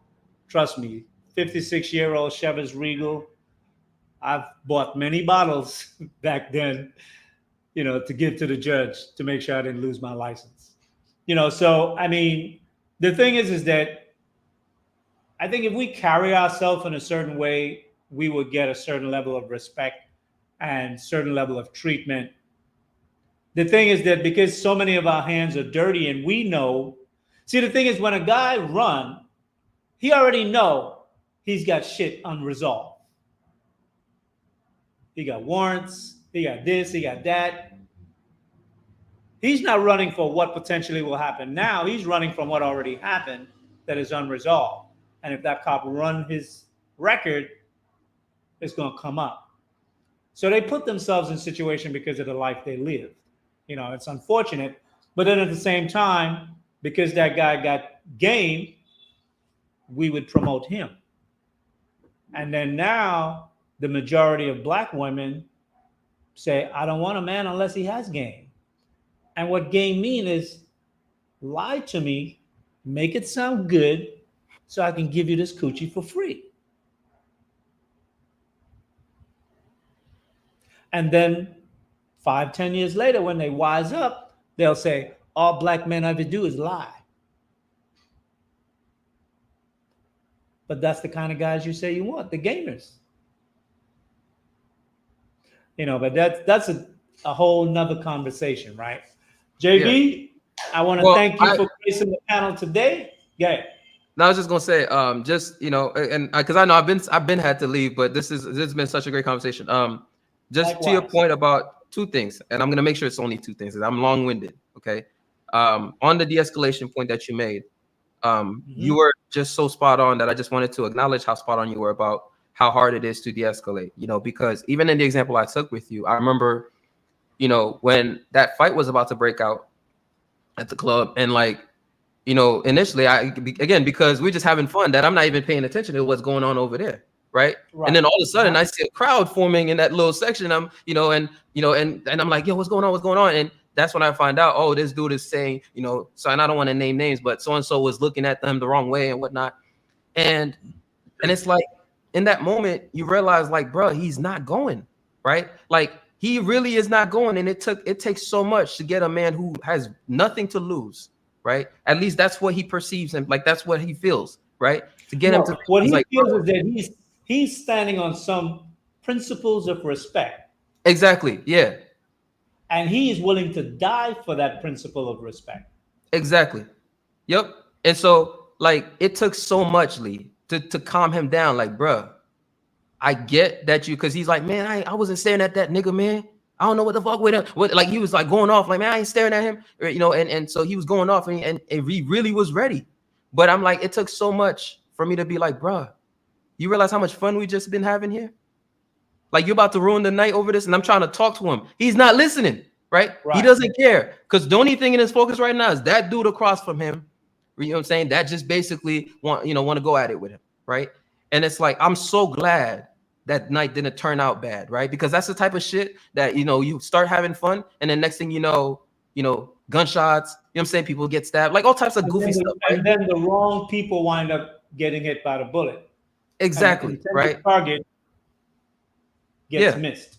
And so to me, like, when you said that, I mean, I can definitely relate to that, just trying to calm the brother down. Like, bro, is this really worth it, man? Like, all this fun we've been having, you know what I'm saying? We all celebrating, we challenging the Nigerians over there, we doing this, and now you're gonna ruin all, like, you're gonna let this stupid situation because this dude thought you looked at him the wrong way and whatnot. And it's like, so yeah, like, I just think it's sad that something like that, and that's part of one of the reasons, beyond just, me trying to, live by a certain code now, or I should say by a certain standard, that I stopped, doing the nightlife situation, right? Because it's you realize it's too dangerous these days. It's too dangerous. It's too much, it's too easy for things to go, off the rails.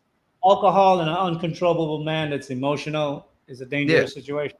That's one of the reasons I stopped enjoying the nightlife. There's other reasons that have to do with, just a lot of my spiritual views now and whatnot. But anyways, it's like just seeing how quickly things could turn left. I mean, it's actually very sad, because you realize if that brother, knowing what he's capable of, right? Knowing that he's not ready to back down when he feels like, yo, like, you're not going to disrespect me, or you're not whatnot. And, and then on top of that, he has a certain thing that he got to rep, that, like, I'm a Haitian, I'm a Zoe, whatever he wants to rep. And it's like, you realize he's willing to take it there over that, right? Over just a look. Like, just because this person thought he was looking at him, and he just didn't like the fact. The funny thing is, if it was a white man looking at him, he wouldn't have came with that same energy. Facts. That is super duper facts. That is super duper facts. 100%. See, that's why when they talk about this whole respect thing, stop. Yep. I've seen guys put in spaces where they're not comfortable and they're like a baby. They don't like, Lee, when are we leaving? When are we leaving? Chill. There are places, like guys from the street sometimes that are very successful. They may have a buddy that, went the corporate route. And if he's successful, Let's say he invite him to the barbecue, 4th of July. And his friend, the successful one, he might have his boss there. He might have some friends from his job there. He might invite his boy. They go way back. He's from the streets. He's successful too. He's a cool dude. But when he get there at the barbecue, he can't blend in. It's like a fish out of water. They sit in a corner and drink their beers. Or they find somebody they can talk sports with and they talk sports. Mm-hmm. And I've been very fortunate that I came up in the game. I could flow with brothers from the game. I could flow with my corporate dudes. I've been in some parts of Honduras where none but killers. And it's weird, especially now since I'm older. I've been in some places where the average Latino would never go. Picked up some of the finest freaking girls up in there. Yo, I'll tell you one thing, man. In the hood, in Central America, got the finest bitches, hand down. Where the very educated chicks at, they pretty too. But you go deep in the hood, man. Lee, don't tell me you're going for the ratchet Central. I got a little ratchet in me. What I'm gonna tell you? Every so often, I gotta dig down in there and pull one up. Do it right. Hey. But what I'm saying is that, like, when I flow in certain places like that, it's weird. These guys, they be strapped, and out here, they strap is out. And the night, when it's in the night and you're in the club, their strap is out. Extended clip out. Mm-hmm. And the difference here with the police officers as to the US, they stop you and you got your guns and everything like that. They ain't tripping. They say, you got any weapons? Guy said, yeah, I got weapons. He said, where is it? He's like, right here. He said, all right. You check his shit, he let you go. He don't say, good, get out the car, get out. None of that shit. They don't be tripping. They don't trip like that. It's a different kind of culture in the way in which the interaction between police and criminals. Even hard drug dealers, when they get busted, no resistance. You can see a line of 15 of them motherfuckers. Chained up, linked up by the foot. They put them all in different trucks. You don't never see no shootouts, bro. It's just a whole different way. Now, you see shootouts among themselves, but with the law, no, you don't see that. Because I think that's just a hammer that they don't want, right? Because once it go there, it's there. They're gonna come in. They understand there's levels. Yeah, exactly. Yeah. So anyway, Oh, go ahead. My bad. No, you finish. I was just gonna say, like, just because I didn't want to forget the second point I was gonna make. The first one was about the de-escalation. I just wanted to point out that I think it was an excellent point, and I would hope that, I don't know, man. I just hope someday I'm gonna see us behave differently and just move a little bit more strategically, and in critical thinking. That's just my hope. But the second point was about the when you mentioned the White Lives Matter thing earlier. I just wanted to point out that, with that whole situation, I think what Kanye proved, once again, it's something that we know, but he proved it again that Black folks are so prone to thinking emotionally first that they don't sit back and, like, they don't let something marinate, right? Because, to be clear, right, like, when I first saw that, I'm like, like, my immediate thought is, why? That's what I immediately ask, is why, right? Right, exactly. But it's like, when you look at how other people look at it, is immediately they're just like, see, I told y'all Kanye was a coon, man, Kanye, and like whatever, and all of that. And it's immediate emotion. But my first question is just why? That's all. I just want to know why. Why did he do this? And then I try to understand. I try to see, what did he do just before he did this, right? What has he said on Twitter? Like, I'm trying to understand before I come to a conclusion. And I think one of the things that Black folks could do better at is just don't wear your emotions like so easily. Like, so what's the term? But it's like a lot of black folks wear their emotions like it's on their sleeve. On their sleeve. There you go. I don't know why I couldn't. Yeah, they wear their emotions on their sleeves, right? And it's like a girl. Exactly. And so it's like it's so back easy. in the day, it was women that were emotional. And when women were emotional, men didn't trip about it because that's how a woman is supposed to behave. But now we have men behaving similarly to women, and that's, I mean, it's detrimental to them, But it's unfortunate because, I know you can come from different life, but for me, by the time I think between the age of 21, 25 to 27 or 28, you got to do some introspection and reflection from where you came from, your upbringing, and then make a decision what kind of man are you and what you're going to be. Are you going to allow your environment to rule over you? That means you can't go nowhere. You're always bringing up that baggage with you. And I see so often guys become a success and leave the hood, and they bring the hood wherever they go. Very similar to this online space. That's why I may watch some influencers online, but some I can only take like 10 minutes. Because once you go into that niggerism, I'm like, okay, time to go. I know what you're talking about.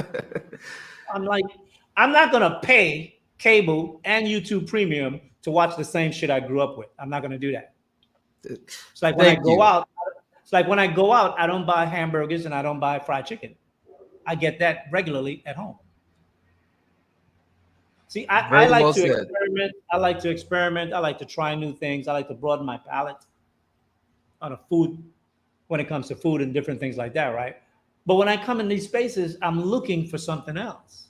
And if you're just offering me what I could get on the block, then I could go on the block and get that for free. Why should I pay here? So it disappoints me when I see brothers behave very similarly in this space as we behave in the hood.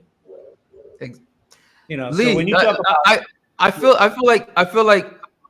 like you're like plugged into my brain right now. Okay, it's actually amazing because that's and folks, anybody who knows me knows I'm not lying about this because I've pretty much said what you're saying before, right? It's like that's ultimately what gets me. This is why I just refer to it, what you call like the niggerism. I refer to it as the low level conversations, right? When I see that we're having the same conversations that I remember people having growing up, right? Like the same, or at least at the same level, I should say. Not necessarily the same conversation, but at the same level, right? And so it's like you can start talking about power, right? Gaining power and resources, and the views will go down, right? Start talking about power and gaining resources, the views will go down. Start talking about like politics. I'm not talking about like politics like, I'm a Democrat, I'm a Republican. I'm saying like real politics, like actually like how to move the needle, watch the views go down, right? But let's start talking about, as Logic would call it, dick and pussy, right? Let's start talking about, who got the best game, who got the baddies, and who's a 10 and who's a 3 and watch the views skyrocket. And I'm just like, and it's good entertainment. At times it's good entertainment, right? At times I'll sit down and I'll get a good laugh out of it. But a lot of times, Lee, I gotta hit that X button. I gotta just hit it. I'm like, I can't listen to this shit no more. Like, like I'm so tired of you niggas talking about how much game you got and and who's a 3 and who got the biggest ass. And it's like, we got some power to acquire here. You know what I'm saying? Like, we got some power to acquire here, but you niggas are so stuck on talking about asses and analyzing Instagram butts. And it's like, bruh, like, what are we doing? It's funny because I've learned so much in this space with regard to the deconstruction of female behavior. There were things that I already knew, but I never invest that much time in learning all the nuances like that about women and their behavior. I knew as a man how I'm moving, and when I select a chick and she's rolling with me, she's rolling with me. And if she get out of line, I'm gonna check her once. And if she's really somebody I think I want to invest in, I'm going to check her twice. But I ain't never going to check nobody more than twice. You got to go after that. And I think it's that when I listen to the in-depthness of the conversation, I mean, it is a schooling. There's been a lot of investment by Black men in the behavior of Black women. I would never spend that much time trying to figure out a woman like that. That kind of time, you could have become an expert in some other field where you could really make some money. Yep. And get a reputation. I mean, but you know what? On YouTube now, you can make money on foolishness. So maybe in the end, it will work out. Yeah, it pays. It might work out. And I tip my hat to you that you find a way to, to monetize something that you want to be an expert in. And I don't have a problem with that. But I was so amazed. That's why I don't speak to women issues so much, because I'm not an expert in women. There are guys that can speak about women far better than me. I just know I've always been straight with women. If I have a girlfriend and I want another girlfriend, I'm going to tell her I want another girlfriend. And then when I meet a girl and you know what happens? They'll go out and bring girls to me and see if I like them. Lee, and they're always going to bring you one that's less than them, right? Lee, it is. Lee, listen, it's so, I'm telling you, and again, none of y'all listening right now can say that JV's making this up, because it's like, I think, Lee, you're like the elder version of me with much more experience and wisdom, okay? Because I'm telling you exactly what you said. Like, when a lot of these topics, like, fundamentally, my answer is always this, like, I don't move based off of what the woman wants, what she can, and some people will say it's a misogynistic standpoint, but it's like, I just don't invest so much in women. Like, I don't invest so much in like chasing women and impressing them and whatnot. And I don't believe a man should.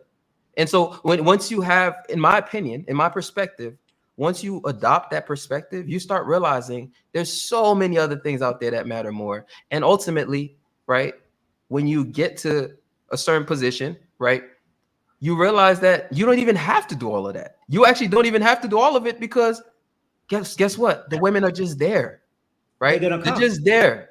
And so I'm not gonna spend like the amount of time that people spend talking about, how do you get a woman on your program, and how do you do this, and how do you do that? And I'm just like, I don't give a shit about any of that. Like, here's what my program is. If she's with it, she's with it. If she's not, cool. The exit is over there. And I'm not gonna spend any more time on that. Like, I don't even understand why we invest so much energy in this shit. Like, I'm not going to spend more time on that. My program is this. Do you like it? Do you agree with it? Are you cool with it? No? All right, go over there. That's it. And that solves so many of the conversations that we have. If you really think about it, it solves so many of the questions. It answers so many of the questions. It's like, it just is. It is what it is.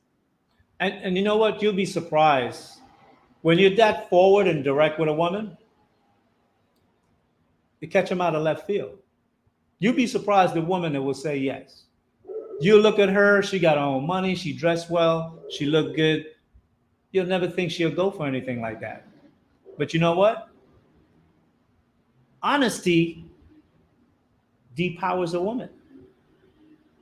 When you lie, you put the power in her hands, because she always can dangling your lies over your head. No chick has never dangled anything over my head. And like, if the streets tells brothers anything or teach you anything, it teach you that when you got the power, the women will come. Women don't care how you are successful. They just care that you are successful. So whether you're a street nigga that made it, you're going to get bitches. You're a business motherfucker that made it, you're going to get bitches. If you're an entrepreneur that made it, you're going to get bitches. Period. The women are going to find you, because that's what women are trained to do. But what if he got no game, Lee?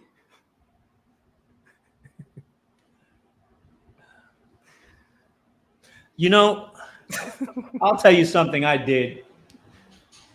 When I was about maybe 14, 15 years old, like, The thing about game is that you got to learn how to overcome the rejection. I took martial arts. So one of the things about martial arts is like learn how to sidestep a situation. Least energy expelled, and you depower the person. What I used to do, because, back in the day when you're 13, 14, 15 years old, you always were with a crew. There's always 3 or 4 or 5 of you guys hanging out, right? And you're always talking about which girl is fine, who is finer, shit like that.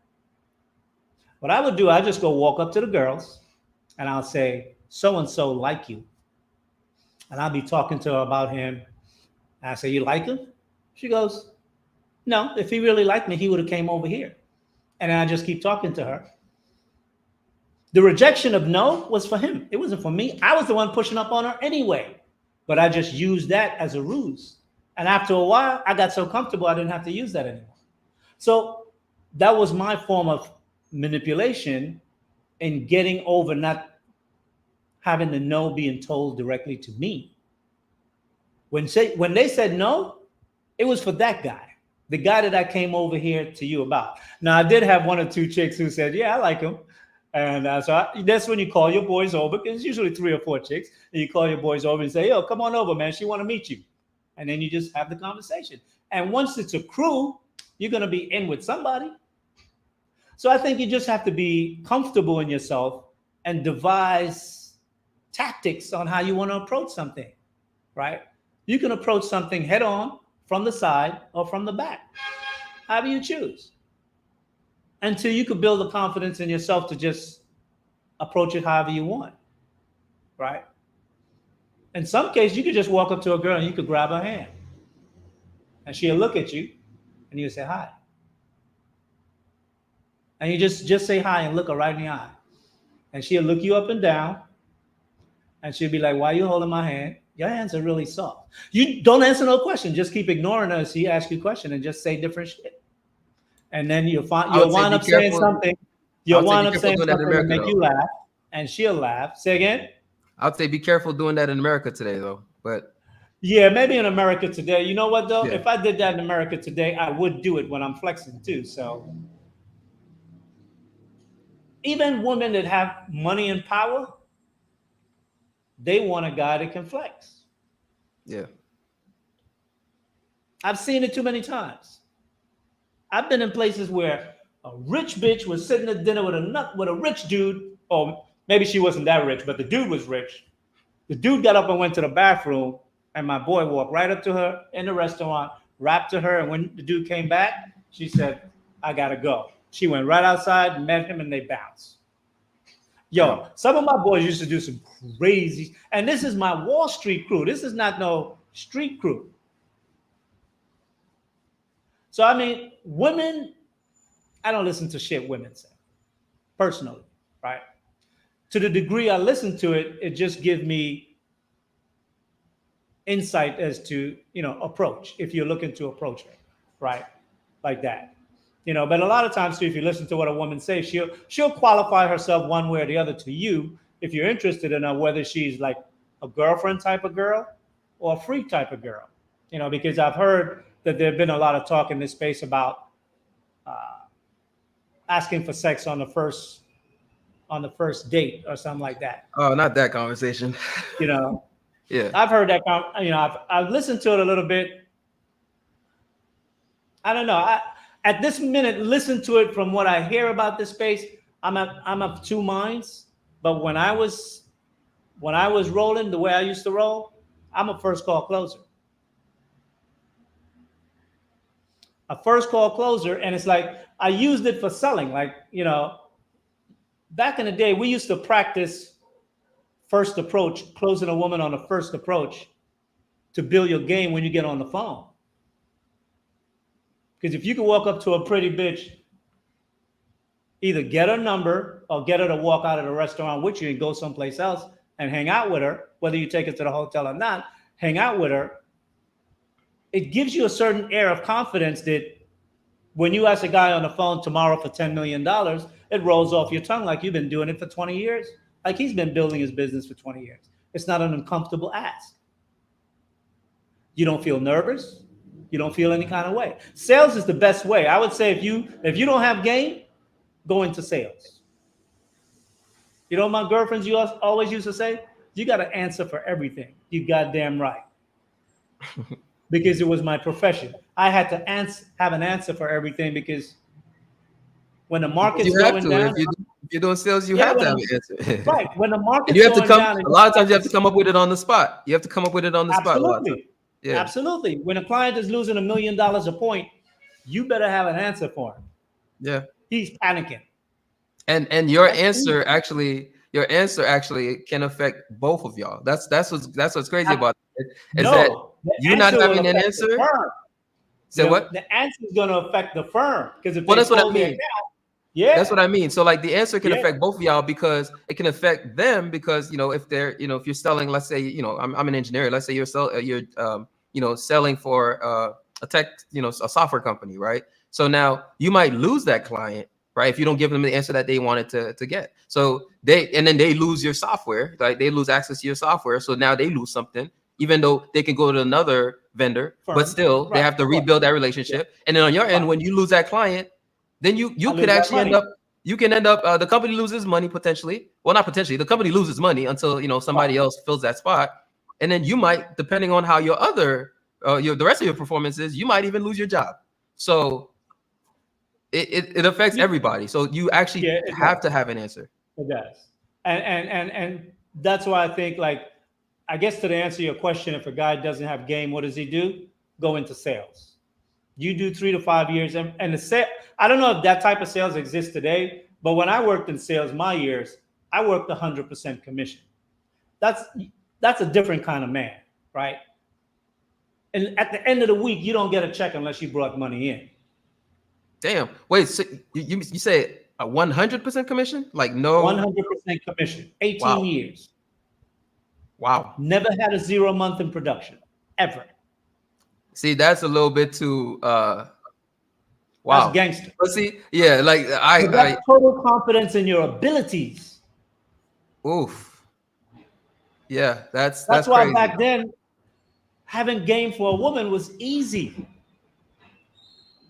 I'm pulling down over 100 grand a month. That's why when I heard Kevin Samuel say 100 grand a year to put you at a 10%, in the 90s, I'm making 100 grand a month on a bad month. So I'm like, I wasn't keyed into the community like that back then, but I'm like, game? I don't need game. I pick you up in my limo and I take you to a place that'll totally put you off your position. And I just say, get whatever you want. There are places in New York, you go to there, you buy the bottle is reserved for you until you empty it. You come back a week later, your bottle is still there. You got your own locker, your bottle is there.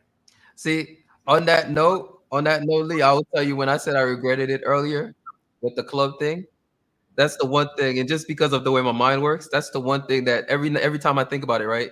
We bought all those bottles, and at the end of the club, we all walked out and left those bottles there. And guess what?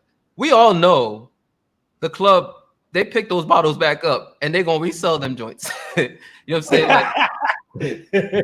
Like we all know they're gonna resell them joints. Okay, these bottles that we paid like $250, $300 per bottle for, right? Because a lot of them we didn't open them. Like most of them weren't open because we bought so many of them, right? But yeah, and then at the end, you're not taking the bottle with you. So now you leave all these bottles on the table. When you leave, you think they just go throw it away? If they're unopened, they're not. But champagne, you can't rebottle it. So it's done. I listen. I've seen so much alcohol left at the clubs, Lee, that I don't think any smart. I know for a fact. I know for a fact they're taking them joints back. I refuse to believe they're just gonna be like, let's just nope. They're taking them back. They're absolutely taking them back. Simon, I'm gonna bring you up in a second. JB fiance, 100% commission. Sounds like the riskiest job. Yeah. I get you. It probably gives you a certain level of drive, but I don't know, Lee. That's a little bit. I came from. By the way, I didn't even realize Cam was here. Shout out to Cam. I'm from a different era. Like now, when I've gone through a sales training like a year and a half ago, and it was a very big company, like top 20 in logistics in the United States, And their sales process is a 12-step sales process. Like they don't even expect you to have contact until after the 5th reach out. Back in my day, there was no such thing. You close the client the first time you speak to him. That's the era I came from. That's why, like, when I hear guys talk about virgin men at 30, I can't wrap my head around that, because I could walk into a spot and pull a chick in a half an hour.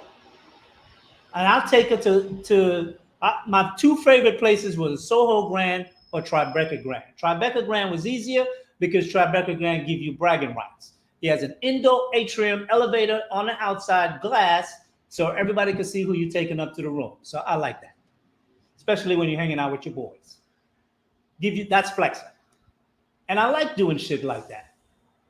See, y'all don't know my flexing. Y'all don't know my arrogance. Let's stop on that real quick.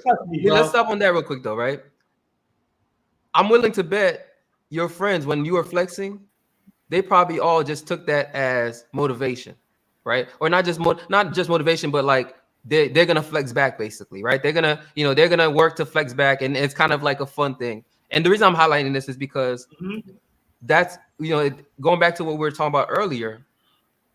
When I see how a lot of black men are so insistent on taking another black man off of his throne, this is why I don't get it. Because anytime I see a black man in a better position than I am, I'm like, that's drive for me. That's motivation. I'm like, I want to be where he's at. You know what I'm saying? Let me figure out what he did to be where he's at, to be able to flex at the level he's flexing. But then you see some people look at that black man and they're like, somebody got to humble, man. That man too arrogant. That man, and I realize it's 2 different mindsets at play. But I wonder, is there a way we could get these people that I personally just consider them haters? How do you get them on the side of, you know what? Like, instead of wanting to take this man, instead of wanting to dethrone this man, like we can make it a competition, right? Competition is healthy, right? We can make it a competition, right? But it's like not to dethrone him, but it's like, okay, I'm gonna flex too, right? I'm gonna aim to be where you're at, to be on the throne too, right? And let's see who can make it further. Almost like to inspire each other, because that's how I see the world. I never look at another black man and want to dethrone him. That's crazy. Like, to me, that mindset, I can't even understand it. Yeah, exactly. I can't even understand it. I never understand that. The world is big enough for everybody to make money. But the thing is like when it comes to the females, we didn't have competition like that. Our competition was on the boardroom floor. I mean, I remember back in, I think in 98, the boss had a competition. Top producer will get, I think it was 10 grand plus. Back then it might have been 96, because computers and laptops were new. And he was offering a laptop, which was like 3 grand. And it was down to between me and this guy named JR. And we were battling. I had a strong book of clients, but he had 3 really big clients. And they were doing all kind of trades with him. And he beat me by 2,500. But that day, I think in one day, we did like, I know I did north of 40 grand. So he beat me. So he might have been close to 50 grand. One day, the boss gave us the both same prize. He was like, it was like everybody stopped, got off the phone, and just watched both of us trade for like the last 3 hours of the day. It was crazy. But we compete in the office for production. Who wears the crown at the end of the week? The winner pays for the champagne and the drinks. The loser, go get it. That was our rule. Right. And when we went out and pulled chicks, that was never an issue. I've never had an issue with a brother about a woman in my social crew. But we were all successful. Not everybody was on the same level, but there was like a top 3, which I was usually 1 or 2 for most of the time. I rarely ever slipped to 3, but there were times when I did. But there was 5 guys that really was solid, that was bringing in at least 25, 30, 40,000 a month. And then there was the top guys that was bringing in 100 or more a month. And we hung out together. And my boss, he was the kind of guy that he spurred production, understanding the dynamics of women, he spurred production by using the women. He would say, like, scoop that girl. You scoop that girl, I give you this lead. I give you this name. You could get a $5 million from him by the end of the week. That's misogynistically. It's not misogynistic if the woman didn't come. If she said no, I'm just being facetious. That's why, like, I'm out of the time loop with this misogynistic stuff. Because back then, men were men and women were women, and we were both playing the game. Women were playing the game to get the best dude, and men was playing the game to get the best chick. What's wrong with that? Well, honestly, Lee, though, like in reality, despite all the ideological narratives and rhetoric that we hear, it's still technically the same. Because if you watch, I'm talking about in terms of height. If you watch how women move, right? Even in corporate America, like you watch how they move, it's like compared to what you're saying. Because I didn't live what you're saying, right? But compared to what you're saying, it doesn't actually sound that different. People looking at it from an outsider's perspective will call it misogynistic, right? But I can tell you, like, a lot of women in that space, they understand that they serve a role and a purpose, and they're fine with that. They're cool with being that person, if you get what I'm saying, right? For the record, right? Because again, I know things will be misconstrued. I'm not saying that that's a woman's role in these environments. I'm simply saying that there are women who are in those positions that actually don't mind that that's who they are, if that makes sense, right? Like, or what do you mean that? Explain a little bit. What do you mean by that's who they are? What I'm saying, because I'm actually, it's funny because I'm trying to not get canceled right now, right? I'm trying to not get canceled. But here's what I'm saying. What I'm saying is that, okay, this is better said with an example. This might be a little bit of a tangent from what you're saying, but I think it will connect. So it's kind of like when people talk about how, you should not, men and women should not, you should not date women that you work with, right? And they say, don't date women that you work with, especially in this Me Too era and blah, blah, blah, right? But I can tell you, Lee, that I know a number of people in corporate America who are married now, and they've met each other working together, right? And in a number of those situations, the man was in a higher position, if you get what I'm getting at, right? Like he was in a higher position and she was in a lower position, right? Now, in this Me Too world, in this ideological, war that they have, right? They would frame that as like, that's power abuse. That's abuse of power because he uses power. And it's like, if you talk to the woman that he's with, she does not see it like that. So you see that there's this ideological narrative to make her a victim, but she sees herself as mission accomplished. I got what I wanted. She's a winner.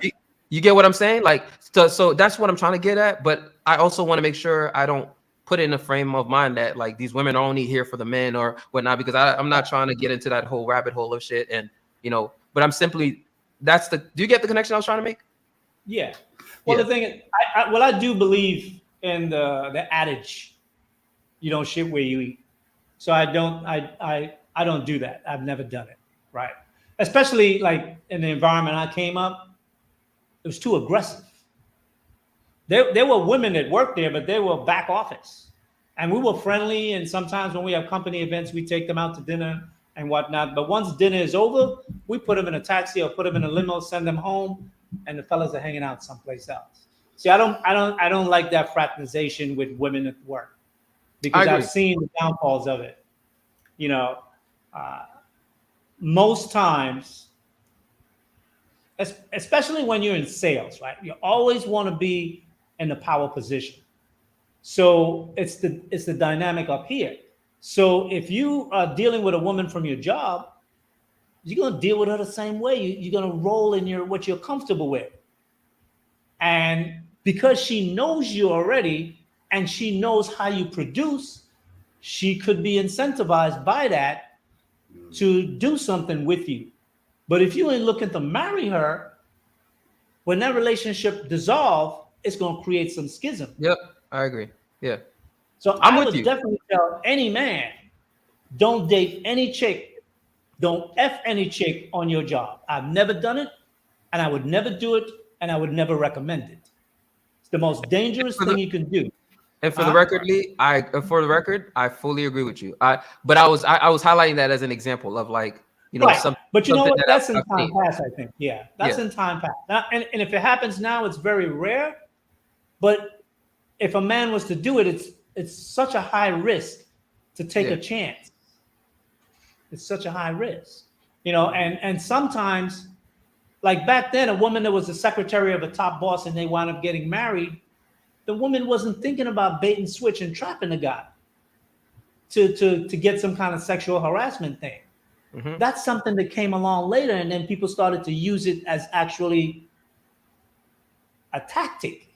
Yep. Blackmail, extortion, all types of things happen at that point. Exactly. Yeah. So I would say if you're a businessman, if you own your own company, if you're up and coming in corporate, say hi, smile, be friendly, keep it moving. Keep your conversations very limited. I really don't engage in long conversations with women at my job. I don't. You gotta be these days, Lee. You gotta be like Mike Pence, these days. You know what I'm saying? Like, if No, when I he don't know if you said know it, the Mike Pence rule. I don't know if you know the yeah, Mike Pence I rule. do. But Yeah, when I heard him say it, I definitely, yep. I can appreciate what he's saying. Absolutely. Yeah. Because of the way the environment has become, I can understand that. But me personally, see, that's another thing. My peanuts don't rule me. Because if my shit get hard, I could leave work today and I could get one. If I can't pull one, I got enough money to buy the finest chick that I can see, present and take her home or take her to the hotel, bang her, let her go. She got paid. My stress is gone. I could get back on the phone tomorrow and make $1 million. I'm good. Okay, Lee, and I know we were supposed to finish, but you keep dropping gems because even on that last point, you know what some people in this space would say? The moment you made that last point, they would have ignored everything else you said. They'll be like, "But Lee, that means you're a trick." They would completely I got the money to trick. See, when people say that, that's broke man talk. Thank you. Broke man talk. Thank you. Every time I try to explain this, you can call a motherfucker on tricking when you ain't got the money to do it. Because if you did, you would. Thank you. This is, and every time I've tried to explain this to like, and it's like they always go to that. It's tricking. They don't understand. No, this is a man that's decided. He's done a cost benefit analysis and he's realized, okay, this is better. This is the better option right now, and this is the route I'm gonna take. It comes with less stress, less attachments, less shit I gotta worry about. Right? Like there's a long list of reasons why businessmen. This is why if you talk to escorts and whatnot, most of their clients are businessmen. Like most of their clients are not just random dudes. They're businessmen. They're CEOs, right?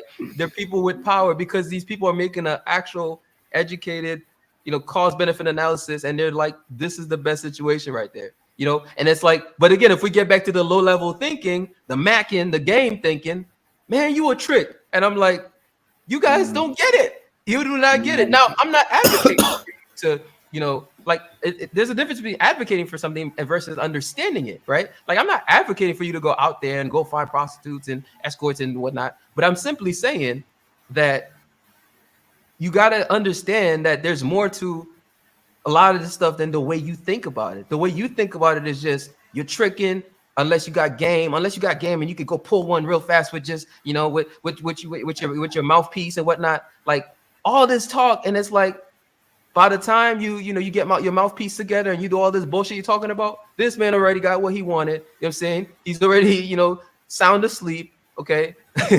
He's already knocked out, sound asleep. It's funny you say that, right? Because sometimes I've been in spots and I've seen guys pushing up and rapping to chicks. And I could just walk up to her and I grab her hand and say hello. She'll give me a hug, ask me what I'm doing. I'm like, I just got here. I'm chilling. I had her last week. I snatched her up out of here and took her to the hotel. When I was done, I dropped $300 or $400 on a nightstand, tell her take a taxi home in the morning. You got the room for the rest of the night. I leave.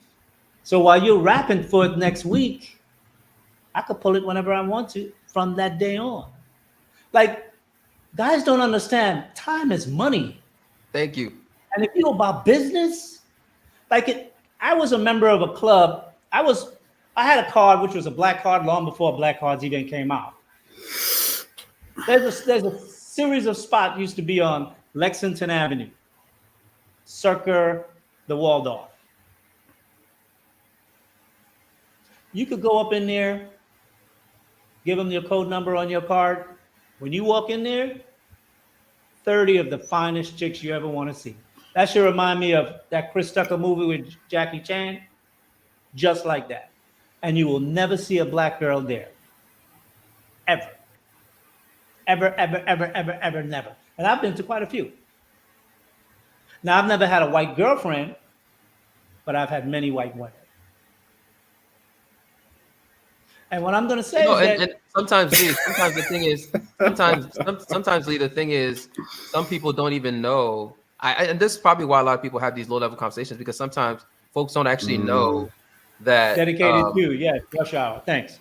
Sometimes some folks don't actually know, like, even about what you're talking about. Like I didn't even know some of these clubs, like, because to this day, some of these clubs exist, and I didn't even know some of these clubs existed until I, started talking to certain men, right? And you realize, like, they're members of these clubs, these groups, these societies and whatnot. And I'm just like, what? Like, I'd be confused, to be honest with you, right? Like, there are times where I'll be in the middle of a conversation and these dudes talk about something. I'm like, I don't know what y'all talking about, right? But then when they start putting me on game, I'm realizing listen, the world is much larger than people think, right? Really, and so bro, it's much really. larger than people think. And so when people start talking about tricking and all this shit, they don't even understand, like, there are people out there that move at a whole different level than you, right? Like, to them, the shit you talking about when you talk about, how to get women and the game you need to speak and whatnot, this dude is literally a member of a club where he walks into a building. In fact, I actually had one person who came on one of my panels, Lexi. If some of y'all may be familiar with Lexi, she came on one of my panels one time and she actually talked about one of the clubs. But it's like,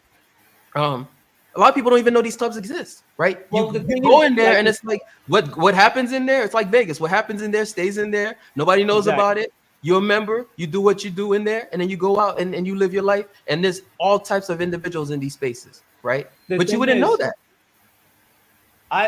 It's something that it's really about a reward for success, right? Because when I the first month I grossed 100 grand, my boss said, "We going somewhere. I'm gonna take you someplace." You have to be introduced from another card member to know that the place exists for you to become a card member, and you have to be at a certain economic level because it shows that you are, you reach a certain growth in your life where this kind of socializing, it's not going to hurt your pockets. It's what that's throwaway money. You would have spent it anyway. So it's like, like when I hear guys talk about stuff like that, I'm like, if you only knew what the world is really like. Yep.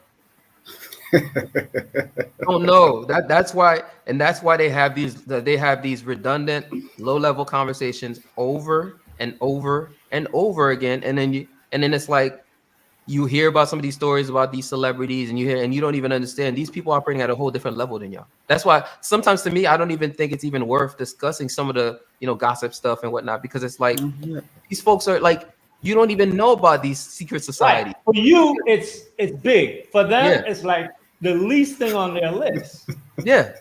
Like if you go to a Drake party and he's got 100 chicks there, and you bang one of those chicks, you ain't giving her no money. Drake already took care of that.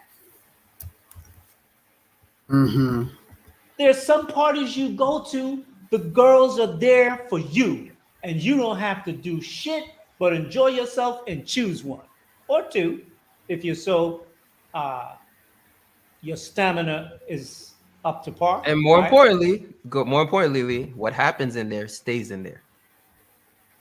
Well, I think usually before you get to that level, it's a confidence level that the person who is going to introduce you already know that you meet that bar. Yep. Right? It's not something you will find in a phone book or some directory or randomly. It's exclusive. So you're only going to know if someone else introduced you to it. Right? So it's a status thing. It's just like being invited to the Hamptons.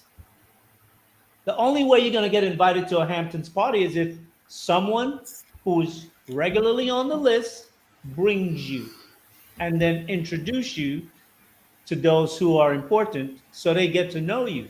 So they're like, when they introduce you, what they're saying is, he's my up and coming. He's my apprentice. He's up and coming. So what they're saying is, keep an eye on him. And then now people with influence and opportunity, I love they this now know your conversation. name. Mhm. I So remember you when play. Kevin Samuels. We I don't remember live in Kevin Samuels set the we don't live in example. power.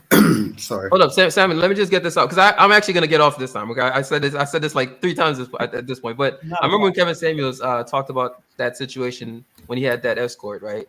And I remember Right. reading all the comments and whatnot and listening to what people were saying. And then again, it's like I bet you heard him say that, Lee, and you're like, oh, that I makes heard him total say sense. that. You said what? Stop that shit. Actually, it's funny because him and I talked about it one day when we were on Obsidian, like maybe May of 2020, and he was like, "Yo, Lee, we gotta hang out."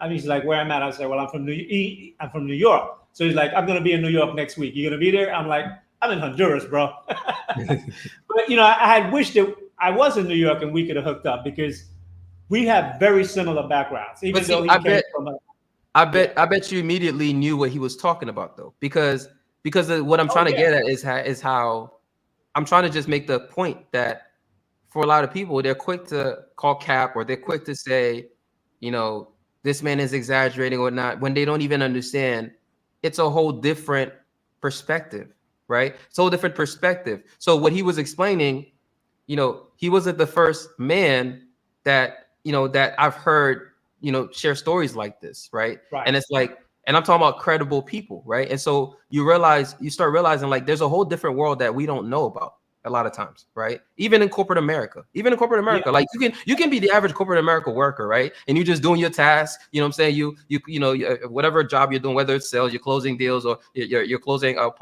clients, or you're an engineer, you're closing your tickets, whatnot. And you don't even know that even in corporate America, there's a whole other class of shit going on that you have Unless no you get idea to about. director level, you're not going to be really exposed to that. You don't even know about, right? There are boating trips going on that you don't even know happening, right? Right. And so when you start realizing that, you realize, you know what? Don't be so quick to call cap. Maybe you might be able to learn something. You know what I'm saying? Maybe you might be able to learn something when you hear somebody saying something to you that you're just like, I don't understand this. Just because you understand it does not mean it's not true. But that's all I wanted to say on that. Not a problem. It's funny that you talk about, I remember, I think for 2 or 3 different New Year's, my boss, he leased a yacht. We worked right down in southern end of New York at the end of the Manhattan Island. And you had the pier right there on the west side, Battery Park City. And you have all types of yachts pulling up, right? So we would lease a yacht for New Year's Eve. And it's just like 8 or 9 of us guys. And we'll have like 20, 25 women. And we'll just party till like 4 in the morning. And then we'll take a limo. And some girls will go home, but we'll usually take at least 10, 12 girls. I mean, my crew, we used to be some ruthless guys, man. We were like just hood niggas sometimes. We've been thrown out of spots. I've been into strip clubs and take half the strip clubs out the club. So when girls say they don't fuck, they do. We've gone in I a know strip that. club and take half the girls out of the club before the club was closed. That's still the case today, Lee. People used to hate when we show up because you be throwing $1 to the girls. When we show up in there, we drop in 10s and 20s. Girls ain't paying you no more attention. When we go back to the bar, clubs, half the chicks are crowding us.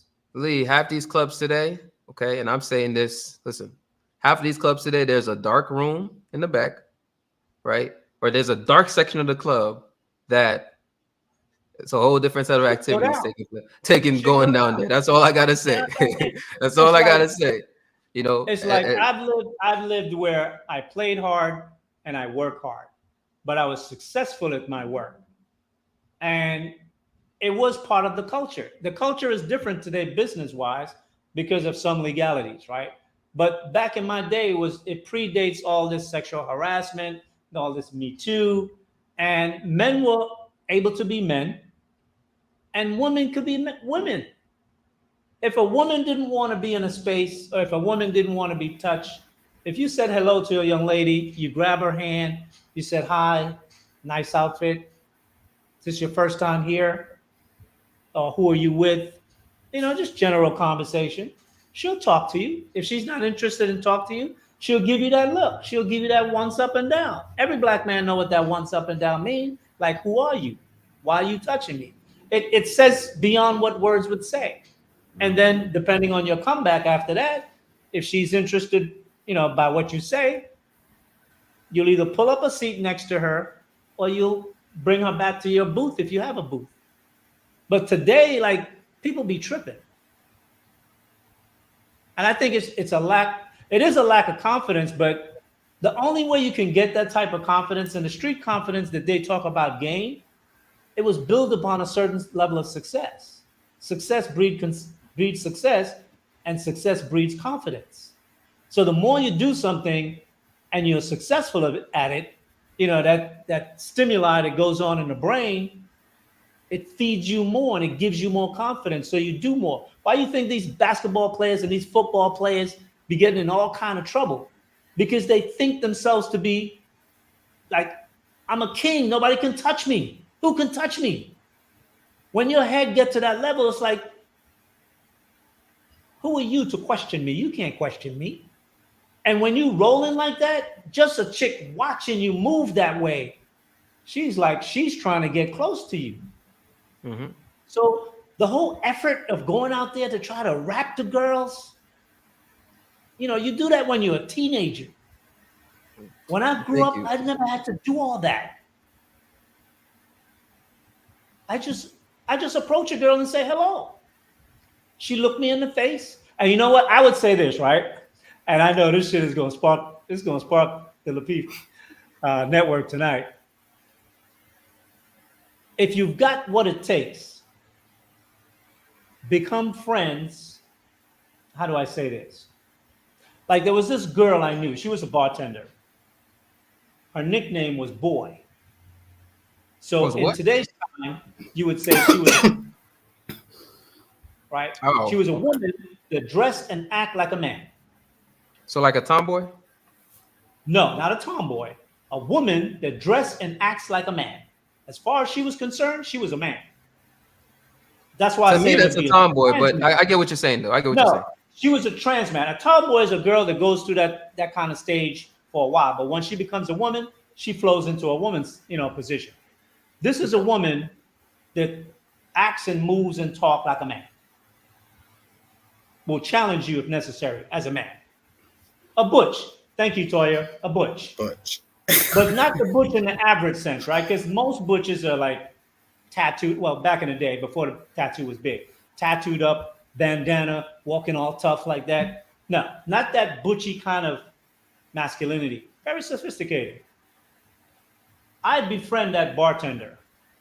Do you know how much pussy she hooked me up with? I could see that. If you're not like self-conscious like that, I could ask her, do you know that chick? She's like, you like her? I said, she looks interesting. What do you know about her? She'll tell you everything about her.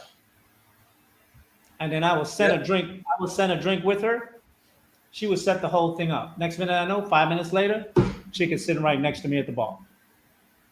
So if you don't have no real hangups of dealing with a trans man in a social environment where she worked there and you're a patron. I'm not talking about you guys hanging out together and all of that, because Boy and I never hung out, and I moved in a crew. But what I'm saying is that there's a certain trust level that women have with women, even women who are like men. And when that woman gives you a recommendation to whoever it is, that female will take it 100%. It's like you can't say no wrong after that. And if you want to close that deal, you will close that deal. It's kind of similar. It's actually kind of similar to how, like when you're at the club and you're, and you have your section, and a lot of times you can actually use the bottle girls. Like if if there's some fine women out there that's just standing in the general audience in the general crowd, the bottle girls are the easiest way to get her in your section, right? That you don't have to go over there and talk to her. Like the bottle girls themselves will do it. Especially since you're at the end of the day, you're taking care of the bottle girls too, right? When you buy a bottle and whatnot. So they're looking out for you. They're trying to make sure they treat you well. And the bottle girls is the easiest way to get some of the baddest women in your section. And especially if you're a frequent customer of that particular establishment, you have a reputation. The bottle girl knows you. or they all know of you in your group, it's very easy because one, they're greasing their pockets, but they know the purpose of why men are there, and they know the purpose of why women are there. So making the introduction, they can make that introduction to you for you a lot better than anyone else can. And if you could use another woman to open a door for you, that's a piece of cake. That's a layup. Taking candy from a baby, you might say, But you have to have men that do that have a confidence with them that they don't feel any kind of way. What I see today is that a lot of men are very self-conscious. They don't really, it's like when I hear we talk about the red pill and all the different things that we discuss about women, and then and like Kevin Samuels when he was rating women, and then guys will go out, meet a woman, have a conversation, and then ask her, rate yourself. What do you think you are? Like, the conversation is to give you the knowledge, the insight. It's not for you to fucking go out and ask a girl to rate herself. What kind of idiot are you, dude? Like, come on, man. Lee, it's like the body count conversation. I'm like, every time I hear the body count conversation, I really be thinking, I'm like, wait, so you telling me one of you niggas, you pull up to a dinner or something with this chick, and you're like, hey, what's your body count? Like, I'm really trying to imagine this conversation. You actually are, you're actually sitting down with a female, and you actually, like, in real life, not on YouTube, in real life, you actually sat there and you asked, hey, what's your body count? Like, it's goofy. I've never asked a woman a body count question ever in my life. If you have experience with sex and you sex a woman, you can know how well she's experienced. Plain and simple. Especially if a woman is super comfortable with you and will do things that you might only do, like after a little bit of experience with her. There's certain shit she'll do on the first night with you. She's very comfortable. She's been out there a while. But if you don't have no experience with a woman, then maybe you got to ask the question. I've never had to ask the question. I've been with enough women to know what an experienced woman is like and what a novice woman is like. So going back to your question, your original sort of like question, and I'm gonna hop off. Thank you for the conversation, Lee. This was much great. Appreciated. Thank you. All right, JB. This was one of your best streams, and I said, this is cool, man. you have had the best breakdown so far that I've heard on the Ye situation, hands down. So I just want to give you flowers on that. I was literally in real life clapping multiple times during your monologue.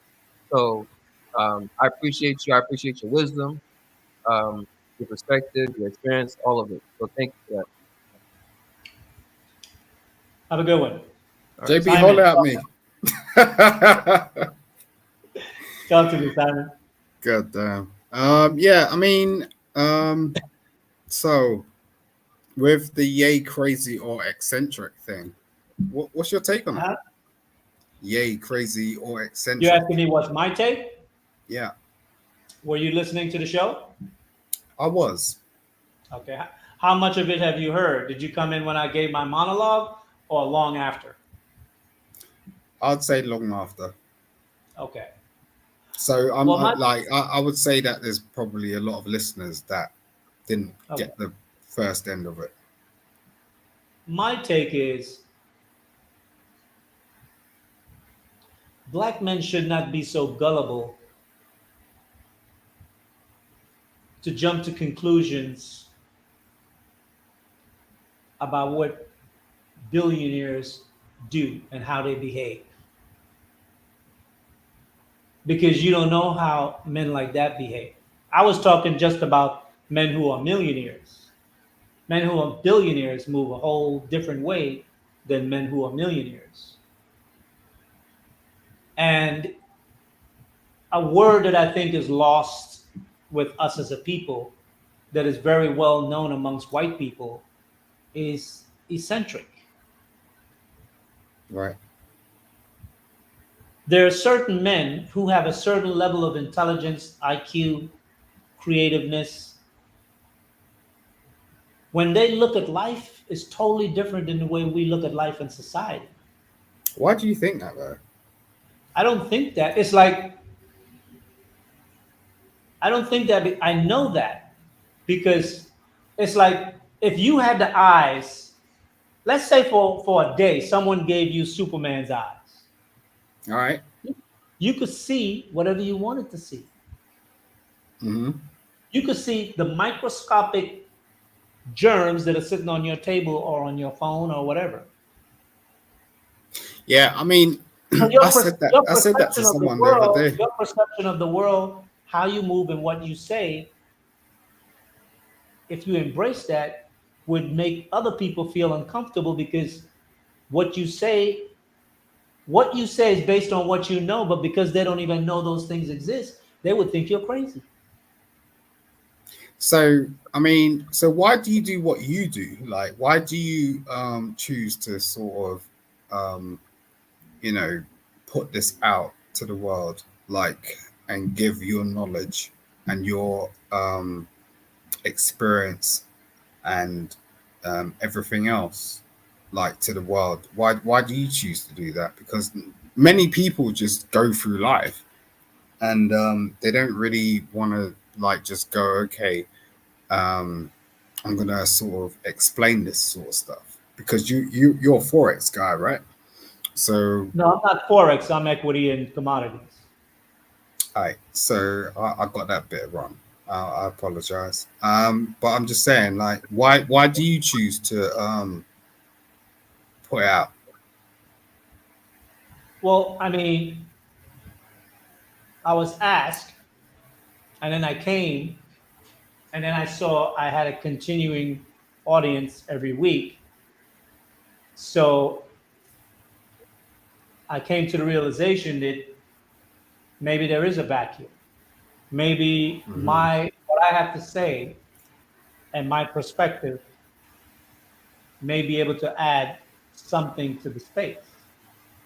And particularly since I'm Mm-hmm. speaking to men, because it seemed like men are, you know, they're like they're walking with one leg. A man walking with one leg is hopping, Mm-hmm. right? He has a weakness. He's unstable. So I'm Mm-hmm. hoping that my perspectives can help give some men some stability mentally, because it all Mm-hmm. begins with your mind. It all begins on how you see things, how you understand things. Mm-hmm.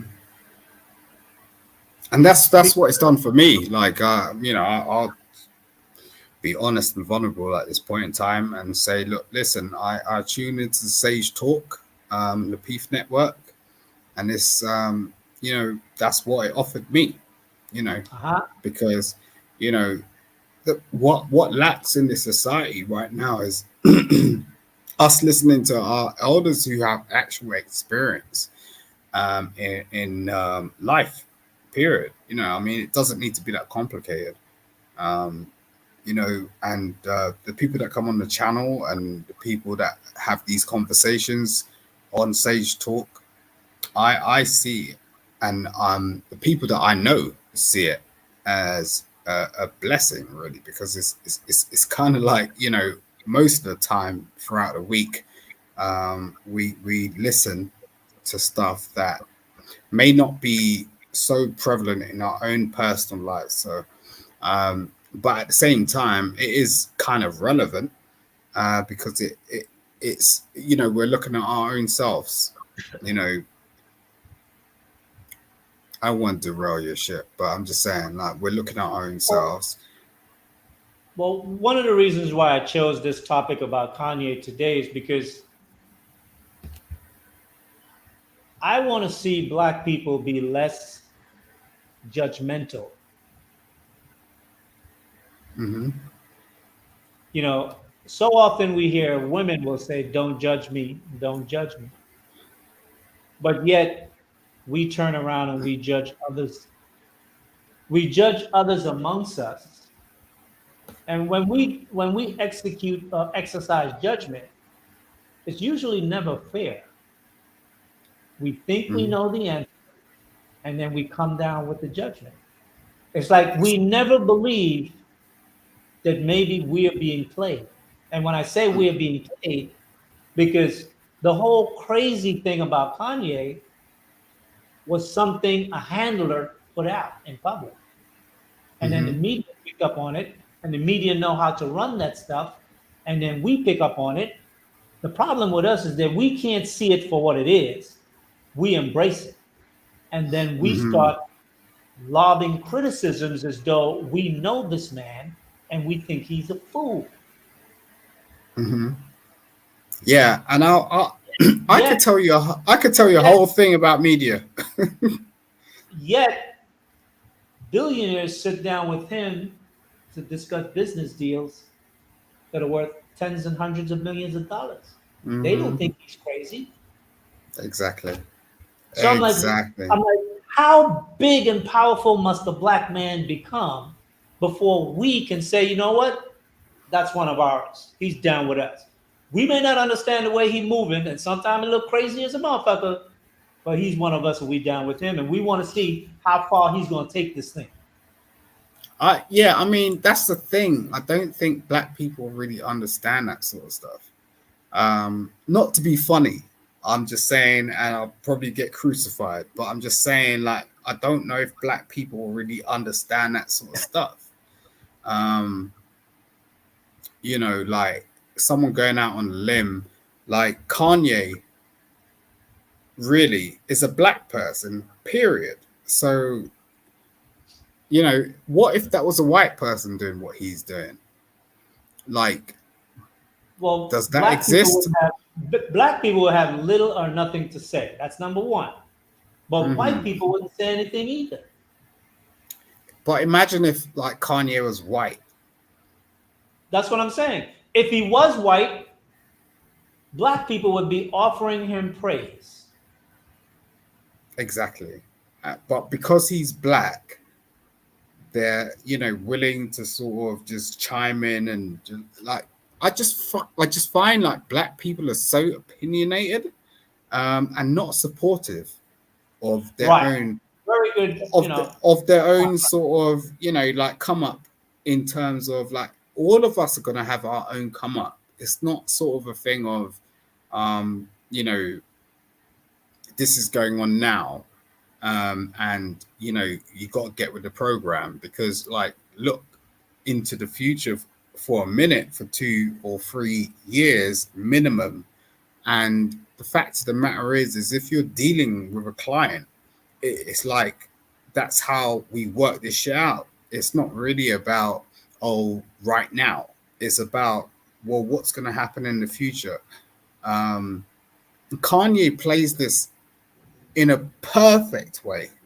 You know, many people have absolutely forgotten the speech he done about Jay-Z when he was in the concert on stage live. Like, ultimately forgotten about the fact that he has transcended individually as himself and become such a prominent figure in our lives that you can't say that it's not genius. That is black genius in its most form, you know, but yet we want to still turn around and put it down, and that's cool. Well, the thing is, what we do is that we qualify it, right? We will say his music, he's a genius, but everything else, he's a fool. So if he's a fool, what does that make you? Because he's worth, he said 11 billion. Some people say 9. Doesn't matter. He's worth 11 billion. What are you worth? If he's the fool and he's the crazy one, how do you make a crazy man show you up? Exactly. There's been no point in time in our history that this has happened. And people want to try and evaluate this in some sort of, like, this guy turned around and was about to launch a campaign to become the president of the United States, and he was a music artist. I mean, Christ almighty. I mean, when we all saw that, I mean, I swear to God, we must have all been a bit astounded about the fact that could have even taken place. But it happened, you know, and we all saw it and we all watched it. And he may have been crying out of his eyes, with the situation he was in. But the fact is, you know, you can't detract from the thing that he is a representative of our community, and we are all capable of the same thing. So it's just a matter of approach, really, and we can all comment on it all day long. But you know, given the fact I've lived on this earth for so long, I've never seen anything like that in my life.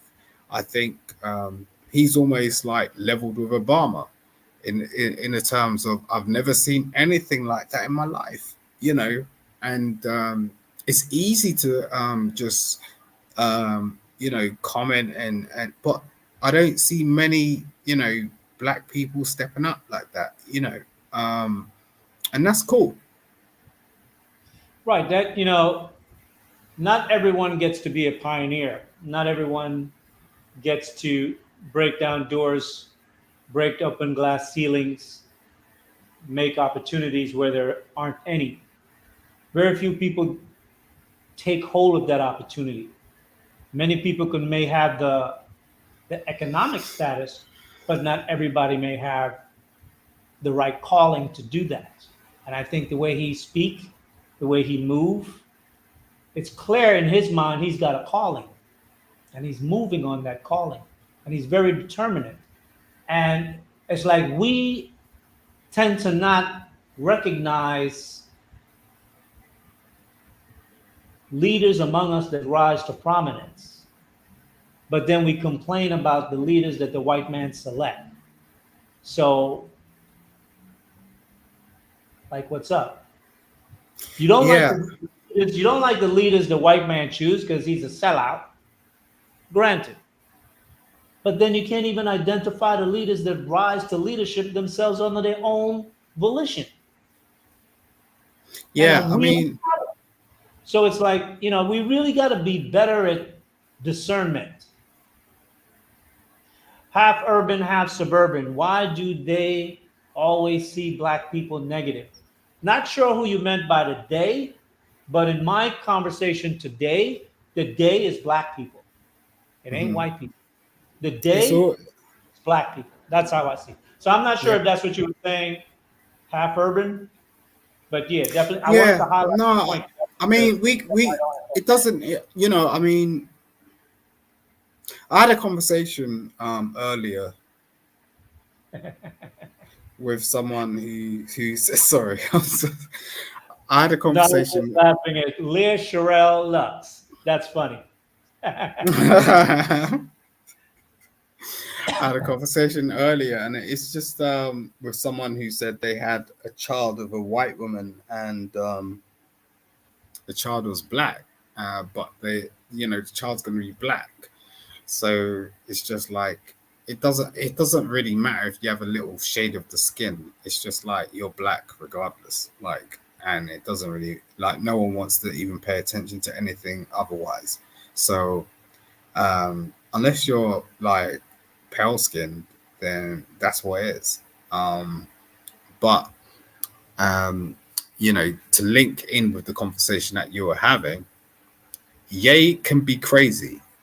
But I think he's just making the real point, you know, and most people just don't want to like acknowledge that. But the fact of the matter is in their core, they can feel it. You know, we all want to get into the conversations and be part of something, but it's just like, why is there a black man turning around and wearing a t-shirt that says white life matters? You know, I mean, give me a break. He must be seeing something. Let me ask you that. What was your impression when you saw that? I've been in the industry, and the thing is, it's just which industry? The fashion industry? And the entertainment industry. Okay, entertainment.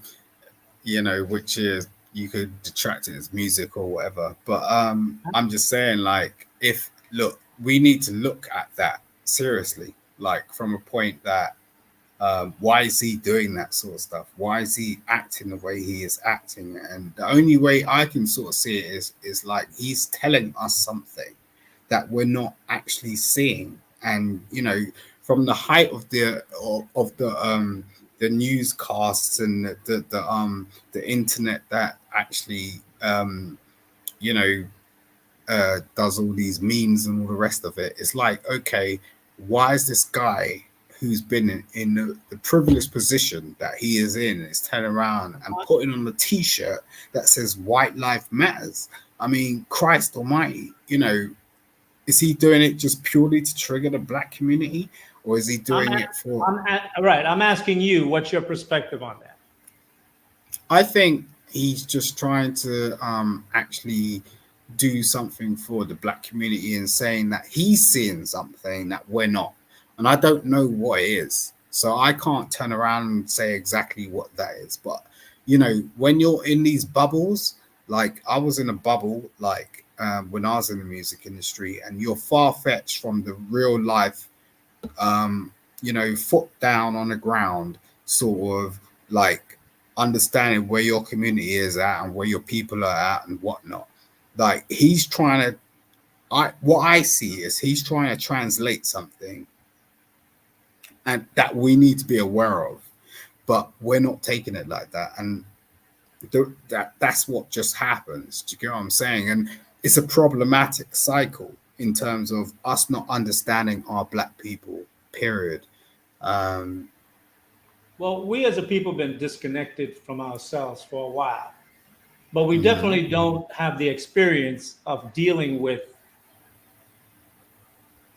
a mega rich star person that is just like totally eccentric. It's like dedicated to my children's future. I think Kanye is certifiable. The sad thing is that's what I'm saying. We are very good at making sound final judgments without never knowing any details. It's like we could look at a situation and we could say, this is it, this is the truth about it, and don't have any information to support that opinion. Like I listen to white people that talk about Kanye, and when they talk about it, nothing but praise. I usually hear the word genius repeated many times, highly intelligent, fantastic memory, super talented, and so many other things I hear. But then, and these are people that are in his circle, business-wise. But then this individual will say he's certifiable. Now, I would ask dedicated to my children, would you say the same thing about Elon Musk? Is he certifiable? Because I think if Kanye West had said 10 years ago he wants to go to Mars and he's going to build a spaceship to go to Mars, a lot of people will be saying this. He's certifiable. Not a single person said Elon is certifiable.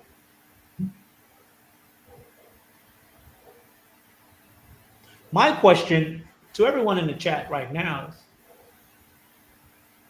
what happens if Kanye opens up a bank next year? And what happens if he's able to secure $100 billion from the Arabs? Is he still certified? Would you open an account with him? Or you'll keep your money in the white man's bank? I'm just trying to find out. See, we say we want power, but we don't move like we want power, because when black people become powerful, we don't embrace their power and make them more powerful. We tear them down one man at a time. Mm-hmm. And then if he fails, we say, we told you he was crazy. If he doesn't fail, once white people praises him, then we'll say, yeah, that's my man. I knew he was going to make it all along. We're funny like that. We do shit like that all the time. That's correct. That's why today I wanted to have this conversation, because I want to throw out the prospect of, do we, as black men in this space that said black male media, do we know what it really would take to build a media giant to compete against ABC, CBS, NBC, CNN, MSNBC, Fox? It's going to take a motherfucker that's got 10, 20 billion dollars or more, and is comfortable in his skin, that he's not afraid of the other people with billions, and that he has alliances of other men with billions that will support him. But his very people has no faith in him whatsoever, and are judgmental and are waiting for him to fail. Because if he fails, he's just like us. He ain't nobody. He came from the hood anyway. His family came out of slavery, so that make us all equal. No, he's not equal. He's far above you, and me too. All humans aren't equal.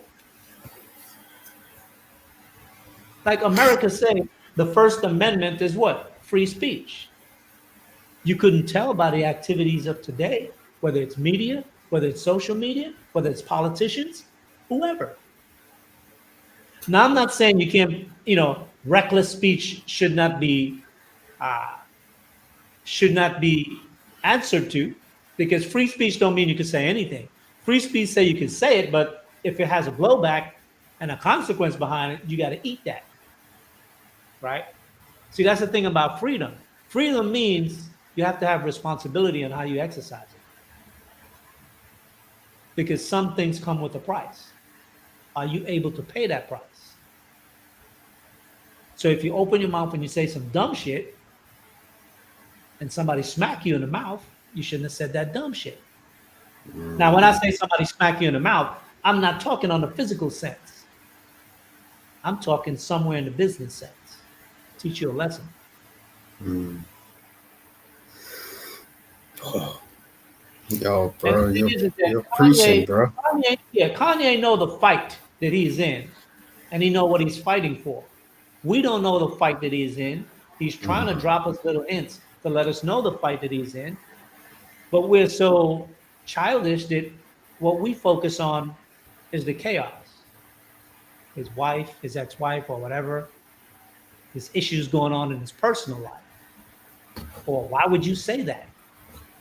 As opposed to just give him the freedom to say whatever the fuck you want to say. See, we talk about, as black men, we want to be able to flex. We want freedom. And the first thing we try to do is stop a black man who is very powerful, very successful, and very rich from being able to exercise his freedom of action and speech. We try to curtail it. Mm-hmm. And some of us will go as far as saying he's a crazy man. Like, let me be that crazy to make $11 billion. I'd be crazy all day long. Let me be that crazy. I don't want to be sane like the broke dudes. Let me be crazy with the billionaires. I'm telling you, you spend a day or a week with Elon Musk, you would think that he's off the plantation. He's not even nowhere near Kanye West. He is way beyond Kanye West and crazy. The fact is that we don't understand how genius minds and powerful minds and creative minds at those levels, we don't know how they move. So the things that we can understand, it's easy to accept. Crazy is better. Right. Because to accept some of the things he say will make us have to become serious. And you know what? Black people are scared. Not only rich black people are scared, broke niggas are scared too. This is scared behavior. I know scared behavior. Oh, boy. It's scared behavior. It is. It is. And listen, bro. Right now you're like God to me, because Oh my Lord! Look, It says, I'm gonna go off because I'm gonna go off. Like says, I swear. yeah, I'm gonna shut down too. Kay says, Oh I my align God! more with Elon than Kanye. Elon is the greatest manufacturer of our time. Listen, you're listening to a black god right Elon and now. Kanye is working on another project that I got wind of, and I'm not going to speak about it now. That when they announce it, it's going to blow your mind. But you see, Elon have more respect for Kanye than you do, and that's the problem. Yeah, I appreciate you. Thank you for having me up, man. I watch you every week. Every time you come on, every time I'm subscribed. Please do subscribe to the Lapeef Network. Subscribe to Sage Talk. Tune in to all the conversations. It's all important, and you know, it's life changing. I'll tell you that for a second. Okay? Yeah. Much Salute, appreciated. brother. I always forget to promote. All right. All right. Peace out, man. Appreciate it. Absolutely. Thank you guys, everybody who participated in the chat. Love the conversation. It was very positive, and I tried to inspire.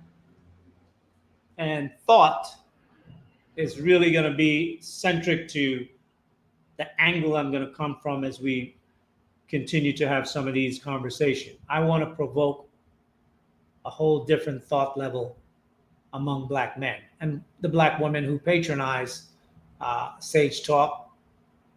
I want to make sure that you guys understand, that certain men, when they get on certain levels, they behave differently. And that way you can recognize a man like that if it's that kind of man you want, right? And if you're the type of woman that man would see something special in you. I hear guys say all the time that the crazy girls got the best cooch. But what about the crazy successful men? What do they got? I'll leave that as an open question. You answer it. Oh, definitely, Kay. If you can come back on another show, I'd love to see you. Have a good night, everyone. Appreciate you taking time out of your Sunday to grace me and spend some time and to give me your ear. Enjoy the rest of your Sunday. Have a good week and a productive and safe week next week. This is Lee, Sage Talk. Have a good one.